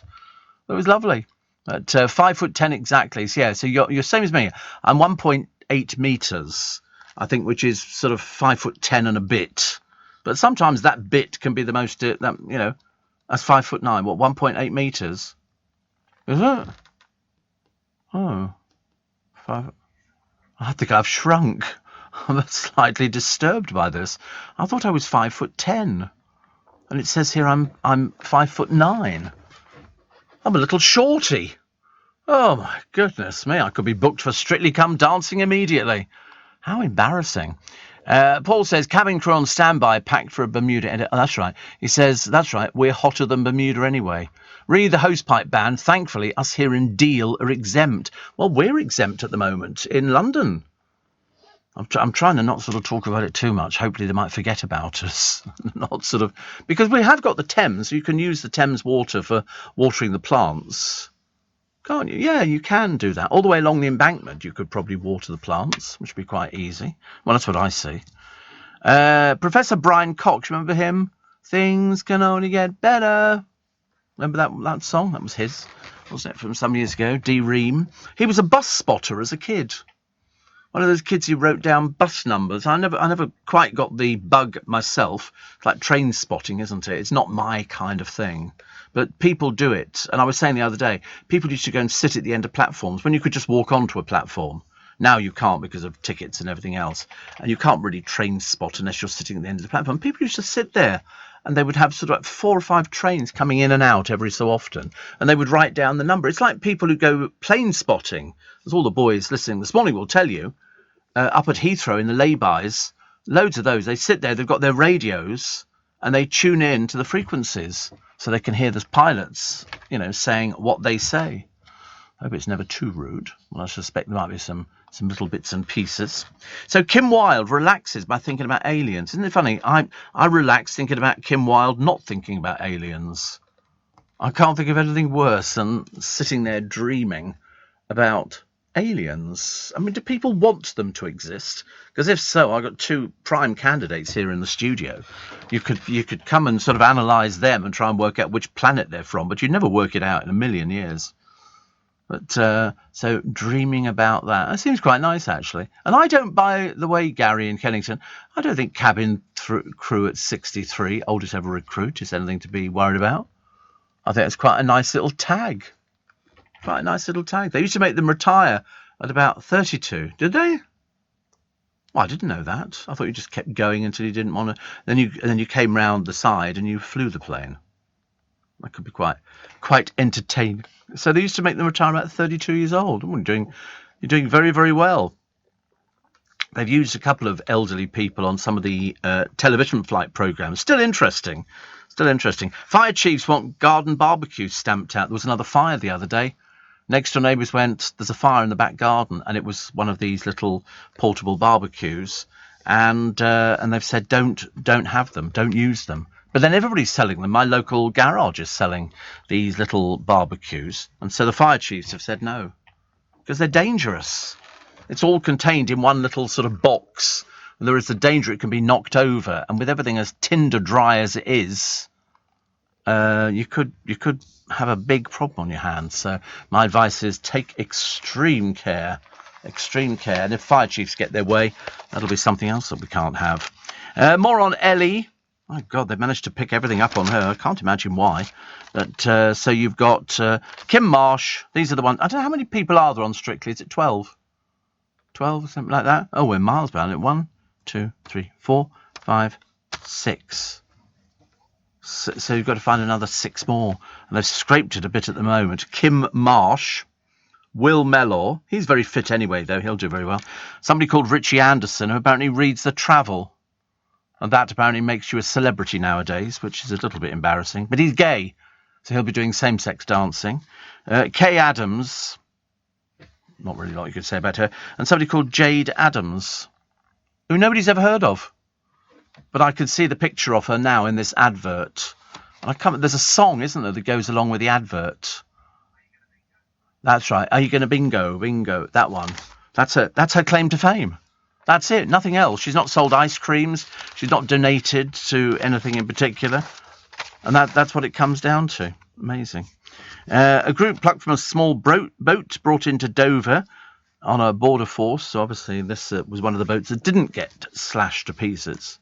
And so a load of people, they cover their faces and their hoods up and all the rest of it. I don't know why, actually. I can't understand why, unless they're trying to not be identified. 4 in 10 illegal migrants arriving from Albania. As 18,000 crossed this year, the leak reveals many are not fleeing danger. No kidding. Good Lord, have they only just worked that out? I thought we knew it. Ages and ages. Steve, I'm at the first pool, says Pete. Bit chilly out here. Steam on the water, marking the beginning of the end of the summer. Favourite month of September. Bring it on. Bring it on. I'm exhausted, he says. Not surprising. Not surprising. That's what it is. So it's the beginning of the end of summer because of steam on the water. During the 60s and 70s, the Association of Flight Attendants, headquartered in Washington, took a strong stand against sex discrimination by the airlines and became the plaintiff in many civil suits. Little by little, barriers toppled. First to fall was the mandatory retirement age, which varied from airline to airline, but was usually about 32. Then, as a result of separate suits filed by 2 United Airlines flight attendants, the airlines were forced to keep attendants who married on the payroll. Finally, women won the right to remain on their jobs after they became pregnant and to return to it after the babies were born. They do that in Vienna. In Vienna, if you get pregnant whilst you're at work, they have to keep your job open for you. And you go back in, because we had somebody who worked on my programmes, and she got pregnant. She then left. She got paid while she was away. She goes back. She got pregnant again, off again. For the best part. And you could keep it going. Presumably, as long as your little body doesn't give up, you should be absolutely okay. Crying out for a firm strategy through this crisis. Yes, believe it or not, Truss and Sunak are still waffling on to anybody who cares to listen. It's not going to happen till September, is it? Is it September? 4 weeks there. I was telling my friend Callum, because he said, how much longer is it going on? I said, weeks. Weeks and weeks and weeks. He said, are you sure? I said, yeah, absolutely. Definitely. Also, there's a horrid story in the paper today. The adoptive mother of a child who was tortured so cruelly by his birth parents, he lost both his legs, has slammed the decision to free his evil tormentors. They've served less than 5 years of a 10-year prison term. What in God's name do you need to do to somebody to warrant that you get the full term? Jodie Simpson and Anthony Smith abused newborn Tony Hudgell so severely he suffered broken fingers and toes, torn ligaments and contracted sepsis. His legs had to be amputated and replaced with artificial ones, and they're coming out of prison in the next few days.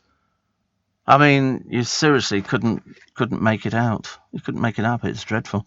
A Ministry of Justice spokesman said, we've changed the law so those who seriously hurt children face the tough sentences they deserve. Really? 5 years. 5 years for a little boy's life being changed. It's absolutely disgusting. It really is. But his mum, Paula, was showing off his new legs the other day. What a brave little man. And what pieces of filth are his birth parents. 124 and 147. You look at the pictures of them, you just don't like them immediately. Ghastly. 84850 Steve at lbc.co.uk. We'll take more of your texts and email. I've lost my mouse. Oh, there it is. Sometimes they just vanish, don't they, really? Viv in Suffolk says, I miss my job as long-haul crews so much. It becomes a way of life, not just a job. 31 years on that trolley. Never mind. Happy memories. Still got staff travel and safe travels to all my colleagues. Happy Monday, says Viv. Thank you very much indeed. I'm sure they reciprocate as well. Morning, nice to have your company. It's Steve Allen's Early Breakfast on LBC with you till 7, Monday through Friday. We're here all week.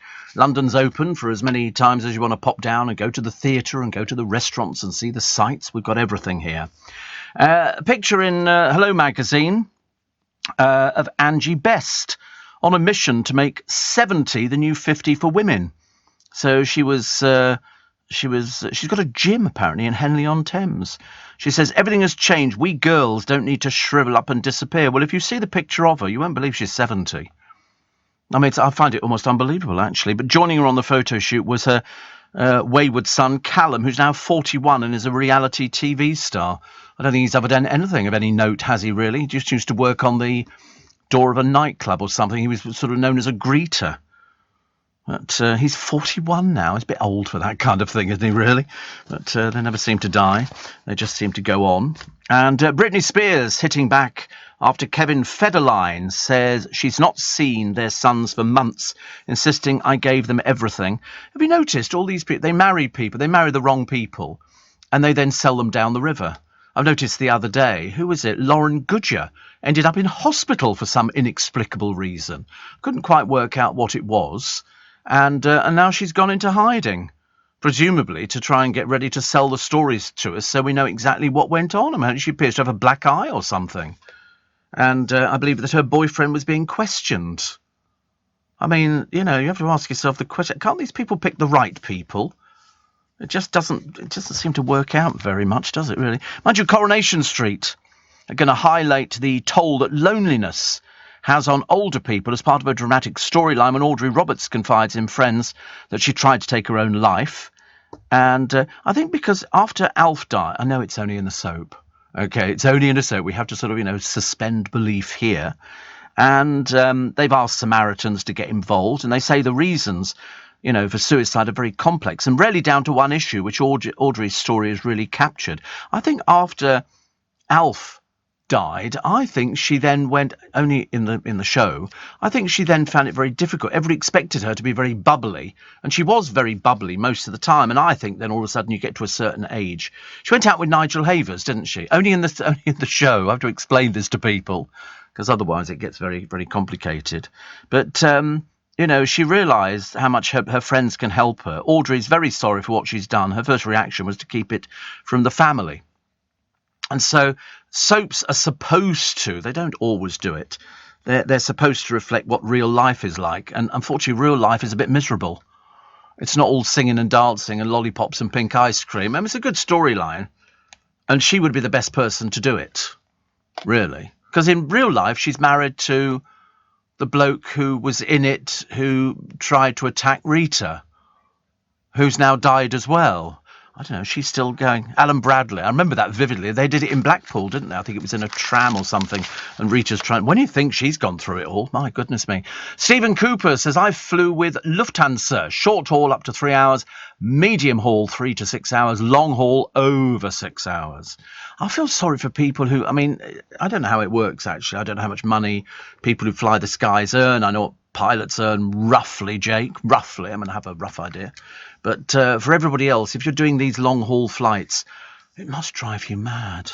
It really must drive you mad, because you can't go anywhere. You can't say, I think I'll just go outside for a walk, kind of a cigarette. You can't do that. You have to sort of sit there. And if you've got screaming kids and everything, oh, it must be a nightmare. screaming kids and mess everywhere, and then somebody will be sick, and then somebody needs a doctor, and then, everybody's pushing the button at the same time. Oh, we've got a bit of I don't feel very well. Well, there's the bag of the seat in front of you. Oh dear, I feel sorry for people. And then all the time they've got to look immaculate. You're supposed to look smart and as if you've just walked out of a dry cleaners, which seems to work very well for the captains, I've noticed, Jake. A very good morning, Steve. I've just got back from Joburg, says Laura, who is a 66-year-old trolley dolly from Narnia. Went on safari, met lovely folks on the crew. Frank and Myrna also listen to you. And I always listen to your show wherever in the world I go. Enjoy the sunshine. Oh, Laura, if only I could enjoy the sunshine. I promise you. I think it's something to do with diabetes. Because I know a lot of diabetics who don't do very... And I can't have sunbeds. Not that I used to use a sunbed ages and ages ago. I mean, many, many years ago. And then the moment I became diabetic, I tried doing it. I felt I was on fire. I seriously thought I was on fire. My skin prickled, and I had to get out. I had to get out as quick as possible. It was a most awful experience of my life. Patricia says, you're right, Steve. Not only are they leaving prison after only 5 years, but they'll be free to have more children.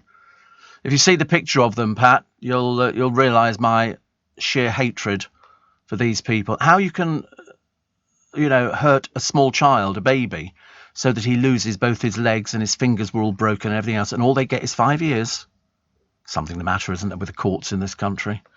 And Eileen says, saw a repeat of Mrs. Merton on TV the other day, and Dale was on. He looked gorgeous and really fit. I thought of you. Yeah, it's the only one I've not seen, actually. Because Joe just asked me, he said, did you see it? I said, I didn't. I know he was doing it, obviously, but there were loads of things that he sort of went off to do, and I didn't sort of keep up with them. And then all of a sudden he just sort of disappeared off to Sarasota. He loved Sarasota. But you can buy the Mrs. Merton show on DVD, series 1 to 5. It's on DVDs. He got a list of all the celebrities on each one, actually. Of course, it won't have, will it? Wait a minute. Vinnie Jones. That was a waste of time. Craig Cash, Steve Coogan, Anton Deck, Rolf Harris, Michael Parkinson, Peter Stringfellow, Vinnie Jones, and even Tony Curtis. Oh, wow. And Craig Cash appears as Mrs. Merton's son, Malcolm. So that's 31 episodes. Well, there must be other people of 31 episodes. That must have been 31 individual celebrities.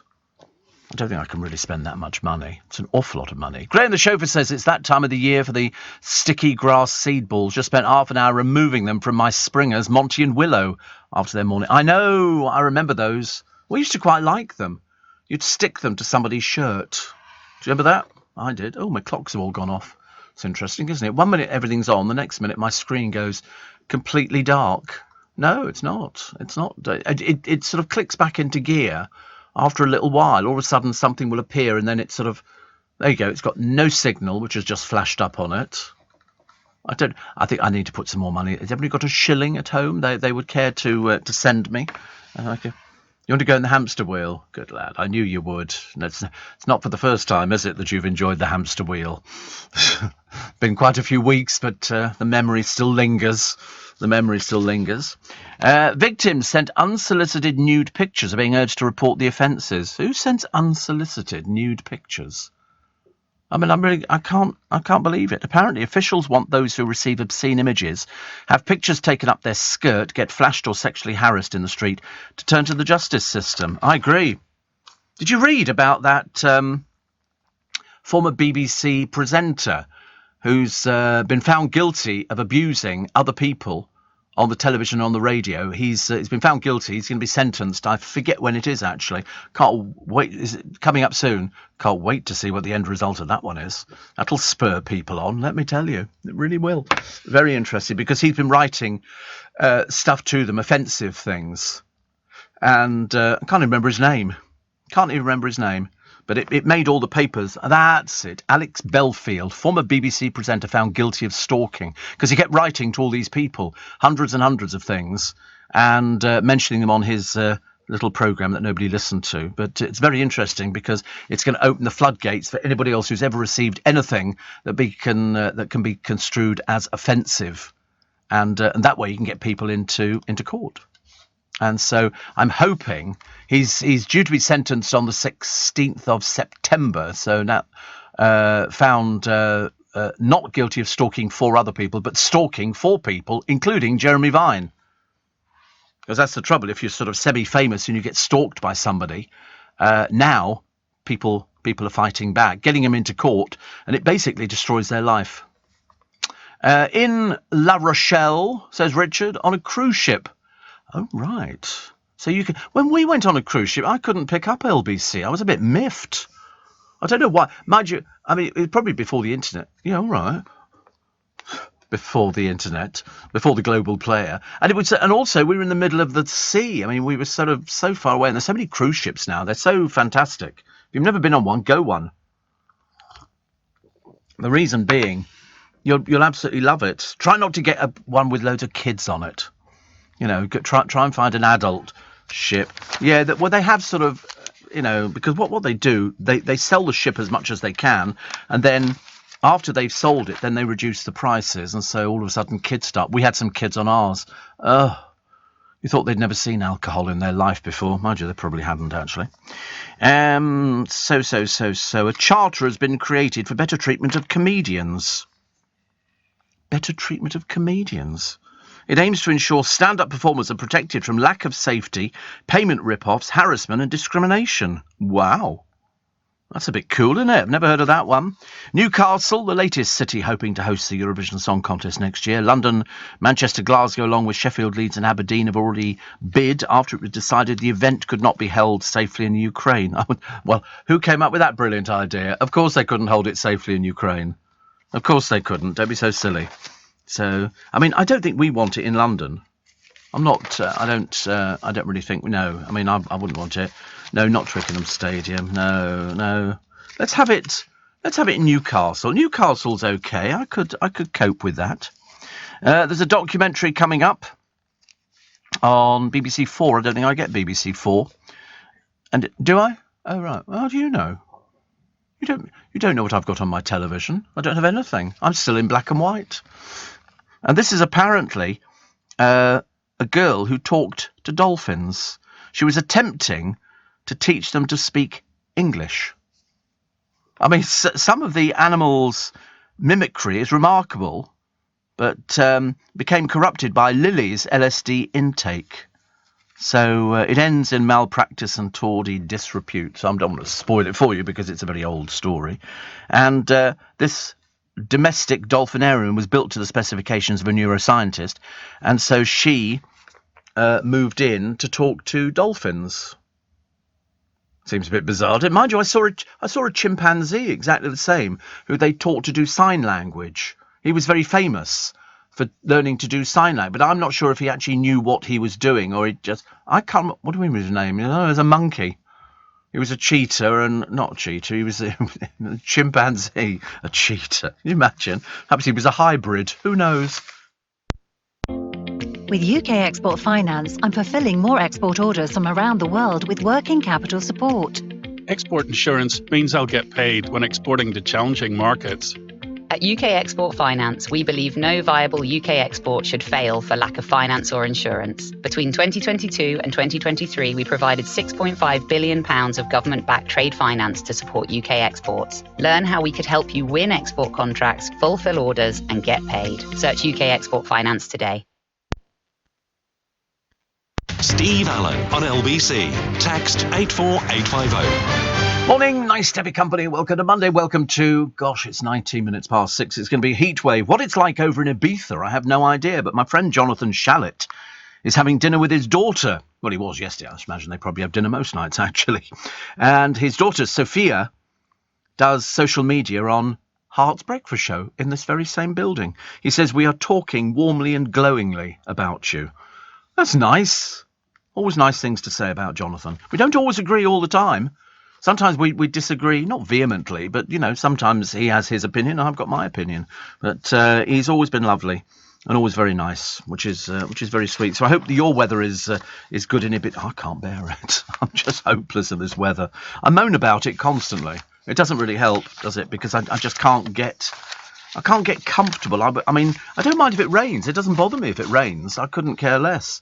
I just don't want any more of this heat. I want us to get back to... I mean, we shouldn't really, in this day and age, have to, worry about running out of water. the reservoirs are running out of water. I can't believe it. Steve says, Rob, what are the police doing if you report nude pictures sent? They failed to solve 8 out of 10 thefts over the past 3 years, according to the Telegraph. Yes, they're not very good at it. I mean, I think it's a lot easier. If somebody sends pictures, it's very easy to track somebody down now. If they're using social media, if they're on, Twitter or any of these sort of social media outlets which people use. I mean, I know that out of the 21,000 neighbourhoods that suffered at least one theft in the past 3 years, none had been solved in 84% of them. But this is people stealing things. If you're sending something and you're sending it electronically, there is a much easier chance of them catching. But that's why these people get caught. Because they've sent something, they've sent a rude picture of somebody or of themselves or something like that. Why? I've got no idea. And it is slightly peculiar. But now you can find them very, very easily. I know that for a fact because one of my listeners works for the police division that look for people like this.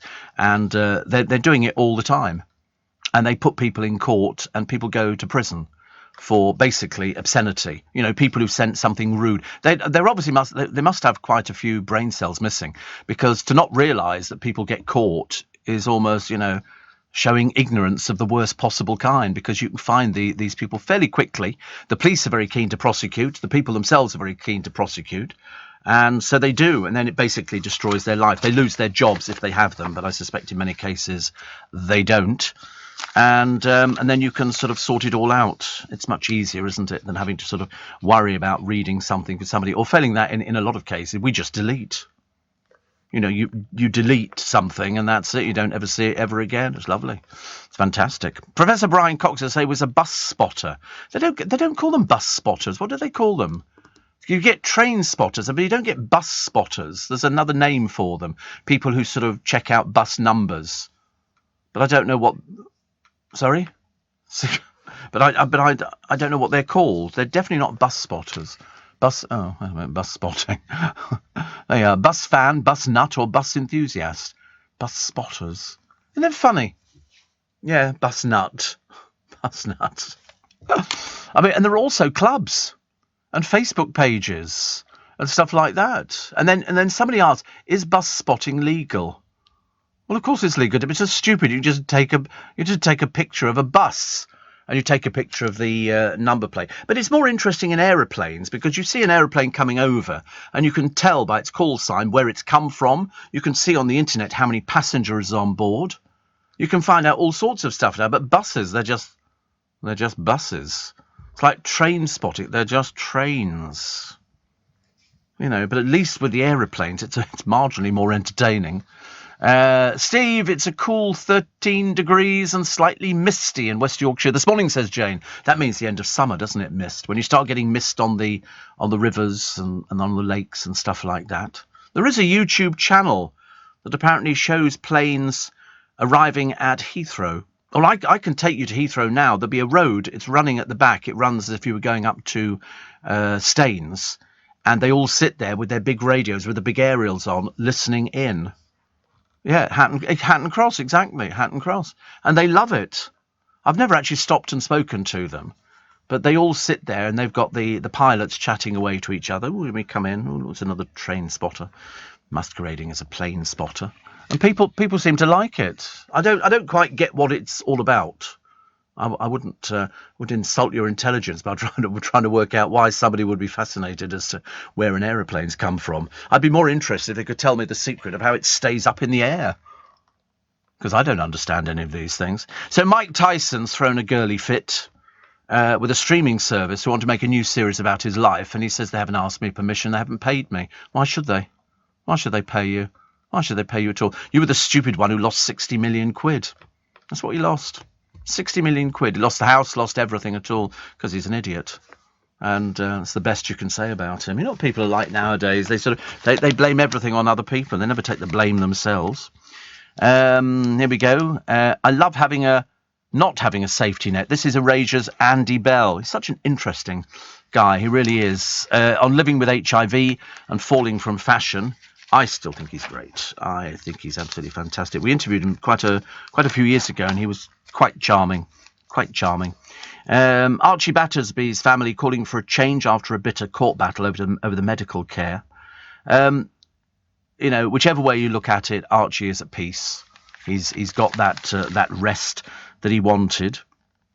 But I do think that the parents could have been nicer about the doctors and the nurses who gave up 24 hours a day. They gave the best care that they could, but unfortunately, as he was brainstem dead, there was no chance they were ever going to get him back. And even if they did get him back, as the doctors said, he would have been in a vegetative state.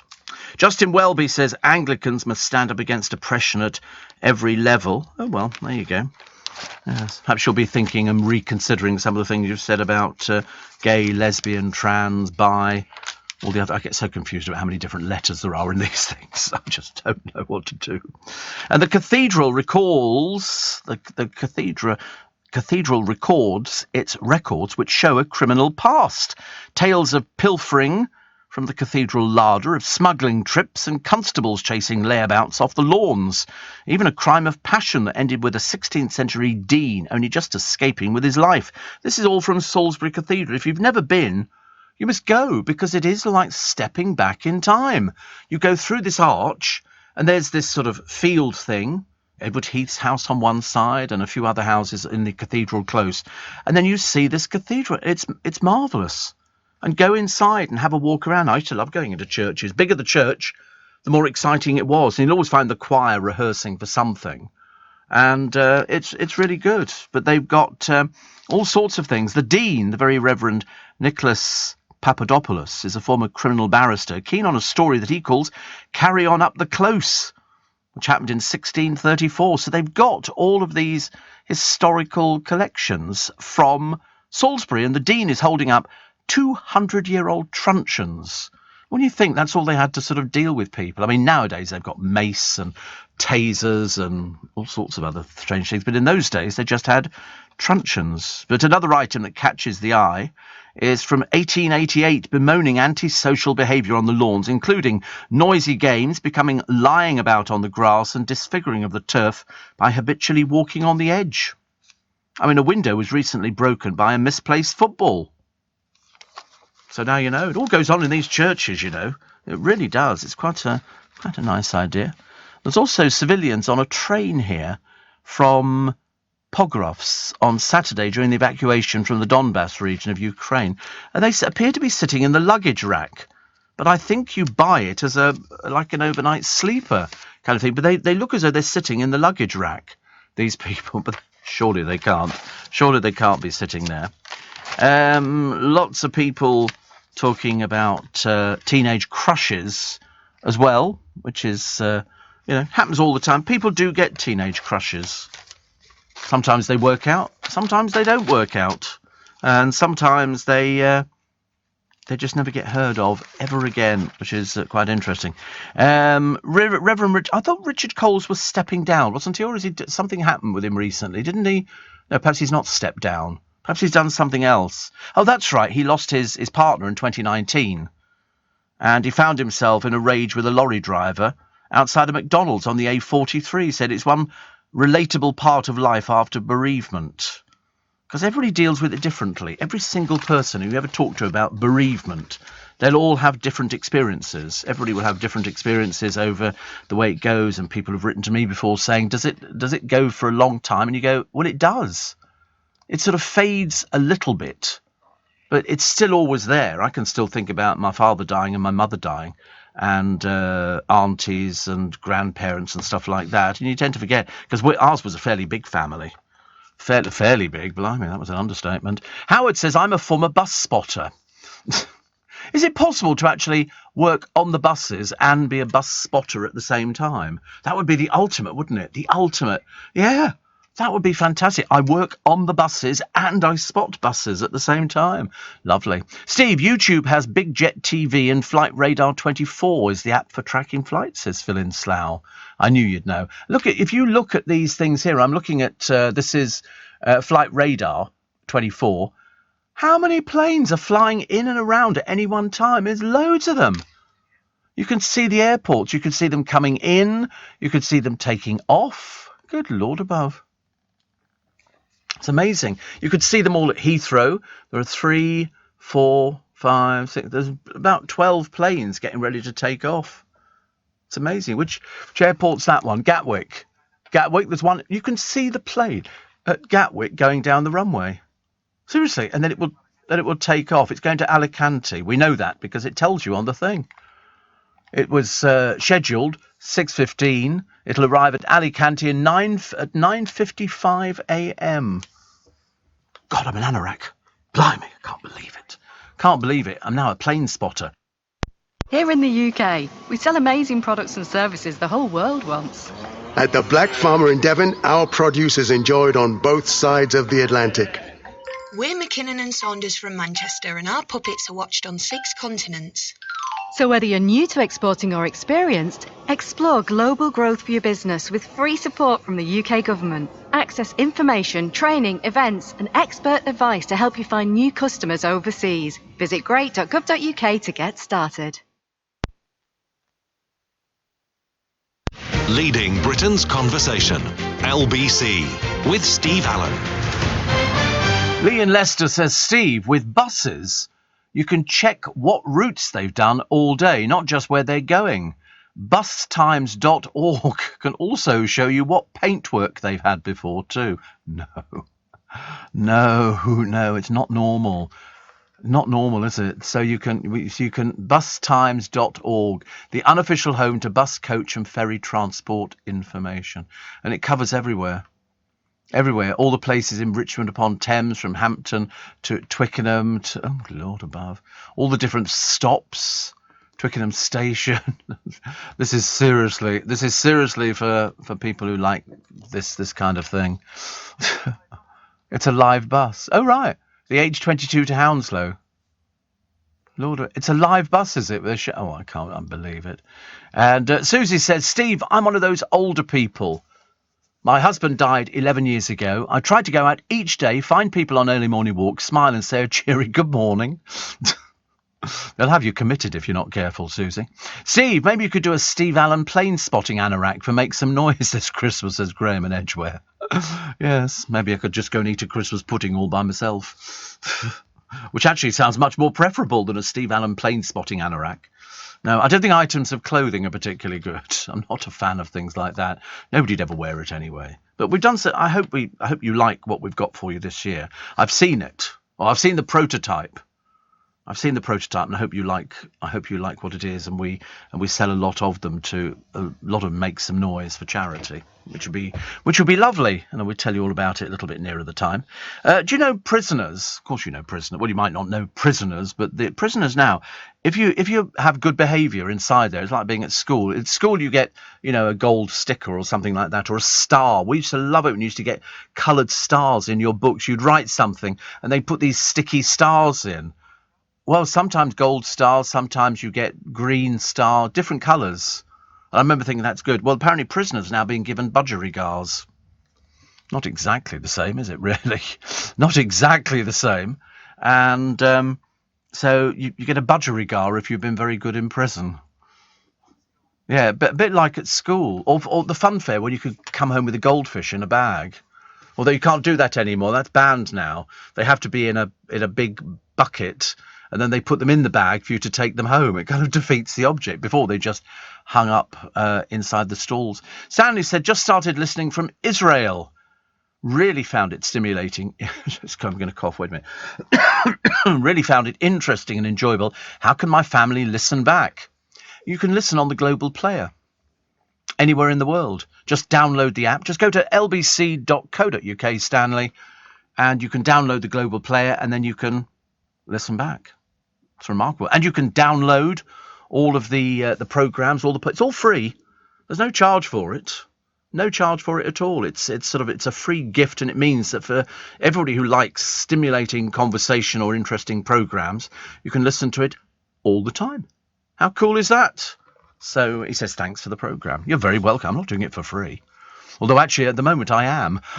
I've just worked it out. I am at the moment, which is quite interesting. So I wonder whether or not, if the fire chiefs want garden barbecues, and they're talking about all garden barbecues. They're saying it's too dangerous in weather like this, where, you know, people, and you do find people squirting petrol onto garden barbecues. Stupid though it might seem, you do get that, I'm afraid. And they want to stop them. But, I mean, it's an impossible task. It's an impossible task. You can't, it's like stopping people smoking. You can't stop people smoking. You can only sort of say, listen, you shouldn't smoke outside this area or that area. But if you tried to stop garden barbecues, there must be thousands and millions of them. Because people have got a barbecue. Some people have got gas barbecues. Some people have got coal barbecues. And some people just don't bother and cook inside in the kitchen, which is for what it was designed. 20% of customers ignore bank fraud warnings online. You get a bank warning and people just go, oh, it doesn't affect me, does it? And you think, I don't know why people don't think it affects them, because it's accounting for serious amounts of money taken from people's accounts, because the elderly, and I mean very elderly people, maybe you've got dementia or something like that, they will go along with these sort of people. My advice is, if you don't want to talk to these people, don't answer your phone, get an answer phone. They're so cheap now. You connect it up and then you can listen to who's calling you. If it's somebody from a bank or something, you just leave it. Leave it. It won't be somebody from the bank. It'll be somebody who is designed to take you away from your money. It's as simple as that. So you've got to be extremely careful, because you wouldn't have thought that people would have fallen for it. But I promise you people do. I mean, the bank will never make you give personal details or transfer money to another account. That would always be a fraudster. If somebody picks up the telephone and the first thing they say is, there's been some activity on your account, we think somebody's trying to access it, they're crooks. Okay? You can basically shout rude words at them, you know, and things like that. Like all of a sudden you could go sort of Willie or something. It doesn't matter, but it's just anything to frighten them. Which would frighten them, I suspect. But if 20% of people ignore bank fraud, that's why it's such a huge international business. They get away with millions, billions every year. Colleen Rooney trotting off to Westlife, and a farmer has targeted the world record by shearing 900 lambs. In how long? 900 lambs. And bearing in mind, you've got to get the thing to, I didn't know you had to shear lambs. I thought you just did sheep. Anyway, I might have got it wrong. And you know the story. They were cheating by then going, oh, it's 9 hours, Steve. You know, hoping to get some prize of a bar of chocolate or a coconut or something like that, or a budgie, which I'm not giving away today. I quite like budgies, actually. I think they're quite good, but you need two in a cage. They get lonely and they start picking their feathers out, and then you end up with somebody who looks like the producer. You know, it's a bit bad, really. So, but no, always. Yeah, cuttlefish, that's right. You stick it through the bars of the cage. They don't even like cuttlefish. They're not remotely interested. They'd much rather have that nice sheet of sanding paper at the bottom so they can do their nails and everything else. They just sit there. They don't sort of fly. They don't really have a lot to do, budgies, do they? And yet nobody seems to be wanting to protect them so that they get bigger cages. I still love the Chinese-style cages. Or if you can train it just so it sort of wants to sit on your finger or something like that. I quite like that. I like the idea of sort of training a budgie, and I don't know how it's this one. Why do budgies need a cuttlebone? It's Budgie Central. That's the website, Budgie Central. And they're quite nice, aren't they? They're very pretty. They're very, very pretty. But some people let their budgies out of the cages, and the budgies fly around for a few hours and then sort of want to go back inside the cage. They're happy. Steve, talking about the elderly needing to speak to other humans, says Anne, my local supermarket is going over to all self-service tills. Only one left for human interaction. Another nail in the lonely coffin. Yeah. You're all by yourself on the automatic tills until it goes wrong. Like with booze. If you buy booze, it goes bing, bing, bing, bing, bing, bing, and somebody has to come over and verify your age. Can you imagine? Yeah. You have to go, excuse me, could you, hello? Hi. Is it possible that you can, I'm over 18, just wanted to check, you know, we're okay with that, thank you. Steve, I'm so proud. My son took his first steps this morning. The window cleaner is furious. Right, you're barred. Smita from Cambridgeshire says, sometimes an automated message is sent, apparently from your bank. Just put the phone down. Oh, absolutely. Anybody mentions moving of accounts or activity on your account, they're crooks. Okay, shout rude words and then stick the phone down. You know, it's a lot. You'll thank me for it. You'll thank me for it. What was the other one? Yes, all this water wasted every day. 2.4 billion litres of water is wasted every day. I can't believe that amount. It is absolutely amazing. And the charities who are going to return, which ones, I don't know. They're going to return to knocking on doors. I don't really want to. I mean, if you live in a flat, it's pointless them knocking on the door because you're not going to come all the way down, are you? But that's how they used to get money. Yes, I've actually disconnected the bell, which was an awful lot. It's a buzzer anyway, and you can open the front door and everything else. But it didn't make any difference because I've got CCTV. You can see anybody who turns. We've got 16 cameras, covering, just around my door. 16 cameras. We've got them, I think, 3, 4, 5, 6, 7, 8 just on the ground floor, covering all of it. And they're nighttime cameras as well. So you get them. And it's recording. It records, which is very good. And if nothing's happened at the end of 3 months, it then erases itself and goes back to the beginning. It's very clever. It's just a hard disk. Not very expensive. Pete says, on the iPhone in settings, you can silence unlisted calls and they go straight to answer phone. Yeah, but then your curiosity gets the better of you, doesn't it? You want to know who it is that's called. Dave and Helen says, hi, Steve. Hadn't seen this mate in 50 years. We were good mates at school. All I had to go on was his name and Scarborough, North Yorkshire. Anyway, I found several name matches on Facebook, and the second one I looked at came up trumps. He now lives in Wellington, New Zealand, and it just so happens we're going there over Christmas to see my daughter and the grandkids. So we're going to meet up. That's what you call a good luck story. So if you've not seen somebody in 50, you better prepare yourself. He might look a little bit different. Okay? Just I imagine that, Some people change over 50 years. 50 years! But what a chance going over there. So a lot of catching up to do. It's brilliant. This is LBC with Steve Allen. There you go. Drought. Days away. It's a headline on one of the papers this morning, The Eye, and say a drought could officially be declared in days. And because we've got the heat wave, temperatures reaching 35 degrees. Just what you need, isn't it? Not really at all, no. The next thing is they're going to start rationing water all over the place because, I don't know how much we've got left. Nobody's told us this bit. That's the bit that I want. I want to know how much we've got. A sinkhole in Chile has doubled in size and officials have halted work at a nearby copper mine as a precaution. It now stretches 160 feet across and is 200 metres deep, so it's large enough to swallow the Arc de Triomphe in Paris. Not that it will, because it's nowhere near it. It's in Chile. But, it's a case of... These sinkholes open up, don't they? We get them in this country as well. In the jungle, you get them, and they sort of just drop down into absolutely nothing at all. It's quite frightening. Quite frightening. Heat returns. Met Office say 35 centigrade is possible. They say drink lots of water and make sure to stay hydrated. Despite prayers for rain, as millions face hosepipe bans due to low rivers, the UK will remain dry for the next 5 days. Does that mean that on the 6th day it's going to rain? It doesn't, does it? That's the trouble. Why can't they just sort of tell us so we are prepared to declare drought? How do they survive in other countries? Is it just us that appear to be a bit incompetent? It's going to be up to 33 degrees on Saturday the 13th. So now you know. 33 degrees, blimey. It's ridiculous. Also, what's this? Festival goers in Brighton. I'd forgotten, actually, they had Pride down in Brighton. I think they had sort of quite a big star doing the... wasn't it? Who? Well, Toby Anstis, I know what he goes to all of these things. He can't wait to actually get on all the gear.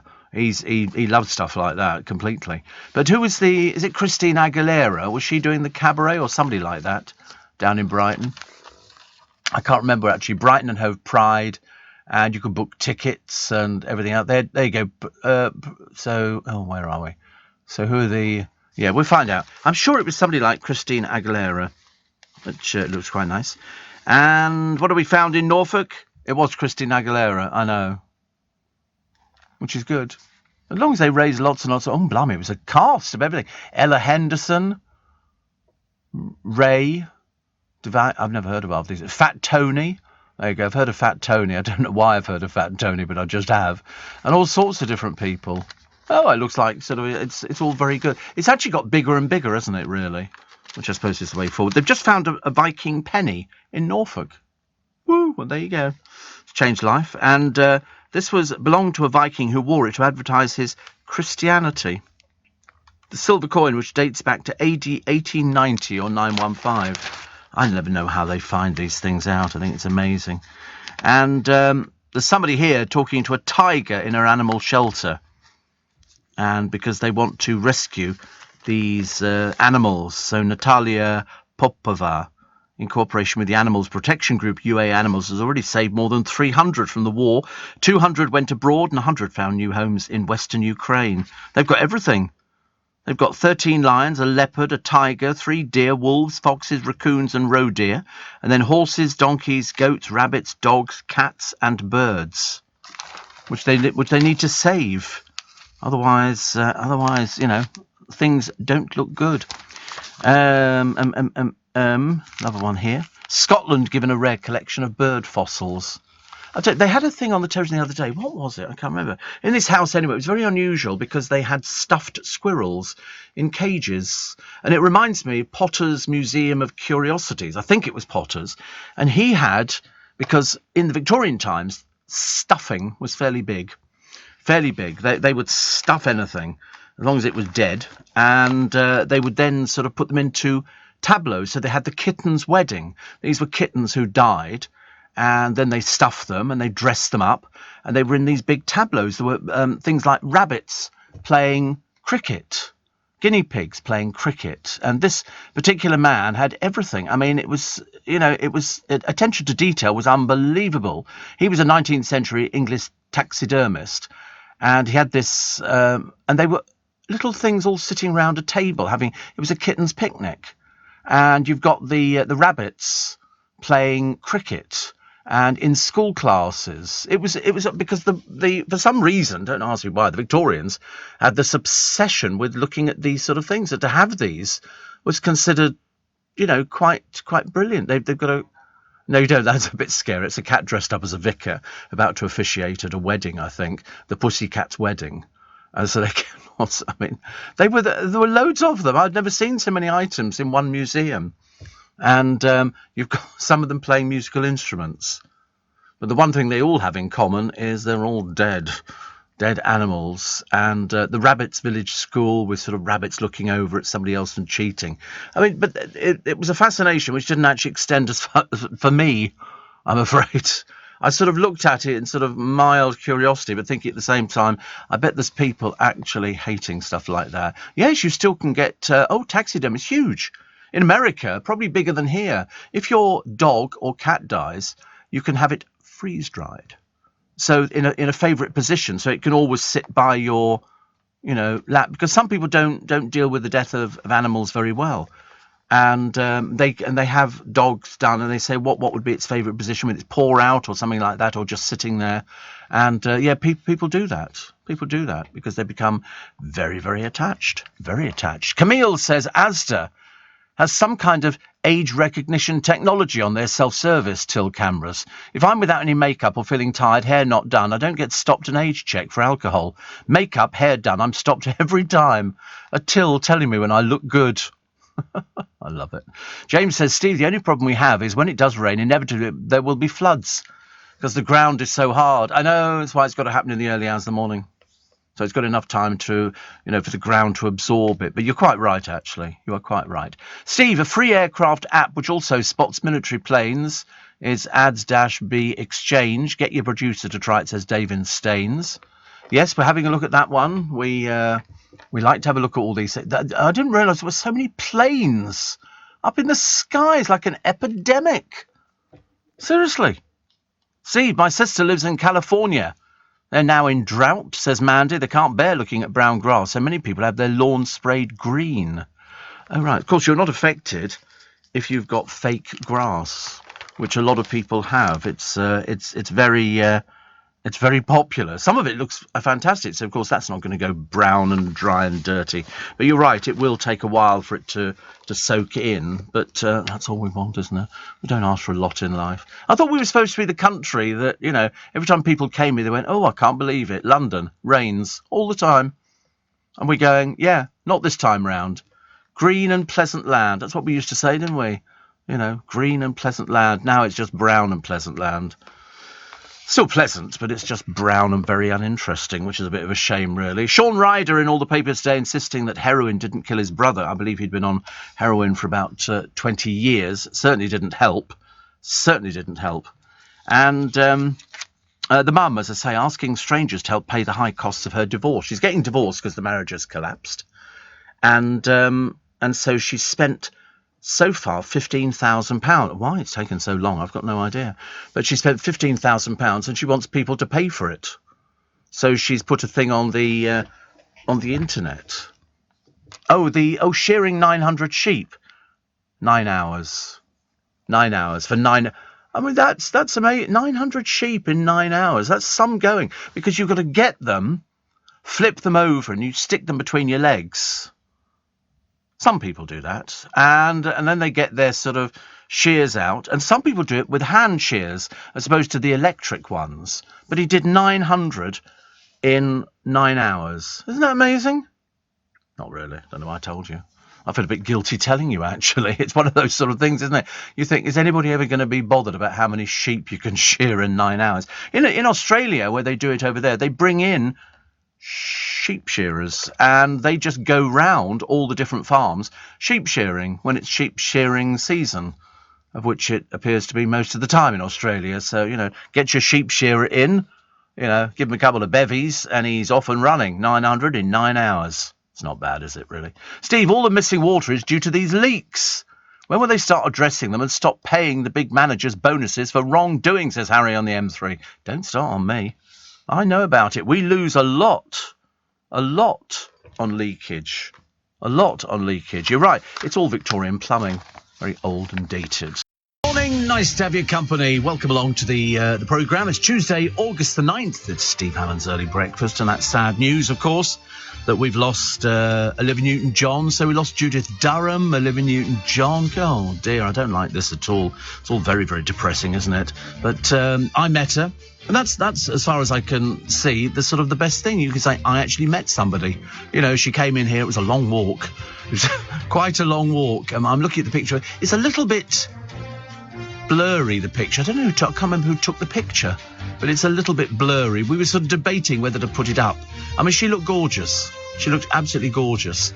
And we had to walk miles to get this interview done, but we did it. And it was nice. And so sadly we've lost her. And Judith Durham I never met, but wanted to meet. In fact, there was an actor who was also in Greece, and he said he'd heard from somebody that she was going. And she was going quickly, so he wrote her a letter, sort of basically saying, how wonderful you are, and John Travolta wrote a lovely letter, and everybody else. But the one person they don't seem to have spoken to is Cliff Richard, and of course she worked with Cliff on loads of his programmes. They were sort of really, really sort of close buddies, which was nice. And various other people have contacted me to say that they were absolutely gutted about hearing about her. I was a bit shocked, actually. In fact, I was very shocked. And Warren was telling me that Bonnie Lithgow is absolutely devastated. I mean, young people don't realise just how big a star she was.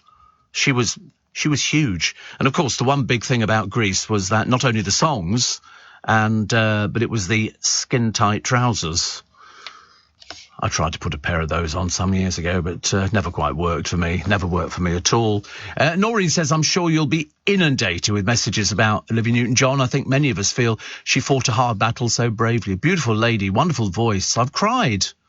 I'm so sad. On a lighter note, says Noreen, Matt Goss for Strictly. That'll keep us all watching to see how he does. But I think he's got 2 left feet. All he did, I've never seen him dancing in his life. When he did Vegas, he just walked down a staircase, and that was done with some trepidation. And when he was on stage with Bros, he just jumped around. He didn't do any dancing. Dancing on Strictly is discipline, but I'm assuming he needs the work. But also loving, says Noreen, that Ellie is on. I think she's lovely, and sports people do tend to do well as they've got great work ethic. Also, if you're a sports person, you've got to be fit. Matt Goss is not fit.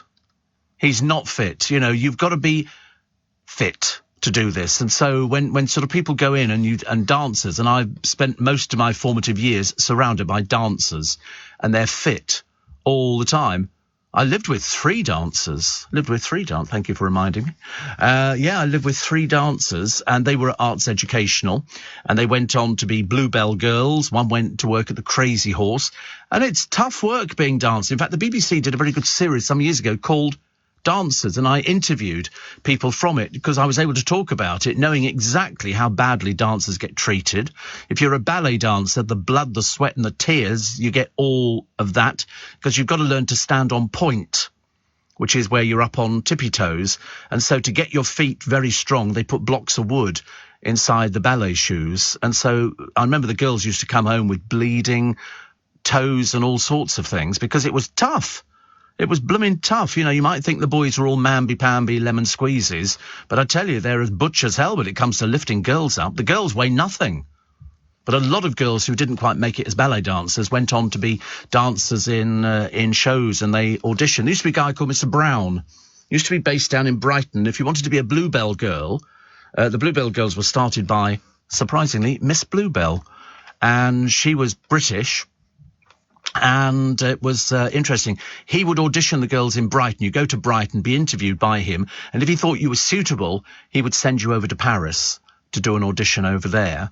And Miss Bluebell will sort of oversee you. And what they were looking for were tall girls, tall showgirls. And one of them, Diane, was in a show. She went over to Barcelona, and it was a show at the Scala. It was called Aquila Scala. Always remember it, Aquila Scala. And what they did is they came on stage in these beautiful costumes, feathers and lights and all the rest of it.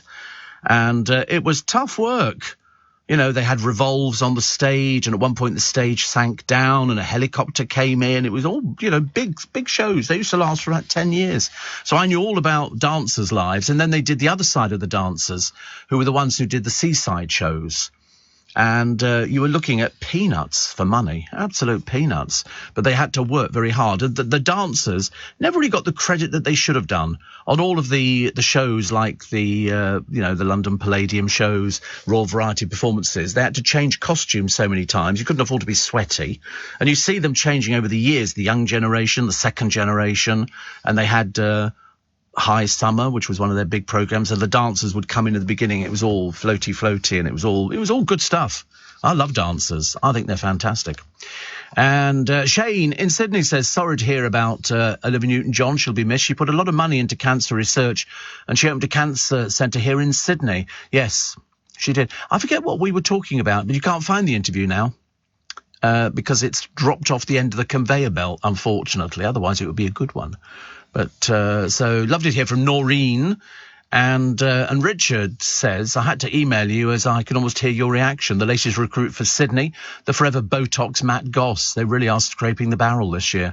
But it's when he turned up on this morning wearing that stupid hat, which doesn't suit him. And it's only to cover up the hair.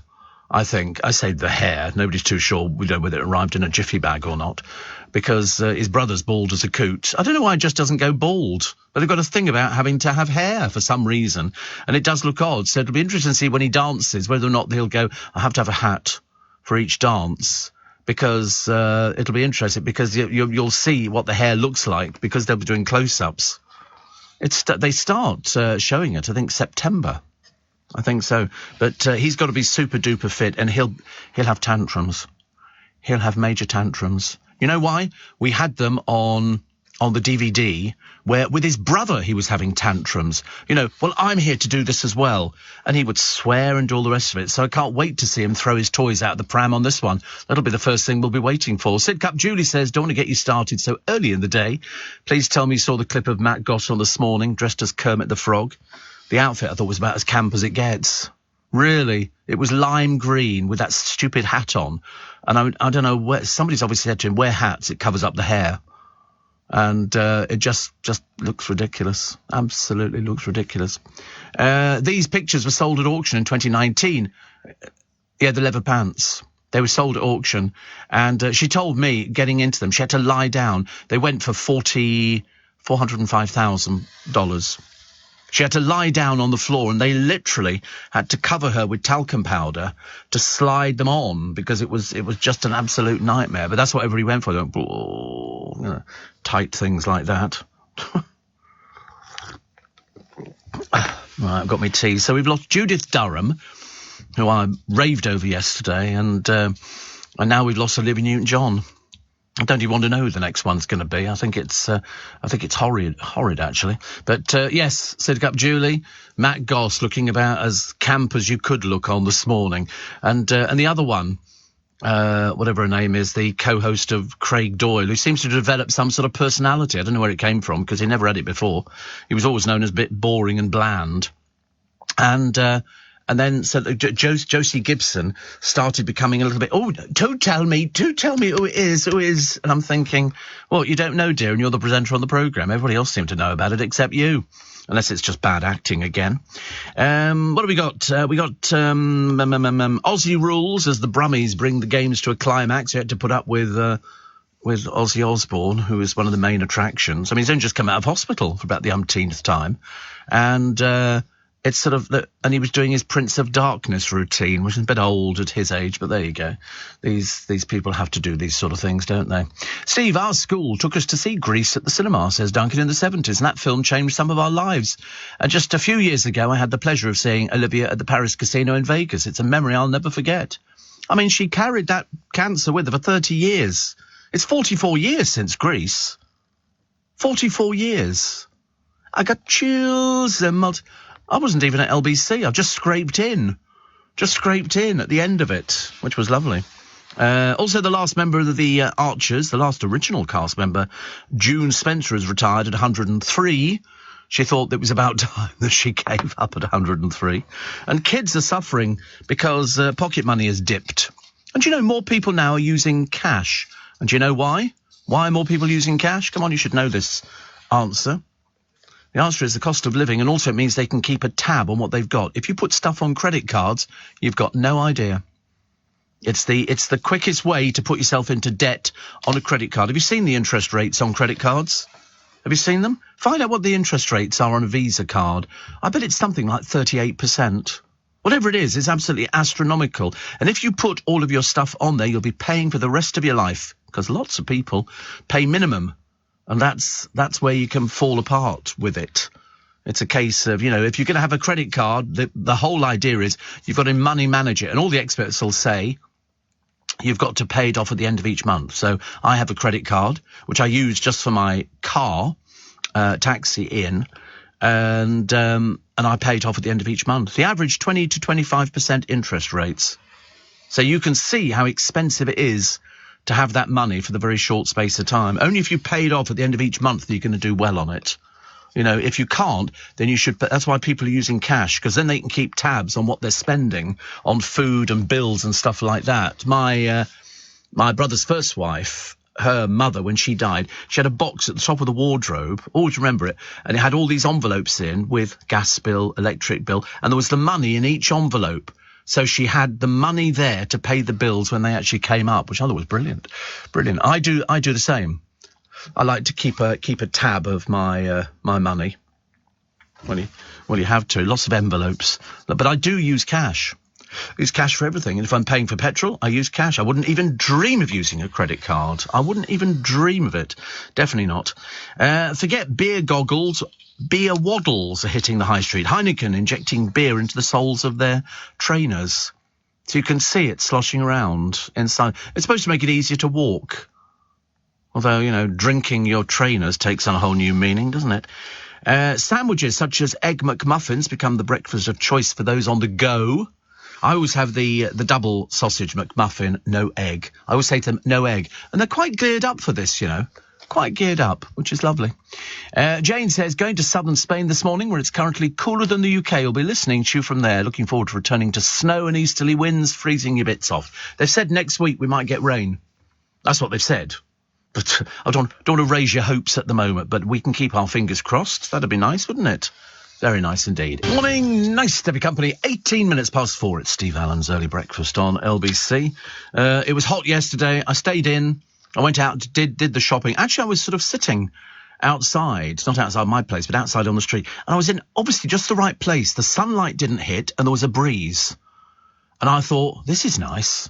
I like it. Rachel says, I saw Matt Goss on this morning. I've been looking forward to hearing your thoughts on him doing Strictly.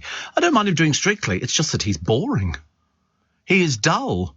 And he takes himself way too seriously, which, if you watch the DVD, you will see just how many little Queenie fits he has and tantrums and everything else. It's just so unnecessary. It's called Bros When the Screaming Stopped. And you sort of looked at him, and he'd be having rows with his brother and all that. And you think, grow up, get over yourself. You're an old man now. You know, all this, you know, we were pop stars in the 80s. They were, but that was a long time ago. His brother went on and did films and became very successful on that. Whereas Matt was just known for having these tantrums. And it was almost like watching a very petulant child. And seeing him on This Morning, he just takes himself so seriously. Where's the fun? Where's the showbiz? Where's the razzmatazz? Put on the campy little outfits, dear, but, you know, try and liven yourself up at the same time. For God's sake, do us all a favour. I was in a supermarket yesterday, says Janet in Manchesterford, and I noticed they had your favourite ice cream in 3 limited edition new flavours. Rum with salted caramel and biscuit, Irish whiskey with chocolate waffle, and Belgian chocolate with strawberry crunch. Where do you get those from? I like the idea. It's at Haagen-Dazs. Belgian chocolate with strawberry crunch sounds a bit delicious. In fact, that sounds even more than a bit delicious. It sounds absolutely delightful. That sounds really absolutely gorgeous. Absolutely gorgeous. 84850 steve@lbc.co.uk. Look at that, Belgian chocolate and strawberry crunch. Oh, God. Actually, I went to Marks and Spencer's yesterday to get a couple of steaks. And I looked in the fridge to see if they had any little Haagen-Dazs in there. And they didn't have any, which was such a pain because I had them there before, and I would sort of buy one and then go and sit outside and eat it because it seems to last longer in the tub. It doesn't calm you down, or if you have the lollies and the cones and stuff like that. But the little tubs of the ice cream would Ian's got us onto that. I'm now become an addict. You know, I now sort of wake up in the morning. I'm having breakdowns in bed, sort of going, where's the ice cream that Ian was bringing us? God, dear me. Of course, yesterday, Thames Water had another pipe that broke. 3 feet deep the water was. 3 feet deep. That's another load of water we won't get back again. Well, actually, we might do because it goes down the drains and we get it back, don't we, really? We're all dog whisperers, apparently. CBeebies are going to be doing Shakespeare, and my friend Chris Jarvis will be doing it. Such a good boy. Such a good boy. And how much pocket money did you get? When I was at school, I used to get when I was at prep school, 2 and 6 a week, which was 12.5 pence. 12.5 pence. And you could get quite a bit with 12.5 pence. You could get gobstoppers, blackjacks, 4 for a penny, an old penny, fruit salads, 4 for a penny. You could get shrimps, which were like this sort of spongy kind of stuff in vivid pink. God knows where it came from. Yeah, but sweet. What else could you buy? We all used to queue up. No, we queue up outside the tuck shop. And which was a little shop, just a little sweet shop. And then sometimes, if you were feeling flash, you'd buy a bottle of Corona, and that was normally a shilling, but it was 10 pence, so they didn't give you the money back on the bottle. No. It was all different flavours. All different flavours. It was lovely. What did I say it was called? I've now forgotten completely. I'm having Corona. Yeah, the Corona man used to come round. I mean, I think they probably did do a ginger beer one, but there wasn't any beer in it. It was just sort of flavourings. But we used to buy cream soda. There you go. Look at, I like that Cherryade. Cream soda was my favourite because it tasted like cream. And what you used to do is get a block of ice cream, a small one, cut it and put it into the glass, then pour that over the top of it. A bit like a Coke float kind of thing, but Cherryade was delicious. And we'd buy that and take it back, and you'd share your sweets out. Gobstoppers were the best value, because Gobstoppers would last forever. Please don't write in with your favourite sweets. This is not BBC Radio Shropshire. God, honestly. 84850 steve@lbc.co.uk. Steve, I'm looking for a new pair of trainers, says Kim, but not booze-infused trainers. Oh, no. I want my trainers to have their wits about them. Oh, look, somebody just sent me a picture in. Well, the producer has, of the Corona lorry. God, we used to love it. We were so easily pleased. I'm sure it was easier. Then. Life seemed to be so much simpler. Look, no traffic on the road. No traffic. When we used to park our car, if we went over to see my grandmother in Ilford, Kentview Gardens, there might be one other car on the road. That would be it. And yet when I go down to see my godchildren, every so often, there'll be 1, 2, 3, 4, 5, 6, 7. With my cars, 8. 8 cars, because they've all got cars. 8, yeah. Because they've got the respective boyfriends. So they add to the card. I've never seen so many cars. I mean, it's the matter with the words this morning.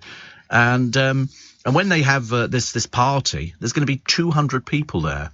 And so there's going to be parking in the fields and all the rest of it. I'm not putting my car in the field. Definitely not. I want that Belgian chocolate and strawberry crunch. I wonder what strawberry crunch is. I think it's bits. I suppose it could be, wouldn't it? There's a little shop called Zana. I don't know, do we want ice cream this morning? Yeah. I'll tell you what I really fancy this morning, Ian. Vanilla. Vanilla. I don't think we've had vanilla, have we? I don't think so. I quite fancy some vanilla. Yeah, I mean, to be honest with you, if you don't have vanilla on board, make it. I'm not really fussed about what we end up with, because we're just very grateful for all of it. But no, vanilla I quite fancy, because I reckon Haagen-Dazs's vanilla should be pretty tasty. I think so, actually. Yeah, creamy. And also, if you can deliver a fridge and enough to keep us going for the next month, that would be very useful. But I'm not going to push you on it. Vanilla ice cream. This is Ian, who delivers to all the West End theatres all their Haagen-Dazs ice cream. So when you go there to see a show, and in the interval somebody comes out with a little tray which lights up, and you buy a little Haagen-Dazs thing for, I don't know, 2-3 quid or whatever they are now in theatres. I can't even imagine how much they cost. No idea. At least a £5? No, really? Wow. Ashley says, Steve, you can still get the whole bars range, including cream soda and Cherryade in most newsagents, and I do believe Costco. Ooh, Cherryade. Still love Cherryade. Something about it, wasn't there? And yeah, I checked on this list of things the other day. I'm not really supposed to have half of these sort of blooming... certainly I'm not supposed to have fizzy drinks. That's a fact. Yeah, Cherryade will just about see me over the edge. Just about to see me over the edge, I think, but it's quite nice. And Gerard in Uxbridge says, I'm so sorry I missed the show yesterday. Do I need a note from home? Well, your parents. Note from your parents. And if they're not with us anymore, then you'll have to forge it. You know, it's as simple as that. Honestly. Noel Gallagher's just sold his Jaguar. £125,000, despite having owned it for 20 years, he never driven it. Mind you, I wouldn't trust him driving. He just looks slightly odd, doesn't he, really? Over in Snowdonia, or up Snowdonia, they found giant paw prints in the ground. So expect a killing any time soon. They always go, oh, it could be a big beast. And you go, oh, for God's sake, honestly.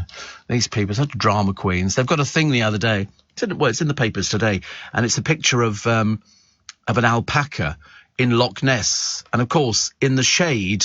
And if you colour it in, it looks as if it's that early fake picture of the Loch Ness Monster, which some of the papers haven't admitted that it's a fake picture from the 1930s. There you go, large paw print among cluster of puma sightings in Snowdonia. Yeah, right. Look at that. That's got fake written all over it. Yeah, they don't listen. Pumas are not that big. They're not as big as sort of, you know, the big cats and stuff like that. Who's actually seen it? Wait a minute. Here we go. The most recent sighting of Stephanie Robinson. En route, she said she encountered what she described as brown or tawny big cat. Well, what is it, love? Was it brown or was it tawny? They're two completely different colours. As I was hiking up Snowdon with only a head torch, I heard a loud, aggressive growl come from a cave. Look at that bloke who lives in the cave halfway up there, love. She says, I remained silent and turned the head torch off. That seems a bit stupid, doesn't it? Well, just making yourself into a target. Apparently, she heard this loud, aggressive growl. So she reported what she'd seen to Puma Watch, North Wales. So she's climbing in the dark. A rather a stupid thing to do to start with. It's like all these people. Have you seen all these ghost hunters on the television? Oh my God, fellas! It's like bring out your dead. Bring out your dead. Steve, Corona cream soda and limeade for a bit of a zing. Wow. Pete the Pool Man says, pocket money, Steve. Pocket money. £1.50. However, as mum and dad divorced, I used to double up. He said, by the way, Olivia was so pretty, and yes, I look after the swimming pool that she regularly swam in with Cliff. She was lovely, wasn't she? I thought she was really lovely. You just don't, because that image that we've got of her is from the film. You know, I actually met her close up, sitting, less than 3 feet apart from each other. And that's that one image. It's like everybody says after somebody dies, people say, oh, what do they look like? And you say, they look fine. They look really good. They look very peaceful. It doesn't affect some people. They sort of stay nice. And she stayed nice. And then she had Xanadu and all the rest of it. And she was every schoolboy's fantasy. And I don't know if she did Eurovision. No, I don't think so. I don't think. As what? Because she was Australian, wasn't it? So, I don't think she did Eurovision. Did she? No. Oh, she did Long, Long Live Love. 1974. 1974. Wow. Well, there you go. Where did she come? We'll find out on that one. Interesting, isn't it? She did do it. So pretty, representing us. Oh. Makes it even sadder, really. But as I say, for 30 years, she's been sort of clinging on. She's had her chemo. She's had bits of it. She came fourth. Oh, because she was up against Waterloo. Who did you take till they won the war? ABBA. I mean, trying to compete with ABBA, that was ridiculous. So they go Pete. So he looks after the pool that she regularly swam in with Cliff. Is that out Weybridge Way? I never went to Cliff's house in Weybridge. A friend of mine went. He said he had a jukebox downstairs in the house, and it was all full of Cliff's records, which I thought was pretty cool, actually. Pretty cool. But we love Cliff, as you know. Here in the UK, we sell amazing products and services the whole world wants. At the Black Farmer in Devon, our produce is enjoyed on both sides of the Atlantic. We're McKinnon and Saunders from Manchester, and our puppets are watched on 6 continents. So whether you're new to exporting or experienced, explore global growth for your business with free support from the UK government. Access information, training, events and expert advice to help you find new customers overseas. Visit great.gov.uk to get started. Steve Allen on LBC. Text 84850. Bit of a disaster. Ian hasn't got any vanilla in his stash today. However, he does have some Marshfield Farm chocolate ice cream. They have Marshfield Farm at the Palladium, Her Majesty's, the Adelphi, the Theatre Royal and the Gillian Lynn. He said, I'm 80 miles away. I'll be there just after 6. So we checked out Marshfield Farm, and they do it with clotted cream. I mean, seriously, clotted cream. It's only a Tuesday. We're having clotted cream ice cream. Isn't that lovely? I like it. Mike in Kings Langley says, I take it you have sprinkles on your vanilla ice cream. He says it's actually against the law to have vanilla without sprinkles. Well, we're not having vanilla now, so it doesn't make any difference. And Kim says, good choice, Steve. Haagen-Dazs vanilla ice cream is exquisite. Had a scoop on my fudge brownie last Sunday. Well, we're not having that now. We're having Marshfield Farm chocolate. Because we haven't had Marshfield. Listen, if it's good enough for the Palladium, it's good enough for us, I think, here. The London. We've got all these theatres in town. It's so lovely, isn't it? I quite like it. God, I've got a bad shoulder this morning. I've taken a tablet to sort of try and... I don't know why. I don't know, it came on... the shoulder. I've had it since I was very young. It's always there. I won't have... Yeah, it's very odd, isn't it, really? Perhaps I slept awkwardly. I might have slept awkwardly. Sort of upside down on my head, I suppose. Steve, Tesco's do sugar-free Cherryade. 70 pence. Oh, right. I haven't had Cherryade for it, but I can't really have it because of all the stuff in it. And I don't even like fizzy water. I've had it, but I'm not mad on it. What does Amy Lame do? Oh, sorry, Lame. She was this sort of gay comedian, stroke presenter, stroke, I don't know what. And then the Mayor of London decided she was going to be the night czar. And to be honest with you, nobody in London has ever discovered anything she's ever done. What do you mean, the night czar? She gets paid £85,000 a year for basically doing nothing. There's one of the columnists today going, why don't we save the money and get rid of her? You don't need her. You don't need a night czar. Apparently 1 in 5 nightclubs have disappeared over the past 3. I mean, who goes to nightclubs now? Bosses crying out for supporters, ticket sales slow amid the economic crunch. Yeah, why do you want to go to a nightclub? Just go to a bar. Have a drink. You don't want to go to a nightclub. It's dark. You can't hear anything that anybody's saying. It's all noise. It's dreadful. And so you've got Amy Lame she's the Night Tsar of London. When it was first announced, people were going, what? What does that mean? And the answer is nobody knows. I wasn't even sure that she knew.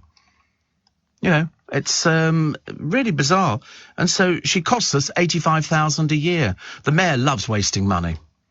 Yes, Steve, Cliff's house is in Weybridge, St George's Hill. In fact, I do both of Cliff's swimming pools on the same estate. Oh, how lovely. That's nice. I've seen the houses. I've seen one of the houses. A lot of wrought iron, I seem to remember. I don't know.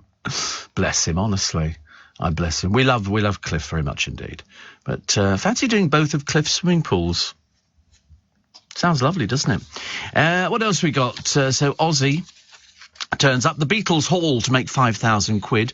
Somebody's got some memorabilia and they're flogging it, including a brick from the Cavern Club. You know, which is quite good because the Cavern Club, they've got one up there now, but it's a replica of the Cavern Club. It's not the original. Otherwise, that would be fantastic, wouldn't it? I think the original one's under a car park or something. Yeah, I think so. That's what I thought, actually. What was the other one here? Oh, the locals in one particular area of this fair land of ours. They've got an award-winning pub. They love it. They've just sold it. And it's going to be pulled down and turned into a Starbucks. We've actually got Holland and Barrett. They're obviously doing so well, they've moved from a little piddly shop next to the KFC to Johnson's Shoes on the corner. And it's going to be a double size Holland. There's obviously money in Holland and Barrett stuff, you know, buy one, get one free, or buy one for a penny or something. Because somebody passed it yesterday and said, oh, another Holland and Barrett. I said, yeah, they're closing that one down. I forget what the other one was going to be. But we've got this other one. It should be ready very shortly. It'll be a charity shop. We seem to be plagued with charity shops. The Cavern Club closed and opened on a new site in 1973 and was filled in during construction work on the Merseyside Underground Rail Loop. It reopened in 1984. So it's not exactly the same one. They've just sort of rebuilt it. But it's still interesting because, you know, for those people who went to it, there must be people listening who went to it, mustn't there? They'd be in their 80s, because Cilla Black was the hat check girl. She was the hat check girl. She would stand there taking your coats and hats, and the Beatles used to play in there, and it was very sweaty. Apparently the sweat used to run down the walls. Sounds delightful. A variety of acts appeared there. Rolling Stones. It was tiny. Tiny. The Yardbirds, the Hollies, the Kinks. My God, Noreen would have killed to be at this place. Elton John, Black Sabbath, Queen, The Who, and John Lee Hooker. But, and the Beatles, of course. But no, Cilla was in the cloakroom, and then she bumped into who's family-owned Nems, the music store, and they got her in, and she did a couple of demos, and the next thing, she was signed up. And did very well indeed. Now, I did meet, because we went out, on that night that Cilla quit television live. We were all going out for dinner anyway. There was me, Cilla, Dale, a couple of Cilla's sons and a friend of hers, and she announced on television that she was quitting. Completely freaked them out because they weren't expecting it. I think they'd messed around with the programme and she didn't like it, and so she flexed her muscles. Yeah, this is the last one. That was it. But and we were eating. Where were we eating? Next to the Ritz. The restaurant has closed now. No, not Langer's. It was the restaurant. Oh, what was it called? Anyway, it closed because it didn't survive during lockdown, which is a bit of a shame. Jamie says, do you remember Jubbly frozen orange drink?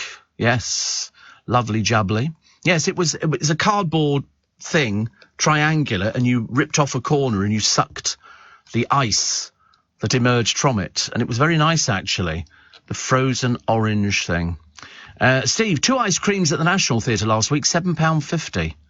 Wow. Were they big ice creams? That sounds quite a lot. £3.75 each. Wow. £7.50 for 2 ice creams. It's a lot of profit, isn't it? Perhaps I should just sort of sit outside the National Theatre ringing me a little bell, trying to get a bit of their business. That's a lot of money, isn't it? Only goes to prove last time I bought an ice cream in a theatre. The hosepipe bans, they say, could last until October amid this new heat wave. It's going to be very hot. And some snowflake parents want Dick Turpin's Way renamed. They don't like the term Dick for some reason. They're a little bit peculiar and obviously sort of slightly odd if they start thinking about things like that. Kevin in Luton says, hope you're well, Steve. A hot weather-related question. Do you remember a few years back, Big Turf was between ice cream vans? It was Turf Wars. Oh, God, yes. You know why? None of them were licensed, and they were fighting over who got the pitches. And where were the best pitches? Outside the museums in South Ken. They would fight for it, literally fight with crowbars and everything else to get there. Oh, God, yes, it was terrible. It was very nasty. Now you've got to be licensed. It was Caprice. Thank you, John in Weybridge. Caprice we went to. We had a nice big round table, and we had chats, and, of course, she'd come straight from the television studio, and Dale and I were sitting there, and, in fact, none of the bosses knew. No, she didn't. The only person she told, I think, was her son. I think that was... So it was a case of, oops, we've upset Scylla. And the trouble is, I think, after her husband died, I think, again, Scylla, who relied on him so much, they've been together for, childhood sweethearts, and you think what it must be like. He was her sort of boss. He actually did all the managing of her. He negotiated all her money. He did everything. And she came to rely on him. And so when he died, it was a case of, who does she turn to? And it was her oldest son who started looking after her. But she enjoyed a bevy, did our Scylla. Champagne. Nick in Oxford says, Steve, the Caprice. Thank you. It was the Caprice. I didn't remember too much about it. I can't remember what I had to eat. I just remember everybody kept looking over to our table because we had Cilla Black on our table. And it was great. It really was very good. And then she popped up in Joe Allen's a few weeks later, and she was at the table next door to me. But it's odd because people saying, wonder what she's going to drink. And I went, it'll be champagne. She only ever drinks champagne, which actually is very good. To drink champagne, probably better for you than Prosecco. It's just a wee bit more expensive. Happy birthday to Lisa Nandy and Gillian Anderson. I think that Scylla could be... we tended to forget. And it was Roy Hudd who'd said to me years and years ago, he'd written a piece about some of these people, like Danny LaRue, and said, people tend to forget he was a huge star. Scylla was an enormous star. She had her own show on the television. She sang all the hits. She did comedy. She did everything. It was a case of she was the all-round entertainer. She had a cartoon. They did a little cartoon, Little Scylla, and all that kind of stuff. She was a big, big star. Big star. But strange enough, Dale didn't go to the funeral. We couldn't quite work out why he didn't go to the funeral, because he was part of Scylla's mafia. She had Paul O'Grady, Biggins, and Dale. Well, Dale's sleeping arrangements meant that he went to bed early, whereas Scylla could be up till 4 a.m. Oh, she'd be quite happy to kick off her heels. She'd be out in clubs and everything else. And if her and Paul O'Grady got talking and Biggins, Dale was left far behind because she just wanted to talk. It was like Barbara Windsor. Barbara was the most social butterfly you'll ever meet. She would. You couldn't walk down the high street in Marylebone, because she'd have to stop every minute to talk to people. People would go, hello, Bar. And then everybody would talk to her. Hello, darling, she'd say. She loved it. Simon in Derby says, years ago, my dad would tell me if the ice cream van's music was playing, it meant he'd run out of ice cream. Yeah, we did that on the show the other day. You're just nicking things from this programme. It's no good saying that. We know that one. So they go...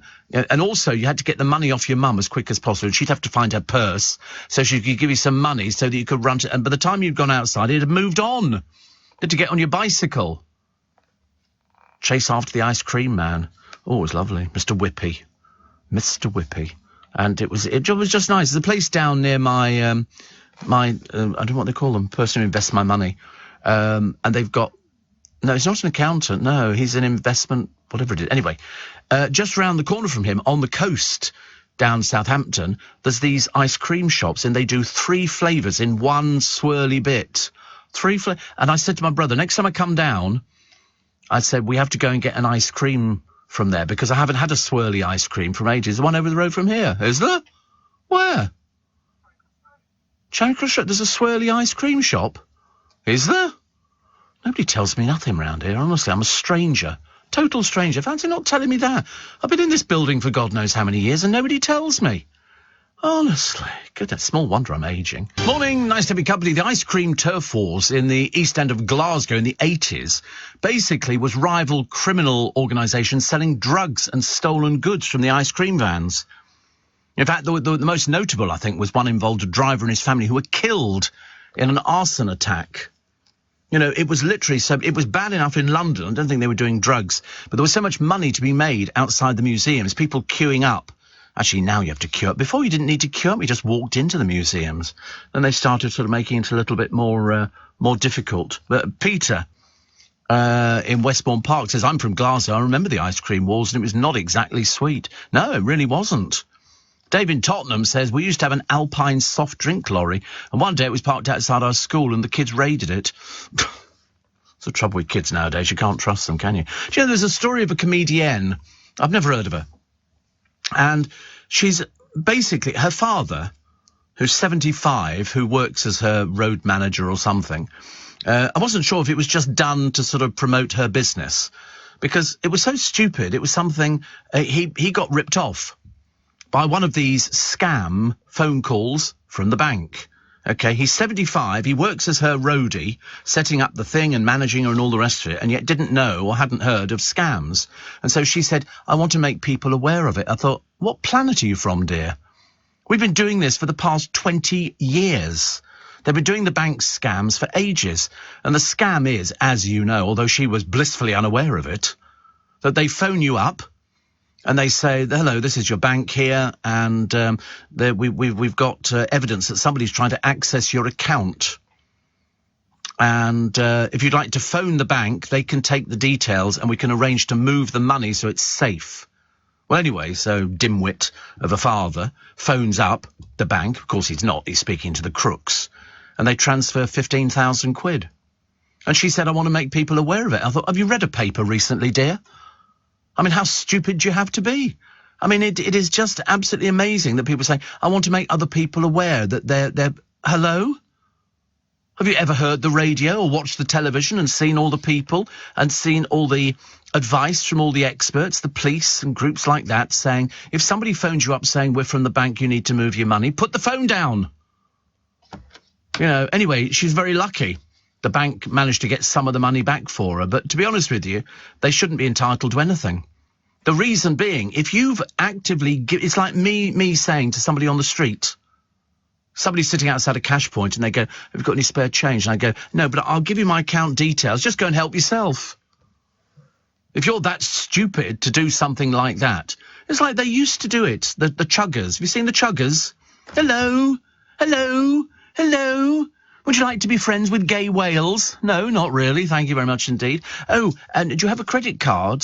So that we can sort of take some money off it. And people hand over their credit card details to perfect strangers. Somebody you've never met in your entire life leaps out in front of you wearing a high-vis jacket, and people hand over credit cards. And I remember thinking, you're even more stupid than I thought you were in the first place. And then they used to say, oh, we don't actually want any money from you. Can we have your phone number? So they can plague you with all these bits and pieces, which you don't want either. I can't believe people are so dumb. It really is absolutely... But it was this comedian who I thought, didn't you ever say to your father, listen, you know, Dad, there are lots of scams out there. He apparently wasn't aware of scams at all. And on the first one that gets him, they net 15 grand. It's bloody lucrative, isn't it? I'm going to phone the producer up later. Oh, hello. I'm from your bank. See how far I get with it. It's amazing. Yeah, it's amazing, isn't it, that sort of people will sort of do things like that. Steve, one of the original Dragons made a fortune selling ice cream, then invested the money in gym and fitness. The Scottish guy. Oh, yes, we know him. We know him very well. Yes, that was Duncan Ballantyne, wasn't it? And so what he did, I seem to remember, actually, he spent 450 quid, and that was an old van. It was a success. He expanded. Then he bought more vans. He sold the ice cream business for 28 grand and put the profits in his new enterprise. There's money in ice cream, I'm telling you. Money. I mean, to be honest with you, you could go out and buy it all, and you just keep it in freezers in your garage, and then you take it out and put it in your wagon. Bottles of water and Coca-Cola and fizzy things like that. Yeah, you've got to have a license. Well, I mean, if you're going to go touting on the streets, yes. But you only need a trader's license. It's not difficult to get. It's for ice cream. You're not exactly... Although, failing that, if you were stuck in the motorway pile-ups a short while ago, the ice cream van opened up for business for all the people on the road. It was boiling hot, and he did a fortune. It's like, do you remember there was another thing? What happened? It was a snow in the ice a few years back.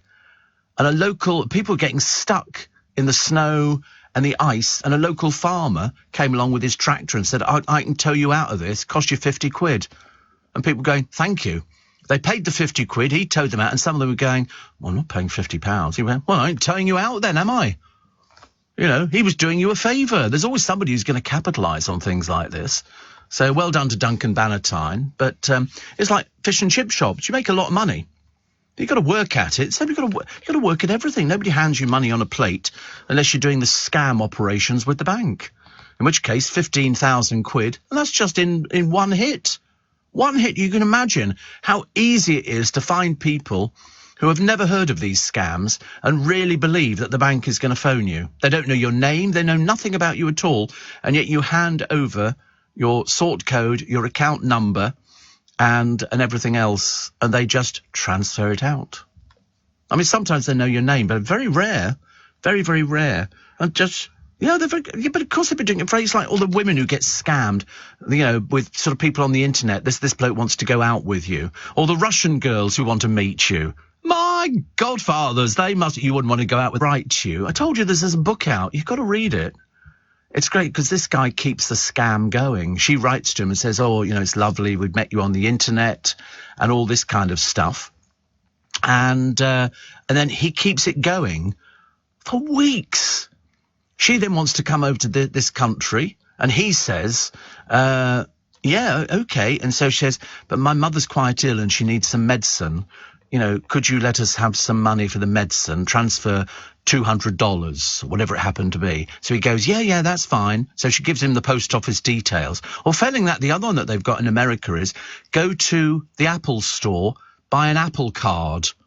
That's how they make their money off the Apple card, so it doesn't look like a scam. It's all or a Walmart card. Really, it's unbelievable. But this particular girl was sort of trying to get money out. In the end, she realised he was winding her up. And she didn't know. She had no idea. It was sort of one of those things where you believe that somebody genuinely wants to go out with you. Well, of course, he didn't. And then you got these people in Nigeria. There was a call centre, and they were targeting women in this country who joined like a dating club. And it was all very odd because he was putting up pictures. He claimed to be a veteran. And it turned out that he wasn't. In fact, he wasn't even American. He wasn't American at all, but he carried on this conversation. He was, he had a war wound and all the rest of it. And he wrote to this woman, and she got suckered in by it. Hundreds and thousands of women get suckered into these things. And it turns out they're all sitting in a room writing, I really can't wait to come and see you. But unfortunately, because of the leg, I need sort of some medication to get me over here, and the army pension is not enough. So people send them money. People send thousands and thousands of dollars, because they really believe that this person is who they say they are, but they're not. It was only because one of these women saw the picture. He'd sent her pictures over. It was just off the internet. And she then spotted this picture. The other scam that went on some years ago, we are missionaries in Africa, and we're coming back to America now, and we've got our little dog here. Can somebody adopt our little dog? People were sending money to adopt a little dog that didn't exist. And these people were scamming people because animal lovers will pay a small fortune. And so this little dog had been sold about 300 times. To people who were sort of sending thousands of dollars over to get the little dog out of the country for the inoculation. It was just a scam. People believe it. Because believe it or not, people tell lies. People tell lies. If they think you've got money, they want it. And they'll think of any which way but to get hold of it and take it away from you. It doesn't matter and they couldn't care less whether you're old, young, disabled, riddled with illness or whatever. It makes no difference. Makes no difference. John in Smithfield says ice cream vans are banned from the City of London, a square mile. Yeah, but who cares? I mean, let's face it, the City of London is closed at the weekend. You might as well just not bother. You've only got to park down in Fleet Street and you're okay. You can sell your ice creams. And just up there on the right-hand side, as you go over the bridge, Blackfriars, you find an ice cream van there most days. There's huge amounts of money to be made in it. They just go and park down by Cleopatra's Needle. And people walk over the road as they're waiting for their boats and they buy an ice cream. Everybody wants an ice cream. It's phenomenal. Unbelievable. Fake meat. such as plant-based sausages, are up to 10 times better for the planet. Yeah, but I did think about eating it and trying it. And then I sort of thought, I don't know, do I want to or not want to? And then, and then I thought, no, I couldn't be bothered, actually. I probably couldn't tell the difference, but my stomach could. My stomach's very sensitive, so I don't want to a very delicate person. Roy in Milton Keynes, but ex-Ealing, says the ice cream vans war in Glasgow were a nightmare. Didn't matter if children were there or not, it would kick off. Oh, absolutely. Yes. Can't disagree with that at all. And Steve says, Barry, I hate everything on television. The selection is rubbish. I get my news from radio and entertainment also from radio. So I'm getting rid of expensive telly package in November, a saving of $1,200 a year. 1,200 what? Bahts? 1,200? What are you buying, for God's sake? £100 a month. What are you buying, for God's sake? He said, I'd change my mind if they brought back Dallas and the Waltons. Well, the good news is that you could go and buy Dallas, the complete box set, and the Waltons. It's all available on DVD. It is available.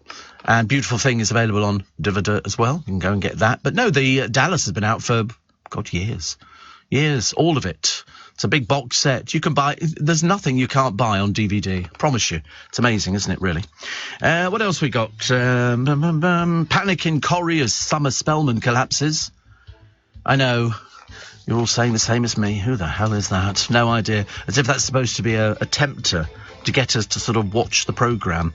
Nobody's watching. Well, they're watching Corrie more than they're watching EastEnders. EastEnders, people just can't be bothered. The storylines are naff. It's just lost its way. And after they wasted more than £80 million of our money, still the audience continues to plummet. It's very, very difficult. Emmerdale's got a month of anniversary episodes. Luckily, one of them's going to feature a devastating storm. That's good, isn't it? Perhaps it'll blow the village away. Do us all a favour, honestly. In between that, you could take Walford at the same time.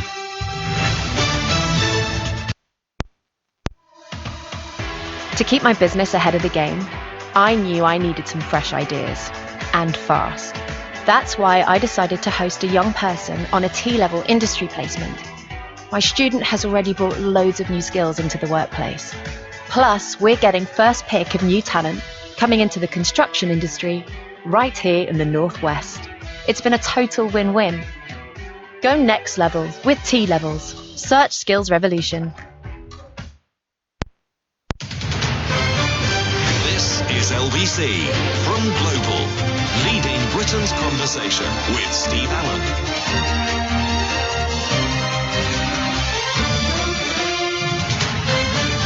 I see the Commonwealth Games has closed, and we did very well. We came second in the leader table, which was very good indeed. So well done to everybody. Mark says, as per the norm, you're on the earphones, and I make my way into the city. Look at it, it's deserted at Purley.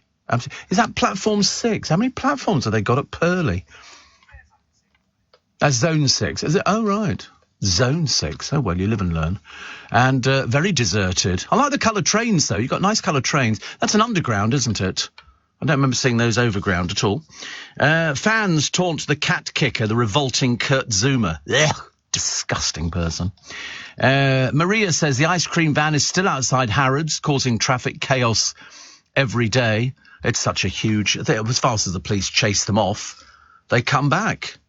I mean, I'm still amazed that they're still doing Find the Lady on the bridge over from St Paul's Cathedral, the card trick, and all the people standing round it, they're all in on it. So just be aware. I'm just better tell you about these scams because they go on all the time. And the scam is they'll either do the P under the walnut shells, or they'll do find the lady. And it's amazing how many people around. You can spot crooks a mile off. They just all are wearing the wrong clothes. The wrong clothes. Even the great train robbers, they used to wear all these sort of ill-fitting suits and everything else, and all the people from the early days of the craze. But when you see them doing the 3 card trick, and they do it everywhere, they do it around the world. All they need is a couple of boxes, which they take with them, or they just leave, and they put one on top of the other, and then he can show you. And you watch them, and it's very clever, but just remember, they're all in on it. There can be up to 20 people in on the game. The idea is to get you to part with your money. He will show you 3 cards. There's the Queen. I'll bend over the corner of the Queen. Okay, put it down, move it around.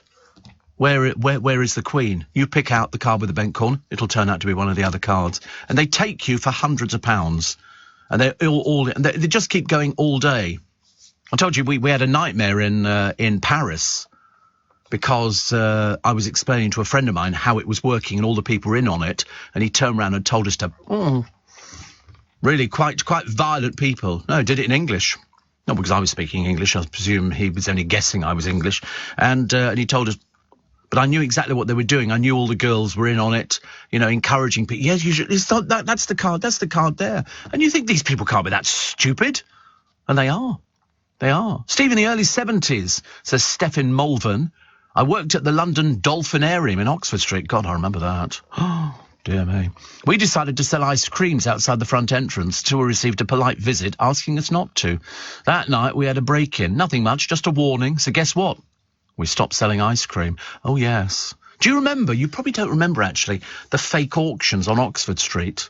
Oh, the fake auctions were fantastic. They would herd all these people into a shop, and they would then shut the doors. They'd have security, making sure you weren't going out, and they would offer you deals. They were basically crooks. All they wanted was your credit cards. It was, absolutely amazing. They went on for ages. At the moment, you've got the American sweet shops are everywhere. They open up like there's no tomorrow, don't they? I would avoid them like the plague because there's no prices and there's a very good chance that you could be taken. There's 2 closed down just here. They've got the notices on the door and there's a few others open. But take my advice, don't go there, OK? Go and get your sweets somewhere else. Much better. Steve, Overground, it's Southern Rail. Oh, right. As well as Thameslink. I don't think I've ever been on Thameslink. I quite fancy the idea, actually, of going on Thameslink. I do like trains, but these aren't proper trains then, are they? Are they normal trains? Do they have a trolley service? Is there a trolley service, Mark, on these? Buffet car, hot cooked breakfast? Something like that. I'll have 2. Whenever I used to do long-distance train travel, about once every 4 years, I would always go and sit in the restaurant car when they had them, because if you booked in for breakfast, you could keep the seat for the whole journey, and it was brilliant. I used to go and have 2 sausages, 2 eggs, 2 toast, and 2 bacon. Would you like tea or coffee, sir? I'll have tea, please. Thank you very much indeed. 2. Brit in Nottingham says, I pay around $1,300 a year for my TV package. What on earth people have got now? I'm seriously thinking of getting rid of some of my packages if the prices continue to rise. Thank goodness petrol has dropped in price. Yes, it has, round our way too. $1.90, which is a lot better. I spend around $2.50 a week on fuel alone, says Britt. Yeah, luckily around here, around London, it has dropped in some of them. There's some garages, like as I've said to you before, the ones on the motorway, I wouldn't, as far as I could say, they could go bankrupt. Because they're just ripping people off. It's just not right. And, got to start being economical. Steve, my mum taught me from a young age that if it seems too good to be true, it is. Oh, absolutely. There ain't no such thing as a free lunch, Kim. No such thing as a free lunch. I used to think it was a tad cynical, but as usual, the woman was bang on. Yep. If it sounds too good to be true, we're going to offer you this, we're going to offer you that, we're going to offer you this, and you can have this. And you're going, no, you're not. I'd rather just ignore it. Luckily, because I work in a business where we hear about these things on a daily basis. Jane says, enjoying a nice cool morning in West Yorkshire, 10 degrees and dreading the heat to come this afternoon. My bean plants are confused, but continuing to water them from my water butt. Yes, I did my watering this morning with the hose and with the water butt as well. Plus, says Ashley, I used to get the train late home, Steve, from work to Brighton from London about 11 p.m. Let's just say we refer to it as the Vomit Comet on Friday and Saturday. Oh, I know. Somebody was sick outside here earlier. It seriously is. It's people who can't handle drink.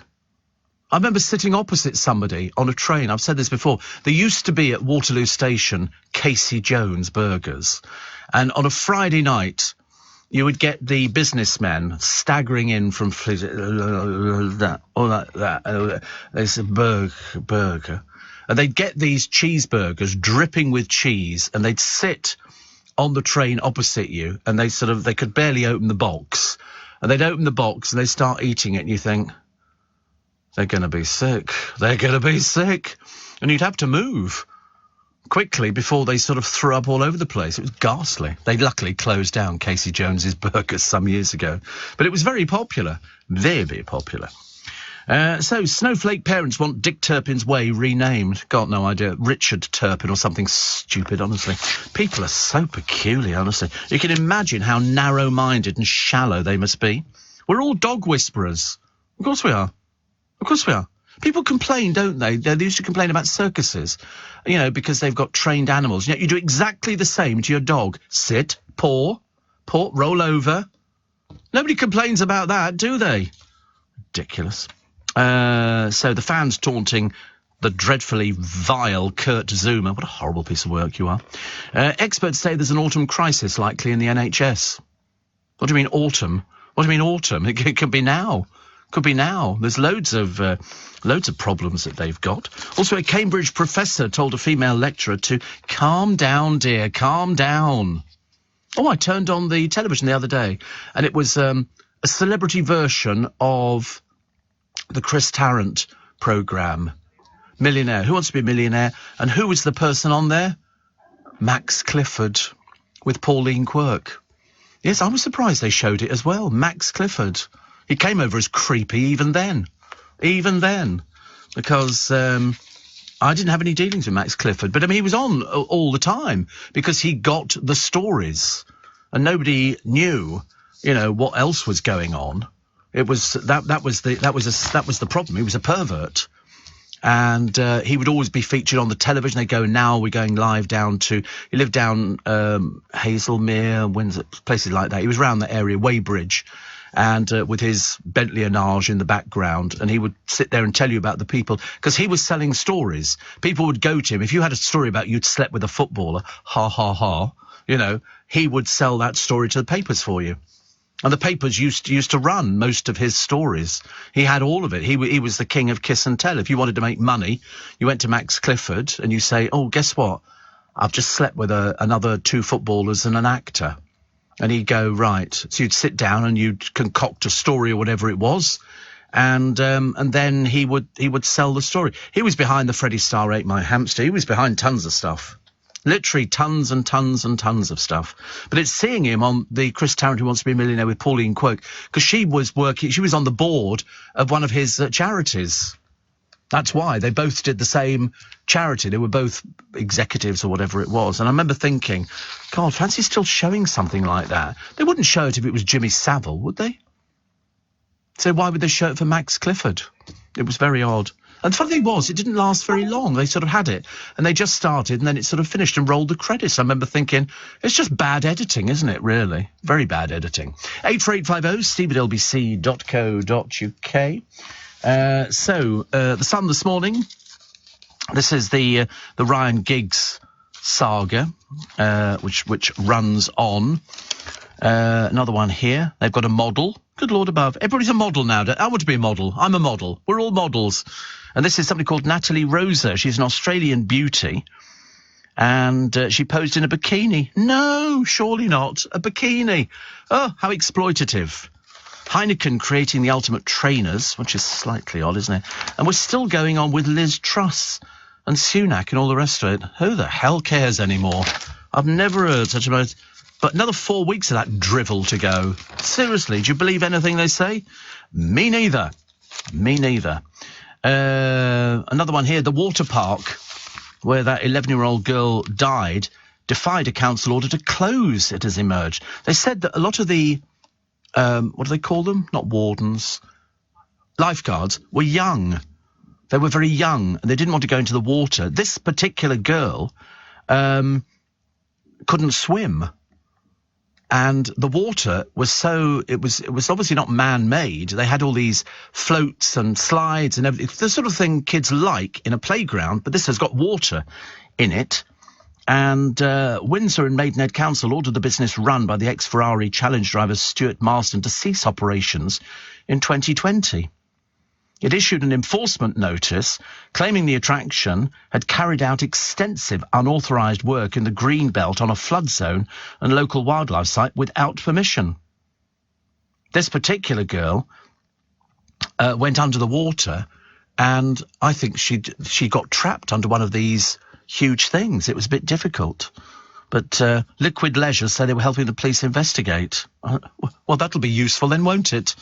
Look forward to that. Morning, I see Clemmy Moody in The Sun today. Sometimes she just gets it so wrong.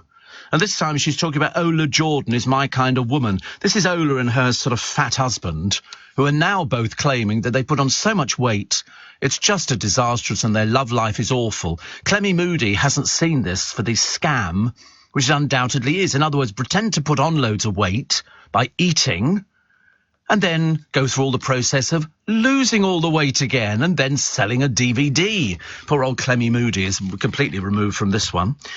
She also talks about being delighted, stroke horrified, to make it as a meme in the aftermath of the Wagatha Christie court case. A clip of Becky Vardy, who I interviewed last week, casually saying she'd like to take Colleen to Caffè Nero, quickly went viral. And she says, Harry, has Wagatha Christie taught you nothing? The permanently cross prince, he's just deeply unpleasant and miserable. So unhappy, little Harry. I'm not surprised. He's now filed a second lawsuit against the government, Metropolitan Police and Scotland Yard over the decision not to allow him to pay for police protection when he visits from sunny California. Of course, Cross Harry is already suing the Home Office over its 2020 decision to remove his taxpayer-funded protection. Public sympathy for this pampered, entitled, utterly self-unaware multimillionaire ex-Etonian is already water-thin. As the rest of us battle soaring inflation and an unprecedented cost of living crisis, the last thing we want to see, perhaps besides Harry and Meghan preaching about the environment over Zoom from their reclining zebra leather private jet seats, are more lawyers making more money. Give it a rest, lad, she says. But he's not bright enough to know that. He doesn't know. He thinks he's a member of the royal family, whereas he's not. He walked out of it because he didn't like the invasion of publicity and has done nothing but milk it ever since. That's why it's so tedious to watch him. There's also, where's the latest list of the person who's going into Strictly? As I say, they have sort of scraped the bottom of the barrel with a few people, but there's somebody from a radio station. I can only assume his audience must be so pitifully small, and he's so gassed to be joining the Strictly family, whatever that means. That means pleased, apparently. Small wonder the radio station is going off the boil, but never mind. And so his name's Tyler West. He says, it's a show that means so much to me and my family. Is there something the matter with these people? Are they sort of from another planet or something? Do you get excited over a tin of beans, love?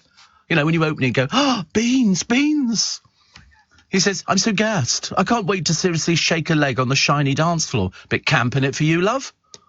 What's this shaking a sequin and all the rest of it? You've got to compete against Matt Goss, who for about the first week will be quite pleasant and sort of amenable, and then after that he'll just go steadily downhill and you have to get rid of him. So are these is this the recent lot? Was that the recent lot? There was an old lot, wasn't it? I thought I'd recognise some old news. But honestly, can you do a radio show and do that? Answer no. You can't. Perhaps it'll take time off, but not it'll make any difference to their figures. Really? Oh, right. Well, it won't make any difference to their figures at all. Nobody will bother about it. But they all sort of do it like it's sort of the Holy Grail. I'm doing Strictly. I wonder if they do it if you said, oh, by the way, there's no money. We're donating all your fee to charity. You know, would that be a good idea? You know, if I had to do a reality show, no, absolutely not. I wouldn't have to. I would never have to. I've saved enough money up to never have to do anything like that. I can't think of anything worse than doing a reality show. They must be, poor old Matt Goss must be so desperate that he's going to have to do something of which he cannot do.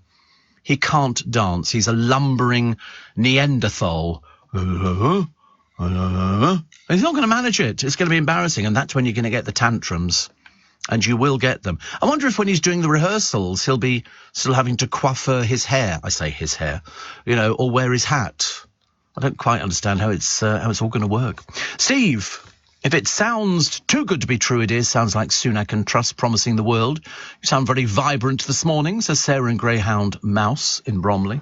Well, I'm no more than usual. It's only because I've been excited by the fact that they've said we're going to get some rain next week. That was the only reason I've been excited. I'm just waiting for somebody to write in a complaint saying, should you be watering your plants with a hose? You always get old curtain twitchers, don't you? The nosy Parkers. Oh, should you be doing that? Should we close down car washes? Only flush your toilet once a week. You know. And by the way, feed pigeons. Yeah, Monday, thundery showers and a gentle breeze. See, it always helps having the gentle breeze, doesn't it? You know, because you feel you can sit out there and go, this is lovely. I don't know why we don't all rush outside, take all our clothes off and go, ta-da! You know, as usual, it'll just be me again. Yeah, Thursday, 34 degrees this week. Friday, 33 degrees. Saturday, 34 degrees. I'm going out for lunch on Saturday. Woo, how posh is that? I don't care. I haven't got any money, but, you know, makes no difference. So Sunday, 33 degrees. God, ghastly. Mind you, I tend to find if you stay in and you don't get overexcitable, you feel quite calm anyway. And if the worst comes to worst, I just go to bed. I'm not covering myself with the duvet, obviously, because I just lie on top of the... Yeah, it's a great image to have there. Just me in my pants, me Winnie the Pooh pyjamas. Nothing the matter with that. Yeah, me Y-fronts. Y-fronts. I feel a bit sorry for a mum of two. Her name's Helen Rhodes. She'd been flying back to live in the UK with her husband Simon and their two children via Germany after 15 years of Hong Kong. She died on the plane. She fell asleep and she died in her sleep. So they couldn't really move her anywhere. So they had to leave her in the seat. And the family stayed with her until they arrived in Frankfurt and then leave her there as they flew on to the UK. So now they've got to sort of do a bit of crowdfunding to get her back. Nobody's got any money nowadays, have you noticed? There was a woman the other day, a divorce. She wants you to pay for it. She's already racked up bills of 15,000 quid. I can't do that.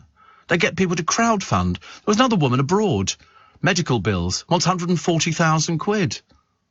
You know, why don't you ask your friends and family? Or perhaps they haven't got any friends and family. That's generally the way it goes, isn't it? And a driver has been fined, have to put your fingers in your ears for this one, for having a naughty number plate. Antoinette Brand doctored the letters SL11THO. I didn't get it either. And all she did was she used a screw in the middle of the 11 to make it into a U and illegally spaced out the other letters. So it now reads slut ho.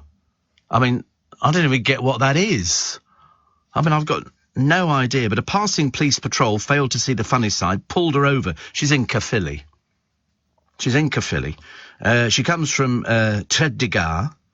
She admitted a charge of driving a vehicle when the registration mark failed to conform with regulations. So she got fined. And be warned if you've tried to... I've seen people who've coloured in little bits and taken bits out with a bit of tape. 220 quid, £124 cost, so £340. That'll teach her. That'll learn her, as they say. I mean, how much does a private plate cost? I don't know. It varies. I mean, you could... The cheapest plates, because a lot of people just wanted a plate that didn't define the year of the car. And so people were buying Irish plates. And so I had one RIL 5542. So people are trying... It doesn't mean anything. It's just RIL 5542.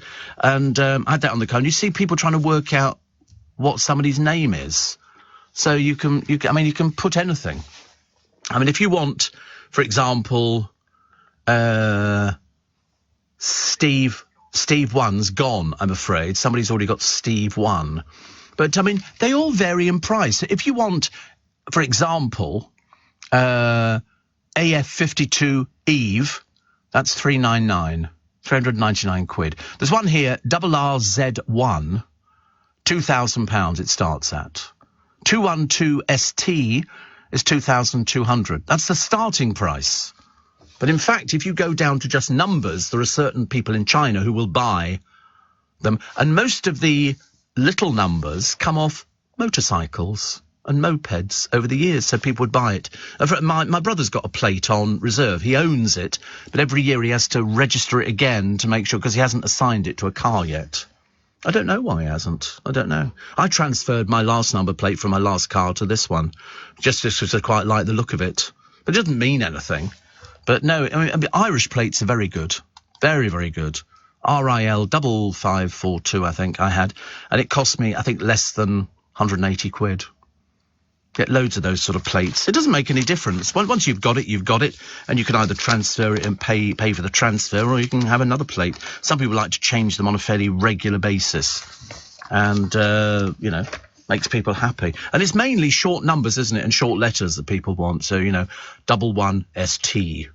And think, well, that could cost thousands, and I just don't believe anything's worth thousands. But it's the people who try and doctor them that get into the trouble. The police will pull them over. Yeah, very strict rules on things like that. So she had slut ho, and I remember thinking, it's a bit sad, really, actually. And she gets just to pay 340 quid or whatever it is, just to sort of get out of it. Did you know that Brad Pitt has a list of actors he won't work with? Isn't that funny, Brad? Because I know loads of actors got a list with your name on it, and they don't want to work with you either. So there you go, which is quite nice. Frank Lampard says his wife, Christine, was not impressed by his sweary Everton team talk. Apparently, Everton are called the Toffees. I don't quite get that. What are they called the Toffees for? But anyway, Lampard says, TV host Christine says, why did you say that? Because he said they lacked Watford. And he said, I know they're good lads who wanted to do well. Well, you're telling me that Christine doesn't swear? God in heaven. Liam... Yes, interesting. Liam Gallagher has revealed he played the violin at school but stopped so he wouldn't get bullied. Yeah, I reckon loads of people were out for bullying you, pal. Definitely. And Kelly Brook flashing a ring. Woo! Back at work in London. Just upstairs from here. If I drilled a hole in this floor, I could sort of pop up and go, oh, yeah. Olivia Newton-John dying at the age of 73. Her husband confirmed she died peacefully at home. And Jeremy Clarkson's local council has launched a probe into his restaurants. They've got it in for him, haven't they? Every time you read something about this local council, who sound like a right bunch of meanies, he's found a loophole to open it, which they didn't know about. His diddly squat eatery has long been hampered by planning laws and locals' objections. What a bunch of nasty little pieces of work they are. You can imagine, can't you? Curtain twitchers on the local vicar. We don't want these cars down here. We're in the countryside. And then all the people in the countryside complained the other day about Countryfile. Doesn't represent us at all. No, I bet it bloody well doesn't. But anyway, councillors voted down the initial plans.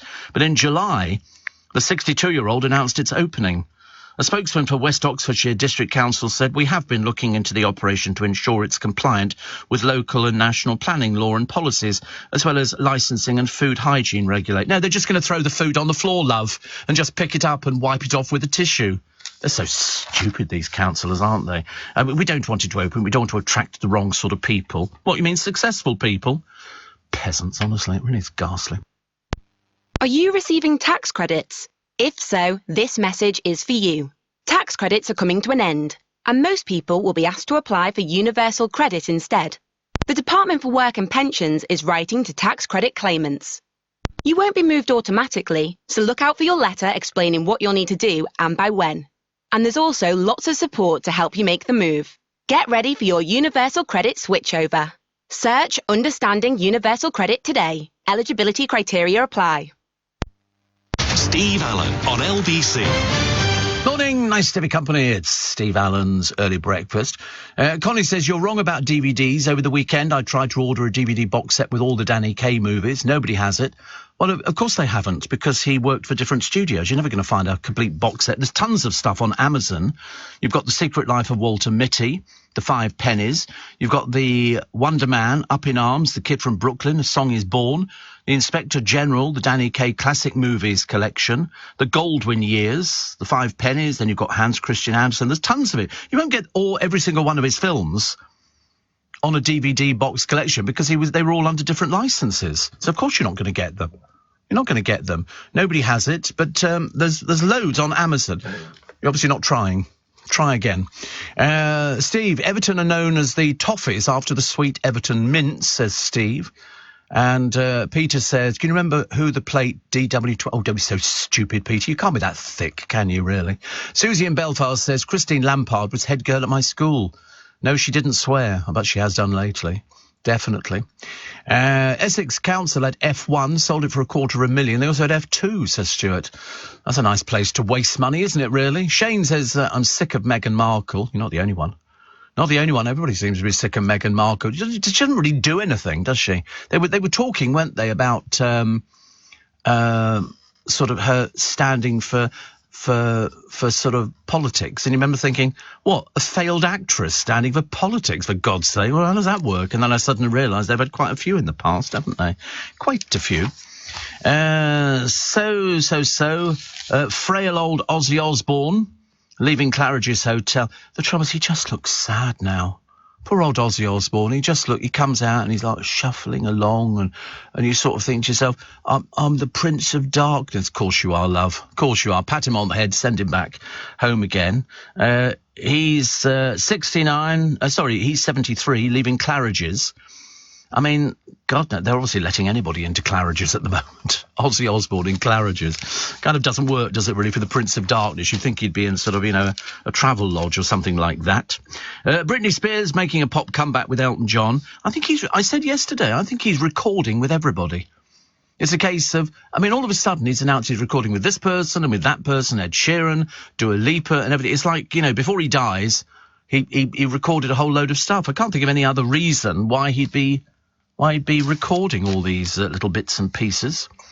Love Island winners, Ekin Su and partner Davide, or whatever her name is, are moving in together after feeling closer since leaving the show. Here we go, usual poppycock and rubbish. They've got to kind of do it. They were asked questions on Loose Women the other day. Nadia Sawalha just asked them a question, about, I didn't like you to start with, now I like you, and all the rest of it. They became all touchy about it. I thought, your claim to fame is, the interviews are pants. Every interview you've ever seen with anybody from Love Island revolves around, so what you want to do now, love? Are we going to move in together and then we'll probably have babies and get married? Lovely. Yeah. The whole thing, following the final, ITV revealed they'd been the clear winners. She's a Turkish actress from Essex. Loads of work down there for you, love. And they won over the viewers. Speaking on Loose Women on Monday, Ekin Su, there's a nasty side to her, let me tell you, said that leaving had brought them a lot closer and they plan to move in together probably September or October. And then I think we're going to be celebrities and we'll turn up and we'll offer nothing because we're thick as planks. They can only talk about because he's like really good and she's got nice boobs and that's, that's all it is. That's all it is. Ghastly, isn't it, really? Nothing you could do about it. I still can't work out why poor old Matt Goss turned up with a ridiculous hat on television and a pea green suit. I'm sorry, dear, is this pantomime time and you're preparing for it? Because that's the way you're heading. Despite being a veteran stage performer. No, he's not a veteran stage performer. They did some not completely sold-out concerts a short while ago when Bros, because we love you, came back. He had a little show in Vegas in a piddly little room with half-naked dancers who were the attraction, and it only held 150, and it wasn't packed most nights, and he did a residency there singing standards. Fly me to the moon. And all he did, he strutted around down a staircase. There was no dancing involved. In fact, even with Bros on their stage performances, he didn't dance at all. He says, I just thought, he said, I've been almost reclusive. There's a blessing in disguise. That's another word for no work, by the way. He says, I just thought it's time to come home. Yeah, I'm quite shy off stage. We've seen your language, mate. We've seen the DVD, and I don't think that was shy at all. He hinted he and Luke could soon be back together on stage. Yeah, it'll be pantomime. It'll be the Ugly Sisters. You can tell, can't you, really? It just gets ridiculous. The garden home to mystery gnomes. A baffled couple say a clan of garden gnomes has invaded their front garden. Do you remember the ones years ago? There was a gnome that got nicked, and it kept sending postcards from around the world. And so you'd have a picture of them standing by the Arc de Triomphe or the Leaning Tower of Pisa. And this gnome travelled everywhere and kept saying, having a lovely time, wish you were here. I don't know what it was. I assumed it was somebody who worked on the aeroplanes.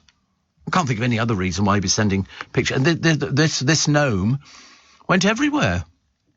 Absolutely everywhere. It was quite a good idea, really. I think somebody pinching it. And then the travelling gnome or roaming gnome was taken as him with Big Ben and everything else. The Garden Gnome Liberation Front in France, very active, is a community that considers gnoming to be stealing garden gnomes from other people's property without the intention of returning them as part of their purported mission to free gnomes and return them to the wild. which apparently sometimes has led to criminal charges. These people are quite a few sandwiches short of a picnic, as you can well imagine. The lights are on, but nobody's home. The lift does not go to the top floor. Some of them have spent time in jail or fined. You can't go and steal other people's property.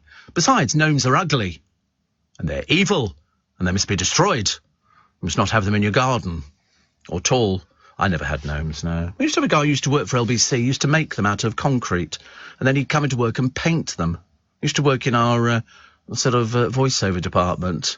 I know, it's so peculiar, isn't it? I mean, to be honest with you, I remember thinking, the plastic ones are quite good, and if it's got a little fishing rod, that's okay. But apart from that, they're taking over the world, gnomes. They need to be culled. We need to do them the same as we do deer, and they have to be got rid of. So if we send them abroad, we have to send them abroad on ships like the Titanic, so they don't come back again. The very idea that gnomes... I mean, they're not even friendly looking. I could understand it, if, we had sort of friendly gnomes, but they don't look very friendly. And so we had a couple on Fives Company. They were Irish. They dressed up as gnomes, him and her, and they were on toadstools. It was part of the costume. And I remember thinking, you're mad as fruitcakes. Completely mad. I don't know why we have them. I don't know where they originated from. I've got no idea. To be honest with you, Rome, in ancient Rome, small stone statues depicting the Greco-Roman fertility... Oh, it's a fertility... Well, I definitely don't want them with this fertility thing. Apparently, among the figures depicted were Gobbi, hunchbacks, the Italian hunchbacks. In particular, Jacques Callot produced 21 versions of Gobbi, which he engraved and printed. By the late 1700s, gnome-like statues made of wood or porcelain called gnomes became popular household decorations. There was a town in Switzerland known for their production of wooden house dwarfs. In Germany, yes. Well, they I mean, if you remember, there's lots of sort of... They have trolls in Germany, things that live in the forest. I mean, within 10 years, these things were being manufactured over here. One was called Lampy. It's at Lampert Hall and insured for £1 million. Garden gnomes spread to other countries and became particularly popular in France and Britain. Use of the term garden gnome may originate from fact that German catalogues sold ornaments of dwarves under the name Nomen figurine, meaning miniature figurines. But mainly they were men. They weren't... You didn't get sort of too many... Do they look the same? Do you think so? Well, they all got... Yeah, well, they're supposed to make them look kindly. I just think it makes them look evil. There's something the matter with them. And I bet you they're all old men, aren't they? Who go fishing. It's not right. It's not normal, is it? I mean, and all got big... They look like Big Ears. Perhaps Big Ears was a gnome. He might have been, mightn't he? And Noddy was his friend. And, we're not to read too much into that. Who Noddy hung around with was his business. And, but Big Ears was sort of that kindly elderly gentleman with the white beard. Looked a bit like sort of the forerunner to Father Christmas, I suppose. And he was slightly suspect as well. I mean, just popping down your chimney delivering presents. Never heard anything like it. Steve, planning applications are no longer judged on planning merit. It's all political meddling and long delays. We submitted, says Penny, a planning appeal for a new build house before Christmas, and we're still waiting for an outcome. Totally sympathise with Clarkson. He's another victim of the broken system. I mean, I agree.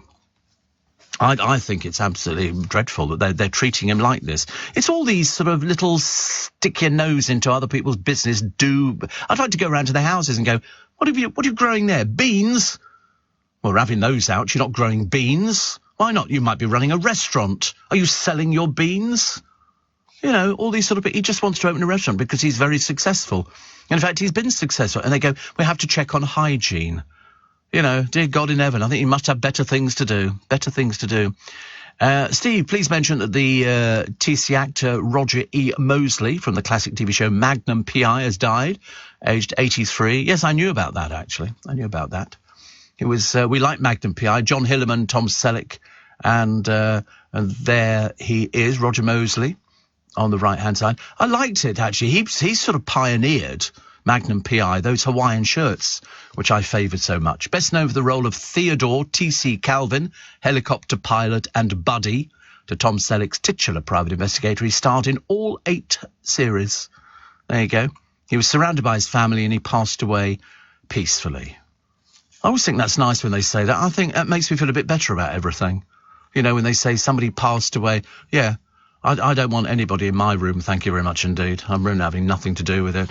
Yeah, everybody out now, and then I'll go. The Roaming Gnome originally started in the delightful French movie Amélie. She got her air hostess friend to take photos of her father's travelling gnome and then sent them to her father anonymously to encourage him to leave the house instead of being a recluse, says Kathy. Well, there you go. Joe in Leicestershire says, today I'm laughing out loud at Strictly, number plates and people trying to get Danny Kaye box sets. You are the oracle voice of all wisdom. You've made me start my day with a smile. Ha ha! Phil says, didn't Barbara Windsor have gnomes? She did. She did. She had a couple of gnomes in the back garden. She only had a little tiny, it was the smallest garden you've ever seen, because it was a Muse house. Phil and Grant, I think we called them. But they were very tiny. Well, they weren't that tiny. But she said to me, she said, now don't judge me, she said, on gnomes. Bless her heart. Ian said, did you know there was a government department devoted to the gnomes? It's called the Gnome Office. Right, you're barred. Who did jokes about gnomes? Somebody did jokes about gnomes. I can't remember who it was, actually. The Gnome Office and then all these other bits. And it could have been anything, I suppose. I think it was a comedian, yes. But it was this couple, this couple from Ireland, I think, who dressed up as gnomes. And they sat on mushrooms and they jumped around the floor. We had them on the programme and they used to do this sort of comedy act. But they weren't funny. It was a bit tragic. They obviously liked gnomes. And I don't know why. It was just one of those strange things. Marty Feldman? No, he was the one with the bug eyes.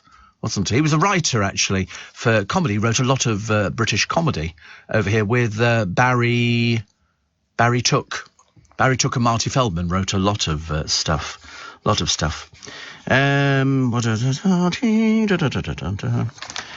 else we got here? Oh, look, there's a lovely picture of Peter Crouch going for a cheeky nuzzle of Abby Clancy. I think that's enough information. I don't think we need to know anything else about things like that. And the self-proclaimed dullest man in Britain has announced the roundabout of the year. Do you think people just like having titles? It's like there was this bloke I told you years ago, and he revelled in the fact that he was the fattest bloke in England. And they made a documentary about him, and he thought he was 60 stone, and they weighed him on the programme. It took an awful lot to get him weighed. He was faffing around. It turned out he wasn't 60 stone at all, and he disputed their scales. He said, no, I am. And it was almost like he was getting a bit angry about the fact that he didn't have a title anymore. He was sort of nobody. Steve, says Dean, the two individuals who dressed up as gnomes used to live near me in Blackpool. A nice couple, appeared on many TV shows, did a lot for charity in Blackpool. Slightly odd, though, Dean, do you not think so? Slightly odd. I don't want to make a big deal about it, but we thought they were very weird. I just remembered she wore glasses. And that's all I can tell you. I don't know. Yes, they did. They had little gnome hats. Yeah, they dressed up as gnomes. What can I tell you? It was obviously something. I don't know why we picked up on it, but we did put them on the television. I think they might have been on there more than once. So here she is, Olivia Newton-John, surrounded by friends and family. I think she had 2 sons. Did she have 2 sons? Very good-looking boys. And she was just nice. When she came in to see me, she was just lovely. She was just nice. You know, she was the one that we loved. Was one daughter. No sons? Just one daughter. Oh, right. Oh, that'll be Chloe. That's with Matt Lattanzi, isn't it? Chloe Lattanzi. There you go. Born. Her maternal great-grandfather was Max Born, the physicist. Go down on Chloe. Oh, no, I don't need it. Put me up Olivia Newton-John's wiki. Wikipedia. She was lovely, honestly. She really was gorgeous. She'd had work. She'd had cosmetic surgery. Do you know she had 14 albums? 14 albums. Because she had such a lovely voice. Global sales of more than 100 million records. 100 million. Not bad. That's not bad. She had 4 twice platinums. She starred in the musical Grease, and You're the One That I Want ranks as one of the best-selling singles of all times. Didn't they have, wasn't it Arthur Mullard and somebody who had the version out? You're the one that, perhaps they did Hilda Baker. They didn't do You're the One That I Want. Did they do another one? Also, but I mean, remember when Olivia dressed up and did Physical and everything else? The songwriter was John Farrar. Now, John Farrar had a hit by himself, I think, called You're the One, Try and Understand. Do you remember that one? Remember that song? Vaguely? Yeah, Arthur Mullard and Hilda Baker released a version. I've got chills, they're multiplying, and I'm losing control. And also a German comedian, Dieter Halivorden and Helga Feddersen, released a parody version. They got to number 4 in the German charts, and Arthur Mullard and Hilda Baker, She Knows You Know, got to... Who's that? Who's that a picture of? Oh, that's the German comedian. They got to number 22 in the United Kingdom. They were very... Arthur Mullard was great. I did a charity thing with him once, and he was exactly... He was just down to earth. Just very... David Bowie did the Laughing Gnome. Yeah, I remember that one very well. Thank you very much indeed. There was somebody else who did a whole thing about gnomes, using the gnome office, there ain't no rolling gnome or something. I can't remember what it was. It was all... I'm probably thinking of something completely different, but it doesn't really matter. It matters not. There's a couple more there, are there? David Bowie made Laughing Gnome, the song, and there were jokes in there about the gnome office, says Rob on the A21. Hugh Lloyd and Terry Scott, the Gnomes of Dulwich. Ah, yes. And didn't... I'll tell you who's at the Edinburgh Festival as Les Dawson. It's that impressionist. The impressionist who did Everybody, used to sort of spoof... no, not Alistair McGowan. There was one of them who was very good up there. I've forgotten his name, which is so annoying, because he's been onto the programme loads of times, worked with us on Five's Company, and... No, Man. We did have a lady on there doing impressions. What's his blooming name? It'll come to me in a second. And he's doing a whole show based on Les Dawson up at Edinburgh. And nearly got it then. Had it. You know it. Who is it? John Culshaw. Fancy forgetting John Culshaw, honestly. I shall never be forgiven. I'm going straight to hell in a handcart, I can tell. Ken Dodd probably did Gnomes as well and Les Dawson, but he's being portrayed by John Culshaw up at Edinburgh. And apparently very good he is too, but then he is very good, John Culshaw, even before people realised who he was. And he made his name, actually. John Culshaw, yeah, he's very clever. He's very clever. And he's doing it, with, I think he's doing the piano piece and everything else. But Ken Dodd, you're quite right. Robin Tottenham says, I'm so upset Olivia has died. Saw her in concert and screamed at the Grease premiere. Rob, you've got to grow up. It's too embarrassing. You can't scream at premieres. We don't do things like that. But also, didn't Elton John do a film which had gnomes in, or did he do the music for something? Yeah, Elton John, and I think he did the soundtrack to this film. It wasn't the Gnomes of Dulwich, was it? But no, because that was Romeo and Juliet. That's right. That's what I thought. Which had James McAvoy, who played Gnomeo. Emily Blunt was Juliet. Maggie Smith, an absolute treasure, was Lady Blueberry. And Jason Statham was Tybate. Ashley Jensen. I like Ashley Jensen. She's nice. She's very nice. Colleen Rooney sang Guinness, sang Sweet Caroline, and partied until 3 a.m. with her pals Westlife. Isn't it funny? They're only her pals now because she's probably got free tickets to go and see them. She was invited backstage, and she was spotted necking pints. Of course she does. Chief Chav. Yeah, neck the old pints. I mean, pints, I can't believe it. But then she did Neil Diamond's hit along with her girlfriends as she jigged in her Dior sandals and Chanel handbag. How you jig in a handbag, I've got no idea. But there were also various other people there. First time out on the town, she loved every minute of it. Vardy, the one who lost, as we're all... Just cough up the money, Vardy. Stop hanging around, otherwise you'll have to pay interest. David Bowie jokes at the end of the song, haven't you got a gnome to go to? Olivia Newton-John's dad was a British intelligence officer who worked on the Enigma project. Good Lord above, honestly. Unbelievable. I love it. I love it, love it, love it. What else we got? Jonathan Shallett is back. Bless his heart. And he says here, good morning, Steve, from Ibiza. because he's in Ibiza. I don't know how long he's over there for, actually. He says, as ever, up early to do my cross-trainer workout. Routine the same. Wherever he is in the world, he does that. He does it, bless his heart. And he says, a wonderful... we've got a lovely view from your hotel. Very nice. Very nice. He says, you talk about Arthur Mullard as you accolade the legend that is Olivia Newton-John demeans her. Mail, going to see John Culshaw doing Les Dawson in Edinburgh and looking forward. Oh, well, it's supposed to be wonderful. Talking about Arthur Mullard as you talk about the legend that is Olivia Newton-John demeans. No. I mean, we only got to number 22 in the charts. Only 22 in the charts. But I remember it very, very well. But anyway, looking out over the Mediterranean as dawn breaks. He's keeping up this fitness thing. It's, he's got stamina, I tell you. Fancy doing it on wherever he goes. He does it, but he's been over there a little while now. Must have been over there for over a week. But I think wherever Jonathan Shalit goes, Professor Jonathan, OBE, I think you'll find that he just carries on. I think he takes the phones with him. And life goes on exactly the same. But you'll have to let me know about John Culshaw doing Les Dawson, because looking at the pictures, it looks fantastic. Fantastic. Steve, David Bowie's Laughing Gnome promo film was shown on the 500th Top of the Pops in 1973, says Phil. Never been seen since, as the BBC have wiped the tape. Oh, that's a bit odd, isn't it? Very strange. And they always used to wipe the tapes of old TV shows. That's why...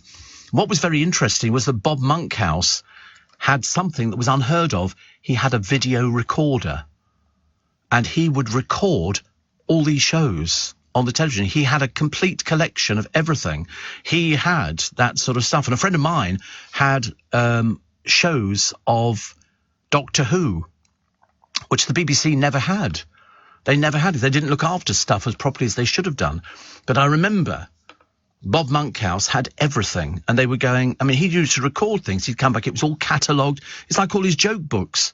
He used to write all his jokes down in books and keep them. I mean, really, the people were quite meticulous in those days. Amazing. Since 92, we are told in the paper today that Matt Goss has been a successful solo artist working out of Las Vegas. I don't think he's working in Las Vegas at the moment. That's why he can afford to take time out to do the Strictly dancing. As long as he doesn't wear that ridiculous hat, we should be okay. And bra tycoon Baroness Monet has paid £50,000 to settle a lawsuit after she called a banker a waste of a white man's skin. So she paid £50,000 in this race row payout. Unbelievable, honestly. We spend all our time in court nowadays, don't we? I find it unbelievable. Short break for the news at 6. Back with you in 3. What do you get when you mix fashion designers, financial advisors, and dance studio? No, not a catwalk of strutting accountants. No, not a ballet piece about balance sheets. I'm actually just talking about Workspace. With 4,000 of London's most original businesses already calling Workspace home, whatever it is you do, there's a space for you here. It all happens at Workspace. Search workspace.co.uk. This is LBC from Global, leading Britain's conversation with Steve Allen.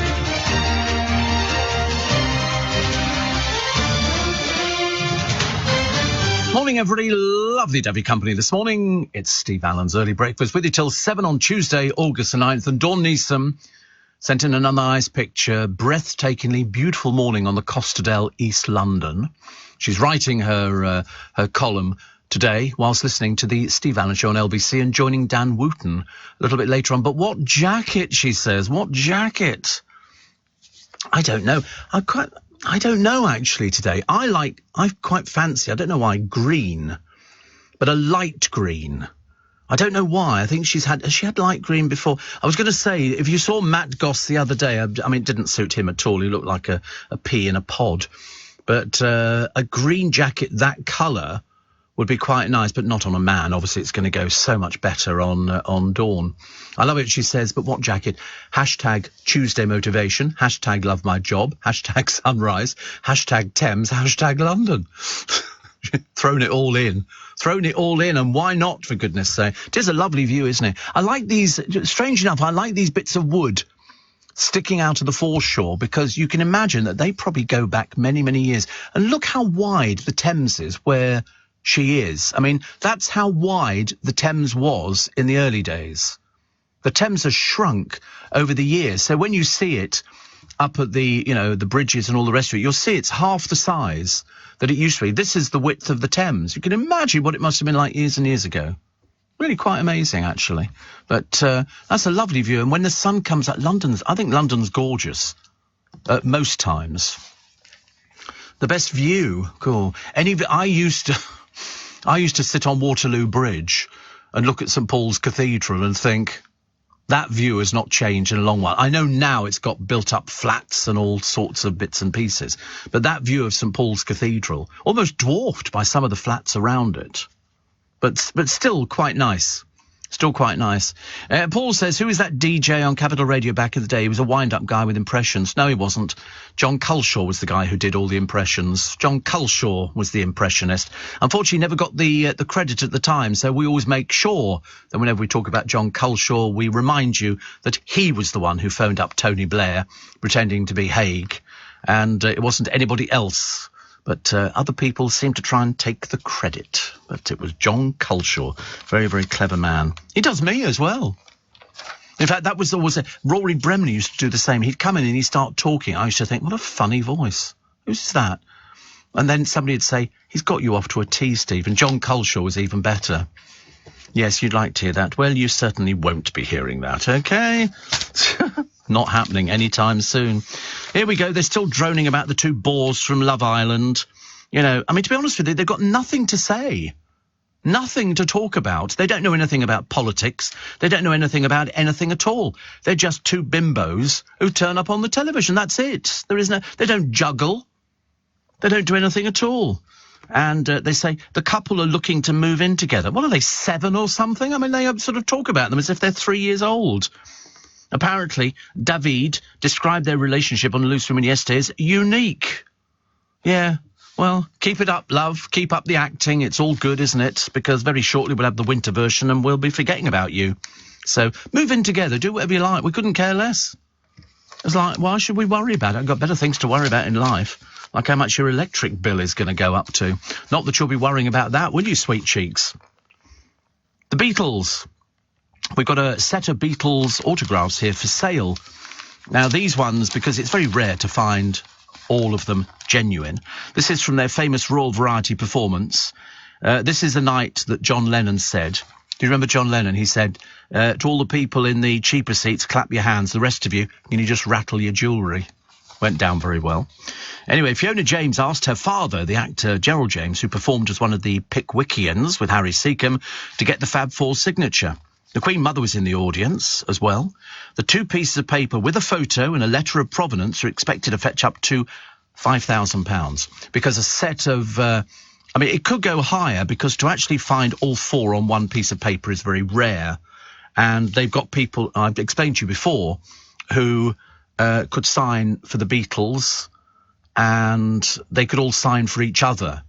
So you wouldn't know, and also the girls in the Apple office sign. So they always used to say to people, when they used to phone me up, we used to get Poppy from Fraser's Autographs in the Strand, and she would say, somebody would phone up and say, oh, my mother's got a set of Beatles autographs. And so she would then say, did she see them signing it?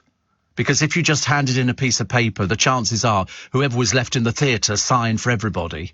And so people thought they had all 4 Beatles signatures. So it wasn't as cut and dried as you thought it was. But still good, still good.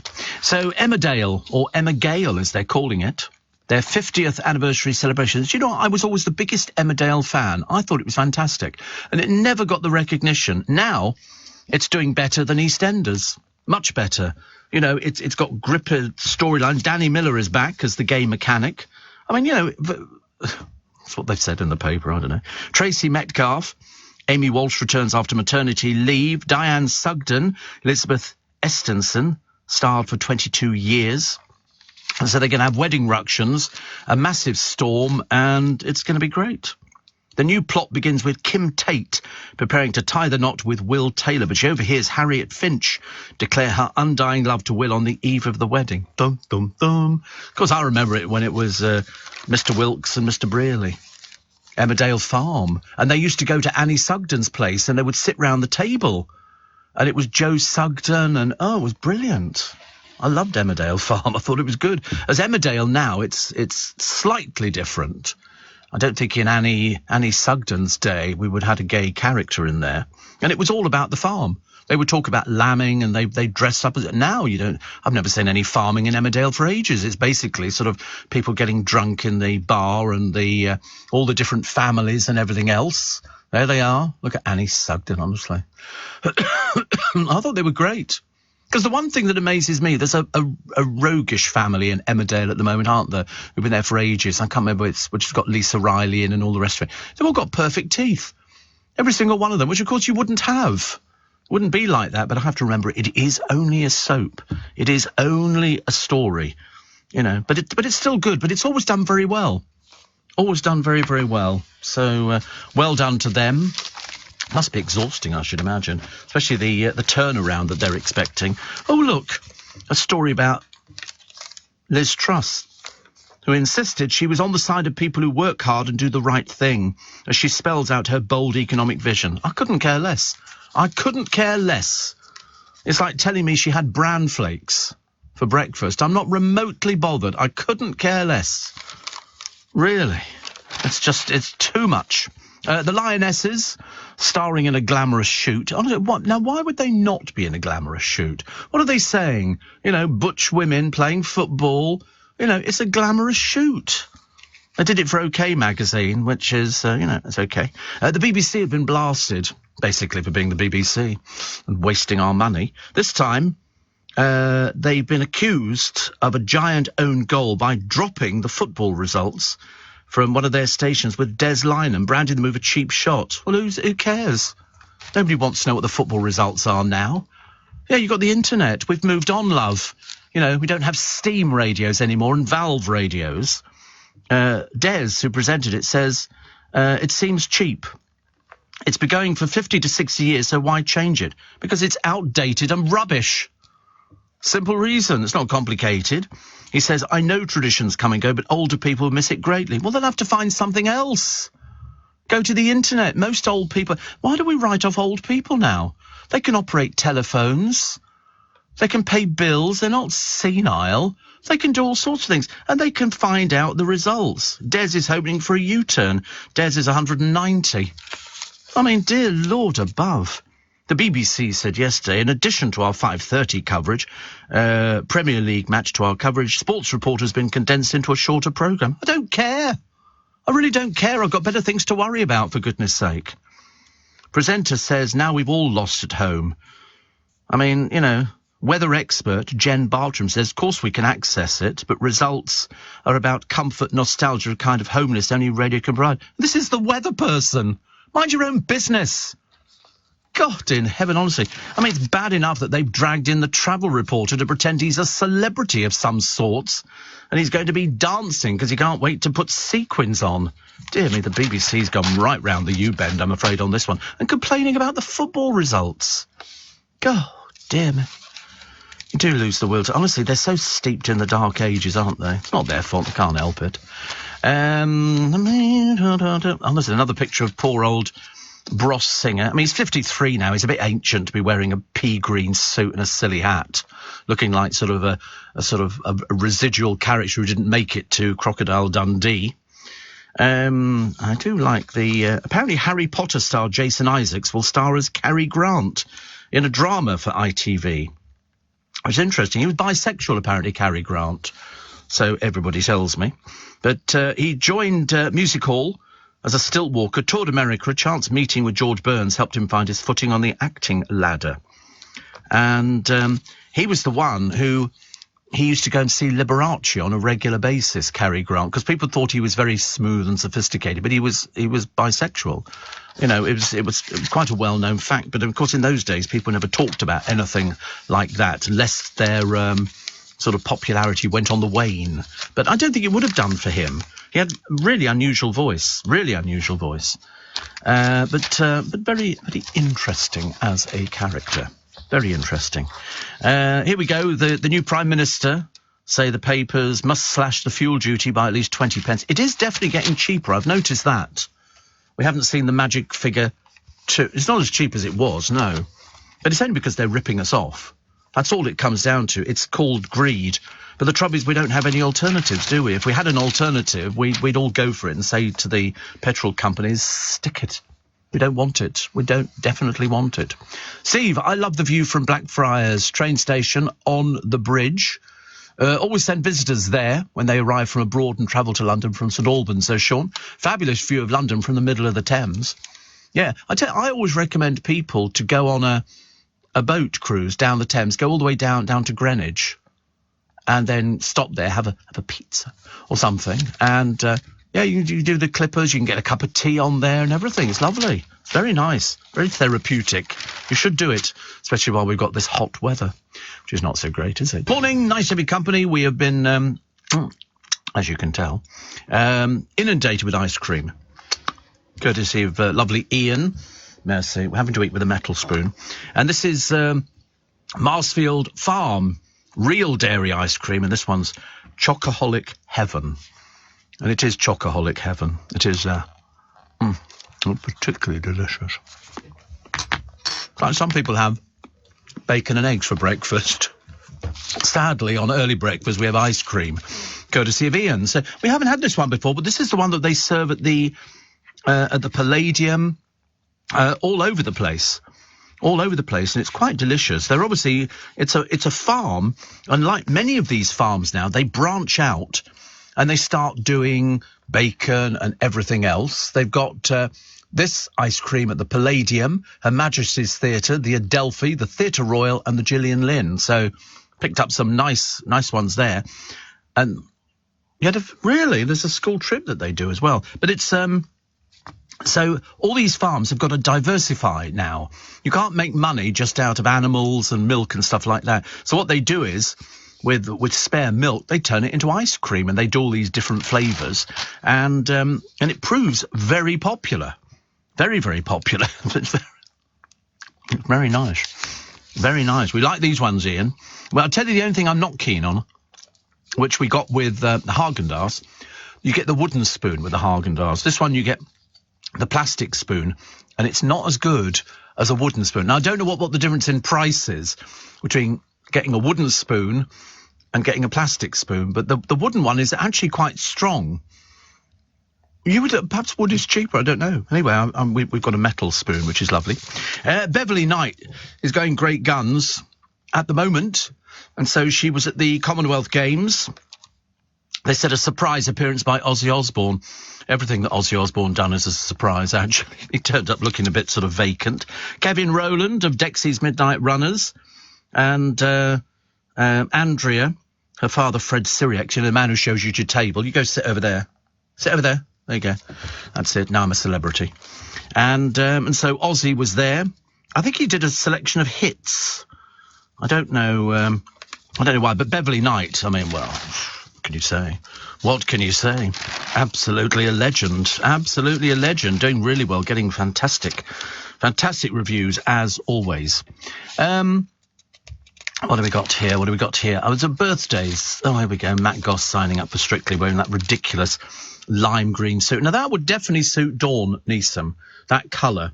But he's got to get rid of the hat. But I think that they'll make him drop the hat, which, of course, is going to be hilarious. Because when they do the rehearsals, he's going to sweat like a pig.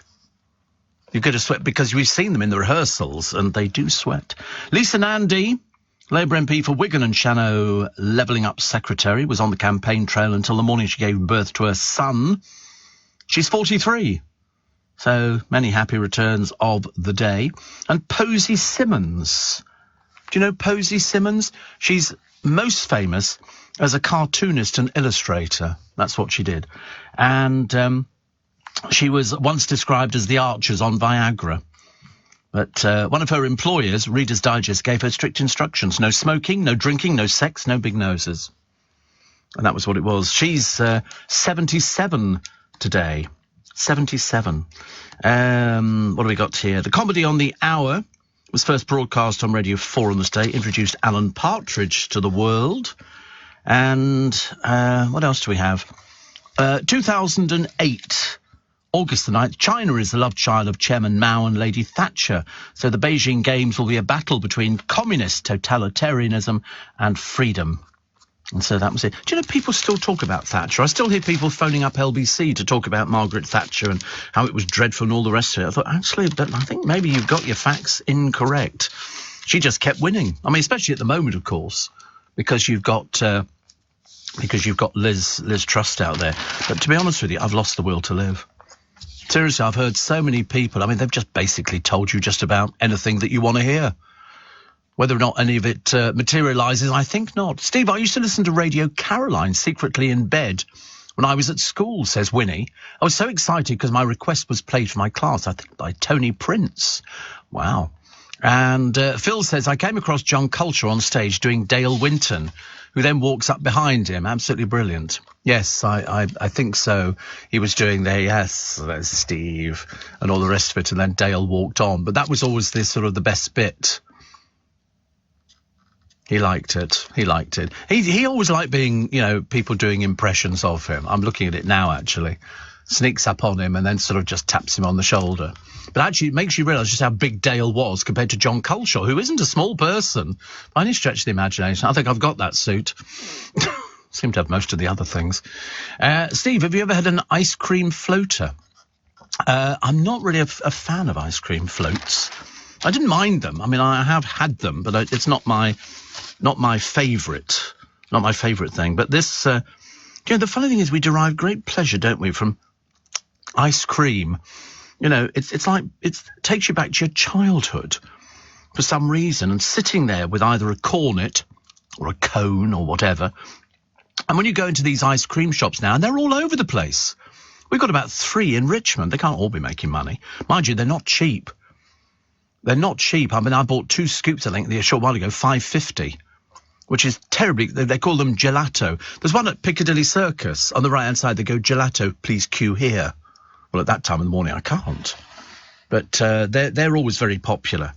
And as I say, there must be 1, 2, about 3 or 4 ice cream shops in Richmond. We haven't got any in Twickenham. But we do have a Holland and Barrett, so we should be grateful. We should be grateful for these sort of things. But it's childhood pleasure, isn't it? You see people sitting on the seafront at Brighton on Southend, and they've got a cornet, and they're making the most of it. Everybody's got their way of eating a cornet. Do you run your tongue around the outside and then you sort of gradually eat the ice cream at the top, and then it sinks further down into the cone, and then you nibble away a little bit of the cone until you end up with a little tiny ice cream, a little itty-bitty ice cream like that, which was lovely. I like the idea when sort of somebody scores big, and there is a little fashion boutique has won a legal battle with Zara after the global chain tried to get it to change its name. House of Zana, Z-A-N-A, in Darlington, faced closure after Zara objected when its owner applied to trademark the name. The Spanish-owned retailer, which has almost 3,000 shops worldwide, argued that House of Zana was conceptually identical to Zara, and the average customer would be confused by it. They do talk rubbish, don't they? Why would they be... unless you're really stupid. Anyway, it claimed the name could be misheard or mispronounced, resulting in confusion. Yes, one in Darlington, the other with 3,000 shops all over the place. They're Spanish. I mean, to be honest with you, Zara is completely different from this woman's little shop. But anyway, Amber Kotri, a mother of 2, founded the business 4 years ago, naming it after the Albanian word for fairy, called the claim ludicrous. Zara's lawyers wanted her to remove all labels from clothing and close her business, which specialises in handmade kimonos, which I believe Zara don't. Honestly, they're such bullies, aren't they? And now I know it's a Spanish firm. Boo! Boo! Mrs. Kotri was determined to save the company she'd worked so hard to build up, and the dispute went to a trademark tribunal hearing. Zara's lawyers even demanded to be awarded costs. at the upper end of the scale if successful, which would have bankrupted her. More than 90,000 people signed an online petition calling for Zara to stop its challenge. Boo! And now a judge has ruled in favour of Mrs. Kotry, saying the names are different enough not to confuse the average shopper. Matthew Williams said, I accept that the choice of name is prompted by Miss Kotry's Albanian heritage and the idea of clothes manufactured with the magical delicacy of fairies, and I find no cynical motive in the use of the name. Zara says, we continue to wish Mrs. Kotry and her business success in the future. You bunch of horrible people. What a nasty company, honestly. They just want to knock little people. They'd have been prepared to bankrupt her. You know, a delighted Mrs. Kotry told her supporters, we won. The trademark has been granted and the sense has been seen. What is it with these companies? The bullying world of Zara, and against a little trader like her in Darlington, for God's sake. You know, it's just, yeah, they ordered her to drop the name over the trademark. Well, boo you! You got sorted out, didn't you, on that one? Honestly, absolutely dreadful. Princess Beatrice had a 34th birthday. Still achieved nothing.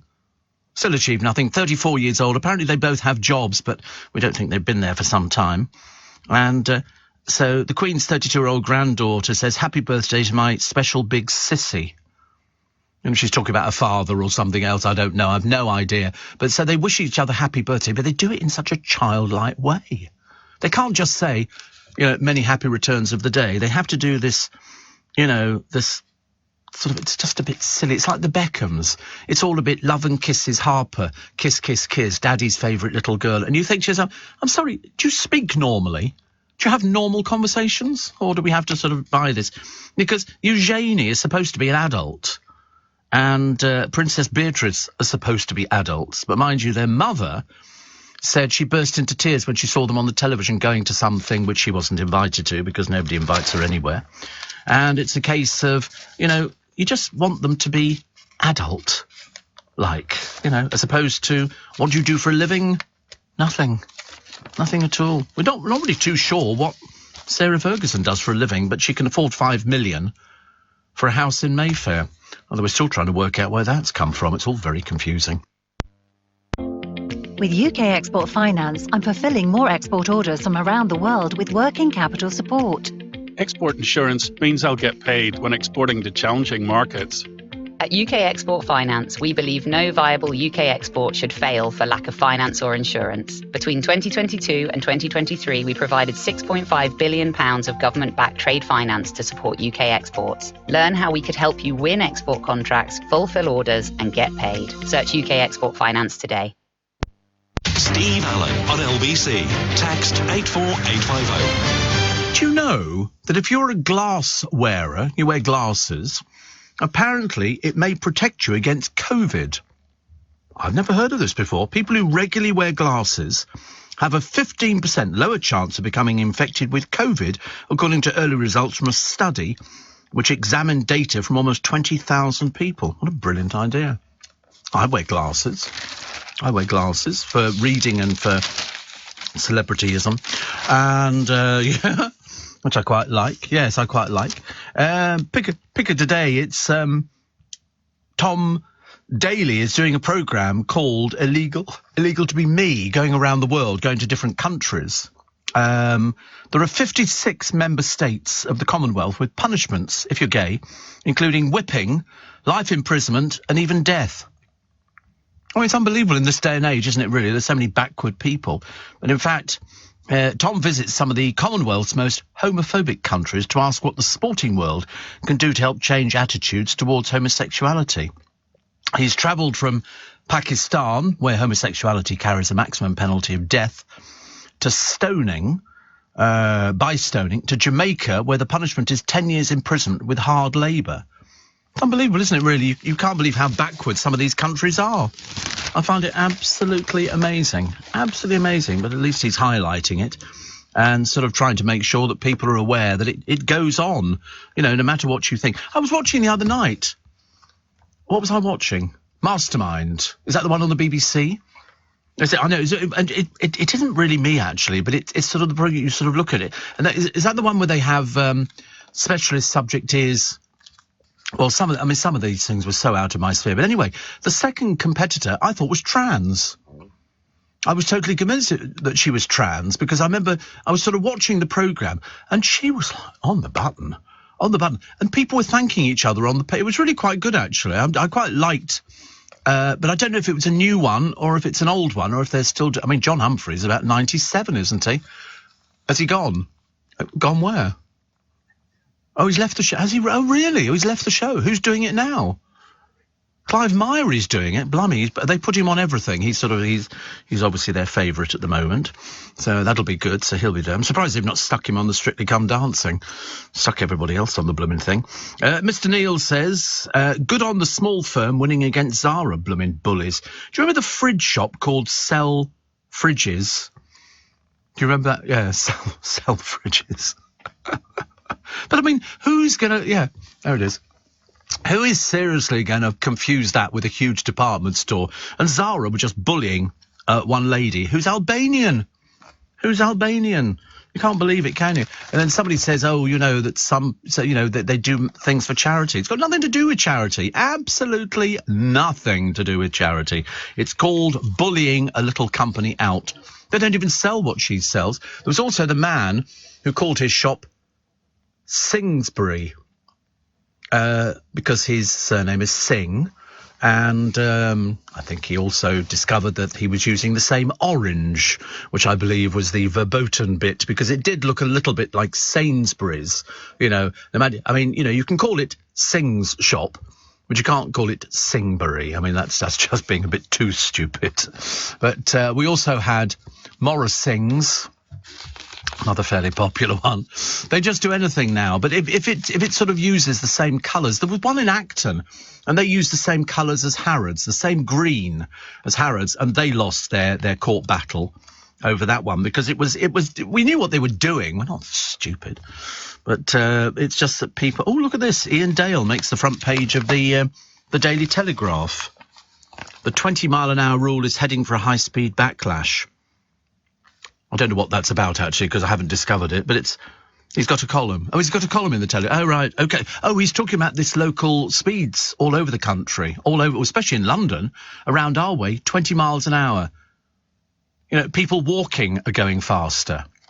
It's as ridiculous as that, so that's what it must be. And who won?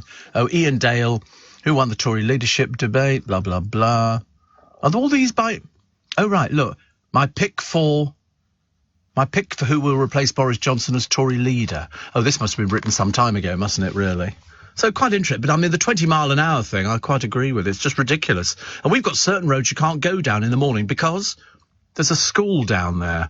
So that you're not allowed to go onto the road, and they've got cameras on it and everything. It's quite ridiculous. Our local council are mad as fruitcakes.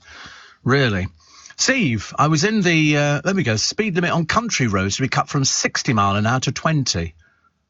You know why? Because they've suddenly realised they can make a fortune out of speeders. Council officials want to cut the joyriders on scrambler motorcycles and bangers racing up the tracks. I mean, we've got bicycles round our way like you've never seen. So it's now 20 miles an hour. They're doing this in the Surrey Hills, 80 square miles south of the A25 from Guildford to Dorking. Currently the roads are at national speed limits. Other council are considering the scheme. Nearby Capel Parish Councillor Stuart Malakin told the Sunday Times, we get joyriders in 4x4s coming at midnight, charging up and down the byways. They come in the winter when it's all muddy and after dark. I mean, we're just so mamby-pamby, aren't we, really? You know, we get joyriders in 4x4s. It's an outrage. Can't believe it. Why are they selling these vehicles? Was in a bathroom, Steve, or in my bathroom, says Carol, and heard you talking about Emmerdale Farm. I don't watch it now, but I did in Annie Sugden's day.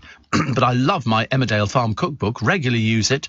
I make Dolly's Scotch eggs or Annie's shortbread and Matt's beef stew. Oh, I love a beef stew. Love a beef stew. Not necessarily in this weather, although I see no reason why not. It's hearty meal, isn't it? Beef stew and dumplings is my favourite, with potatoes, which I like. I like that. You can make a good hearty meal out of that. Definitely. I suppose in theory it depends what I put with it, because I've got some fillet steak which I can cut up into cubes, fry it off or steam it off, actually. Did I eat the steak? Yeah. Yeah, that was the point of buying it. What do you think I do? Buy it and just leave it sitting there till it rots. Honestly, it's so silly sometimes. And, yeah, and then I could do it with sort of some carrots or something like that. I've got some Brussels sprouts. I won't eat those either. I'll just throw them out the window and let the pigeons have them. And what else have I got? It determines whether I put a peppercorn sauce with it or gravy. Either way, you know, it's going to be... Peppercorn sauce is particularly nice, actually. I've had a few disasters with it before, as you can well imagine. Bernays? No, Steve Allen. I do beg your pardon. Honestly, why do you think everybody's like that? I can't believe it. Just looked on YouTube, Steve. Olivia and Cliff singing on stage for his birthday, 2015. They both looked and sounded great. Oh, he sounds great all the time. She will be sadly missed, Tony. I agree. Whatever happened to the Google glasses? Yeah, I tried a pair out live, walking through Leicester Square, and I went into the Hippodrome wearing them as well. And I don't know whatever happened to those. They were quite expensive, weren't they? Colin says there's a hairdresser near Mount Pleasant called Barbara Streisand. I mean, that's just ridiculous. Mind you, what did I say? I saw a fish and chip shop the other day, and I think it's called the Codfather or something like that. It was something silly. And I remember it just... There's one near Waterloo called... it's called Fishkotech. Yes, I know, that's just under the bridge, isn't it? I didn't like their fish or their chips in there, I'm afraid. Oh, there's those... Oh, blimey. Steve Allen tries out Google glasses. I quite like them, actually. I have lost weight, yes. I have lost weight, yeah. I've lost a lot of weight. Look at me. Skinny little thing, honestly. And mind you, if we put that picture up of me and Olivia Newton-John, I'm rapidly getting to be a skinny little thing as well. Who was filming that? I can't remember who was filming it. Just another celebrity day out in Leicester Square. But I have lost weight, haven't I? Excuse me. So, Barbara Streisand. Kevin the Milkman says, son Josh is out with me on the round today. He doesn't wear glasses, had COVID 3 times. Me with glasses, never had it. So the theory has been scientifically proven. There you go. So there you go. So I met a lady the other day. She's had it 4 times. She's had it 4 times. And I said, well, I've not had it. I don't think I've had it. But then the producer thinks I might have had it. But then he's a prophet of doom. He thinks everybody's had it just because he's had it twice. But I'm not sure if I have had it. But if I had, it didn't seem to affect me in any way, shape or form. I had a cough and a runny nose. Cough and a runny nose. Martin in East Grinstead says, have you seen Dynarod vans which are painted in Dayglow pink? The colour is registered to the company, so don't paint your new car in Dino pink. Well, I can't think of anything worse than a pink car. That would just drive me completely round the bend. The only person who should have a pink car is Lady Penelope. I don't believe anybody else should have one of these blooming things. That would just be ridiculous, wouldn't it? A pink car. Can you imagine? You'd say, I used to know there was a comedienne some years ago, and she had a pink car, and I can't remember what her name was now, but she had a pink car. It was sort of like one of those sort of things. People like pink cars because it draws attention to them. Because if you drive down the motorway, as I am prone to doing on, many an occasion, on both directions, it's a case of all the cars are grey cars, dark blue cars. You don't see any bright colours. On the odd occasion you see a bright colour in a car, it kind of draws your attention away from the other cars. And my car's blue, but it's a pale blue. It's like a sky blue called Fountain Blue, but the only colour car I've actually remembered the blooming name of it, because I'm hopeless at remembering names of cars. I had one once. I've now forgot what it was called again, but it was a peppermint ice cream, and my friend Chris, who knows all about cars, managed to find the colour of it. And he wrote to me and he said, it's called this. It's Aurora. Aurora. I mean, I ask you, why can't they just call them green, blue, red, pink?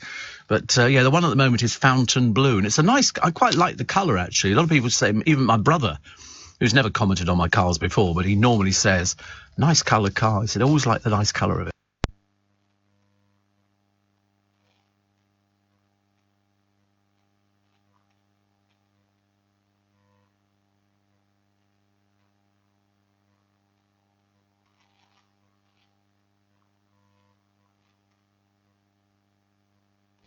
Morning, nice to be company. 11 minutes to 7, so it gets hotter.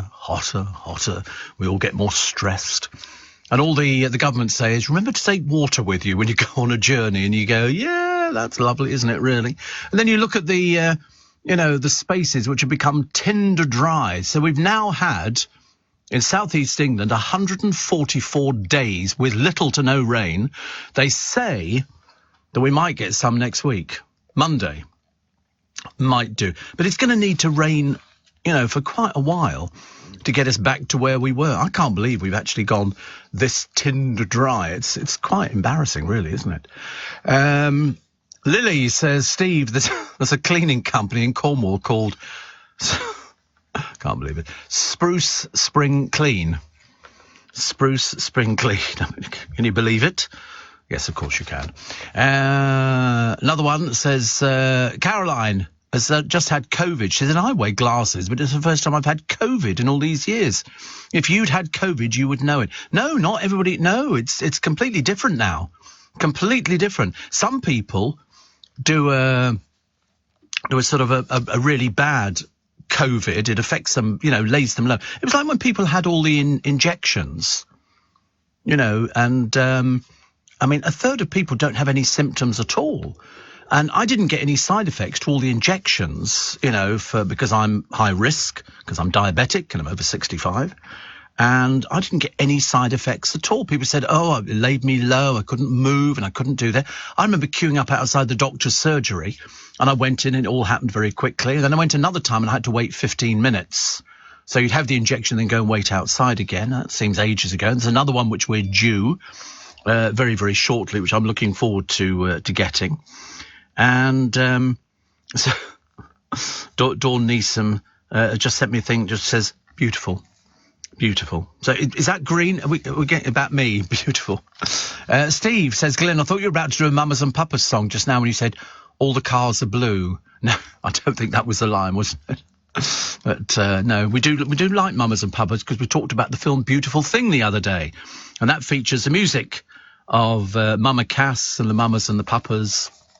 And it was such a good film, even though it came out years and years ago now. And Dawn said, ooh, enjoy. Got a picture with emojis on and everything else. She's got another busy day. Everybody's got busy days at the moment. But mind you, I think that's quite good. I remember when I was running 2 jobs some years ago now. And when one of them finished, I remember thinking, what do I fill my time with? It got very confusing about what I was supposed to be doing.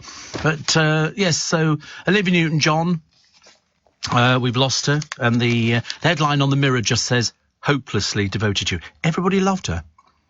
Everybody loved her. And I bet you anything, everybody now will be going out buying Grease.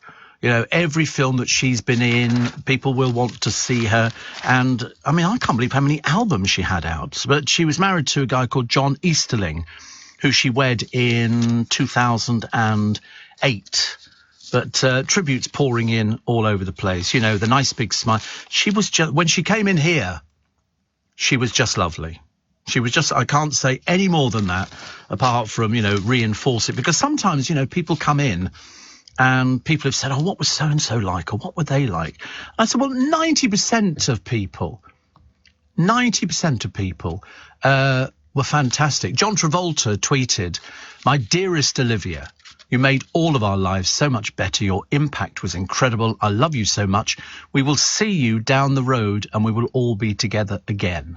And then he says, yours from the first moment I saw you and forever, you're Danny, you're John. Really sweet. Really, really sweet. And people write nice things. Because if somebody's genuinely nice, and I thought she was always so pretty.